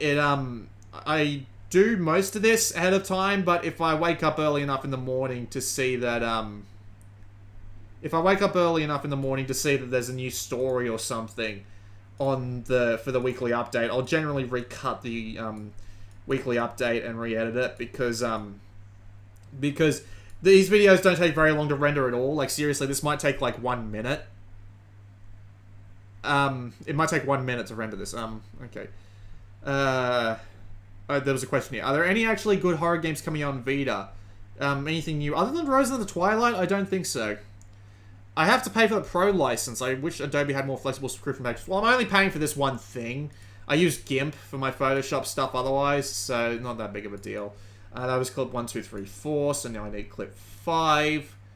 Clip 5 is a little bit of drama with Poncho. Yep. So I better find the Poncho trailer. I usually re-download all my YouTube clips just like fresh, just so I know that I've got them. Yep, there's my voice. You heard my voice. Yeah, it does really give off like a Fez vibe, doesn't it? I don't want to cut too much of this trailer out because this is a surprisingly long audio clip. I don't usually do clips this long. But I'll just shrink it down and just extend it out there. That's good enough, considering I won't be talking about this game again. It's not that big of a deal. Sony Vegas, a one-time purchase. I like Adobe Premiere Pro better. Like, I tried to use Vegas once, and I just couldn't get on with it. I like this a lot better, just because it lets me be a lot more precise. And finally, this week, Razer candled Gorilla Cambridge. That's what the Killzone Mercenary trailer is for. That's clip 5, isn't it? Yep, that's clip 5, so we can just put on clip 6 here. And Killzone Mercenary gameplay trailer, the one that I've seen like 5 or 6 dozen times. Unlink and delete the audio, and this actually isn't too bad of a thing this week. Yeah, there, that'll do. Killzone Mercenary was a good game. I'm a little bit disappointed they didn't get to keep making Vita games, especially when they had all the resources and stuff there. Yeah. Hang on, I'll zoom in and make this a little more precise. I don't want the cut to be 3 seconds. I want it to be 2 seconds. There we go. 1, 2, 3, 4, 5, 6. So the final clip is 7, and now this is the really long clip. Yeah, because that's the one where I talked about the results of the what's it called, the little thing I asked people to do in last week's weekly update. So if I just copy this down, move this out to this side because it doesn't plant on the right audio track if you don't do that for some reason, and drag this all out here. Yeah, camera shut down. Star Wars Battlefront on Switch, really? Did they say that? I'm not looking at the moment. As you can see, I'm kind of editing. $79.99 for a pair that's sold in pairs. Really? That's how much the Joy-Cons are going to cost? That's insane. That is legitimately really insane. Yep, on Twitter. $80 for 2 additional Joy-Cons. Fuck that. Yeah, that's insane. What the hell are they thinking? The Pro Controller is going to be $70.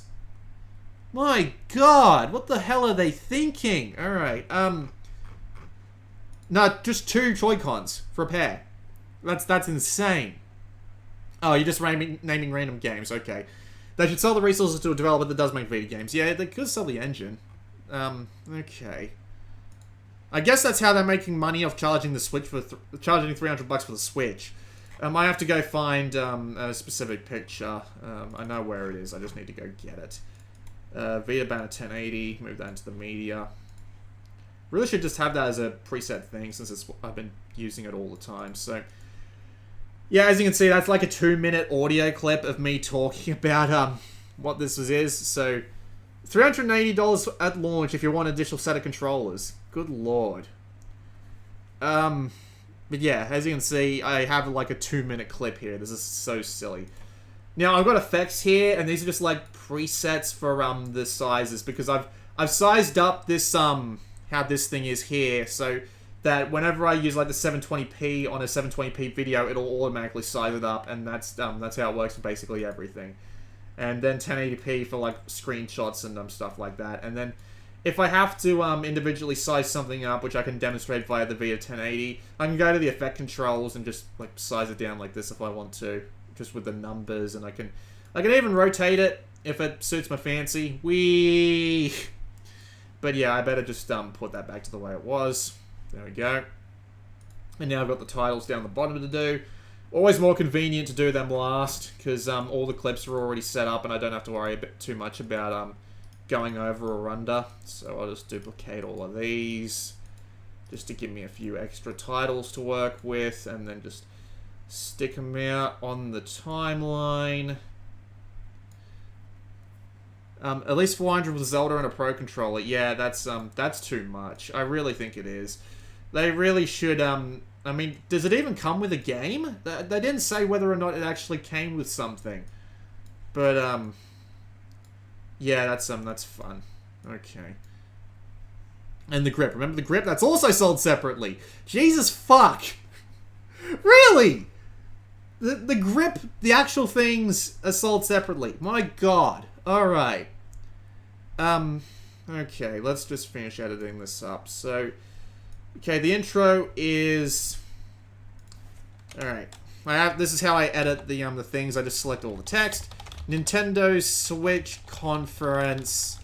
6.5 out of 10. Too expensive. Yada, yada, yada. Yep, that looks fine. To me, anyway. We're talking about Exile here, and this is really just a Danganronpa clone. Really? Nice.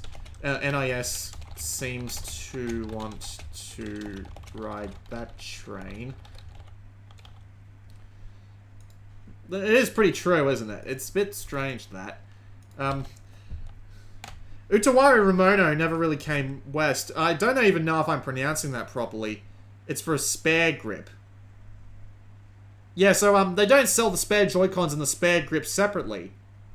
Good God. Nintendo taping tips from Apple. That's true. The Switch dock. Yeah, but hopefully you won't need more than one Switch dock unless yours breaks for some reason. Utawari Ramono was on my import list, but oddly enough, Sega's Sega's localizing it. It's a bit surprising, really. I mean, Sega doing it? I mean, I didn't think they'd want to do a Vita game, but there you go. I hated the original, so God knows what I'll think of this one, but I'll do a video on it anyway. And I accidentally put a semicolon there instead of a apostrophe, comma, whatever. Push out to your favorite live stream audience in the video. Yeah, I will do that. Utawa whatever did get a fan translation on PC, that's right. Better not break your dock, that's true. Although I have to admit, every time I hear the word dock, I think of docking from South Park. Yeah, yeah, there's a nice mental image for you. There's Poncho. No, I don't want to be too mean to the to this. I don't want to start more fires than have already been set. So it's a shame they put the effort. That's not how you spell effort. Into the port and never got around to releasing it. Right, Killzone Mercenary. I'll have to, no, I really should, I did say something earlier about how, this doesn't sound good for PSVR. See Zipper and Liverpool for details. Yeah, because, the fact that they shut down right after they released a PSVR game, and that happened to two Sony-owned Sony-owned studios that made Vita games. And, alright, thanks to the live stream audience for tuning in. That was a lot of fun. Where are we getting these from? Yeah, Wario's posting them on Twitter. The annoying thing was how it really didn't even focus on the portable aspect. Yeah, they're kind of trying to make it a bit best of both worlds thing going on. Yeah. The Wii Remote Wheel for Mario Kart Wii. I still have one of those in my fucking cupboard. In pairs for 15 bucks. Oh, God. The Nintendo Twitter mentions none of what has been said by Yarot. Well, yeah, they really didn't show off enough. That's, yeah. Alright, well, let's get this video encoding, I guess. There's also, oh, there's more Nintendo Online Service details. Let's, I'm just gonna have a look at them, just because, why not? My Twitter is Blue Maxima. Like, seriously. Did you not know that? I thought you might have. Okay. Well, they're detailing the online service, so I'm just waiting for the page to load, but, I'm hoping that that didn't kill my frames. Okay, we'll stop and just let it load up. Online play on Nintendo Switch. You'll need to sign in with your Nintendo account, and it'll be free until it becomes paid. That's unfortunate. So yeah, it is basically PlayStation Plus or Xbox Live. They'll add online lobby and voice chat later, and everyone will get a free NES or SNES game with online play for free for a month. Wait, so does that mean you'll get the game for free and you'll get to hang on to it, or it just cycles out every month? And yeah, it looks like they're doing an updated virtual console. That's kind of interesting. And of course, exclusive deals. And access to Nintendo eShop, register manage friends, share screenshots, access to the parental controls app. Okay. But you need a Nintendo account. Is the Nintendo account a new thing? Or is that like the thing that you Oh, it's My Nintendo. Right, so are they actually doing this separately from the 3DS and the Wii U stuff? Fair question. Yeah, sign in with Nintendo Network ID. So yeah, this is entirely separate. So I assume they're going to let us keep our digital purchases this time, which is much better. For God's sake. Alright, okay, hang on. So he said he mentioned me on Twitter, so I will go hop on Twitter and have a look.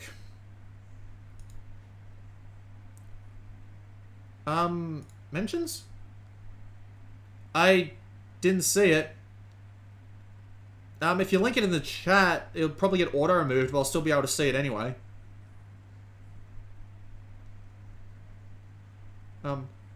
Mario looked pretty dope except for the real people. Yeah, they were a bit weird, but, I mean, it's Nintendo. I'm not going to give them too much shit about that. Okay, that's a bit odd. Well, I'll just export this now, I guess. So I just have a bunch of settings here, and I just export to the root of my D drive. So I'm weekly update 235. not 350, 235. And I better set that size down a bit too. So I'm actually really going to end the. You tried Twitter messaging. I do have open DMs, but I can't see it. That's weird. I do have a Twitter client that works slightly differently, but yeah, I do not see. Oh, there it goes. Just came through. Nintendo Switch buy now. Okay, let's have a look at this. Right. Choose your Nintendo Switch. Right, here are all the prices. Nope, I just accidentally refreshed the page. Fuck. Stop. Okay, Joy-Cons, $80 for a pair of 2. And $50 for solo ones. What the hell, guys? 32 gig of internal memory and next to no battery life. Yeah, there's game cards. What comes with the description? Yeah, the Switch game box art. It's Mario Kart 8 Deluxe. That's confirmed. What's this? Okay, so it does use micro SD, but it has 32 gig of internal storage. That's worthless. Yeah, it can display up to 1280 by 720, so 720p. That's perfectly fine. Yeah, Breath of the Wild can be played on for 3 hours. That's a little bit low. Joy-Con charging grip, the Switch dock set, which comes with an AC adapter and a HDMI cable. And yep, $15 for them. Those accessories are way too fucking expensive. Jesus Christ. Yeah. They'll probably sell a bunch of these on hype alone, but after that, unless they've got some good games out, I really don't know what the overall result is going to be. So, yeah. I'm not going to bother having a look at any more. It's just minor things, really. I don't know why they didn't bother to put this all through the presentation, but there you go. I wonder if Sony or Microsoft are going to have a response to this little presentation, or if they're just going to clear the way and let Nintendo bulldoze their way through. But for now, we're just going to, I'm just going to end this stream here, because you saw me edit my video live. It didn't even take that long. So yeah. This has been Blue Maxima. I appreciate you all coming out to the stream. I'll have to do this more often, get some more Game Boy Advance games going, because I do have, I still do have it paused in the background back here, but yeah. It was, yeah, that was fun. I really need to do that more often, and I will be doing one, like, sometime next month to celebrate the Vita's 5th birthday, at the very least. So, yeah. There we go. I got basically nothing else to say. So, yeah, this stream, I'll put it up on the channel as soon as I can, more or less. I don't really see the point in keeping it behind a line. So, yeah, that was alright. It was a nice way to kill some time, and I got all the work done I needed to, so I'm not too annoyed by it. So, yeah, see all you guys later, I guess. I'll just stay tuned for more videos. Fate Extella has an embargo date, but for the life of me, I can't remember it, so you'll be seeing a video on that, hopefully over the next few days. Are you going to stream Treehouse tomorrow? No. No. It's enough for now. I don't really see the need to stream Treehouse. I just streamed that.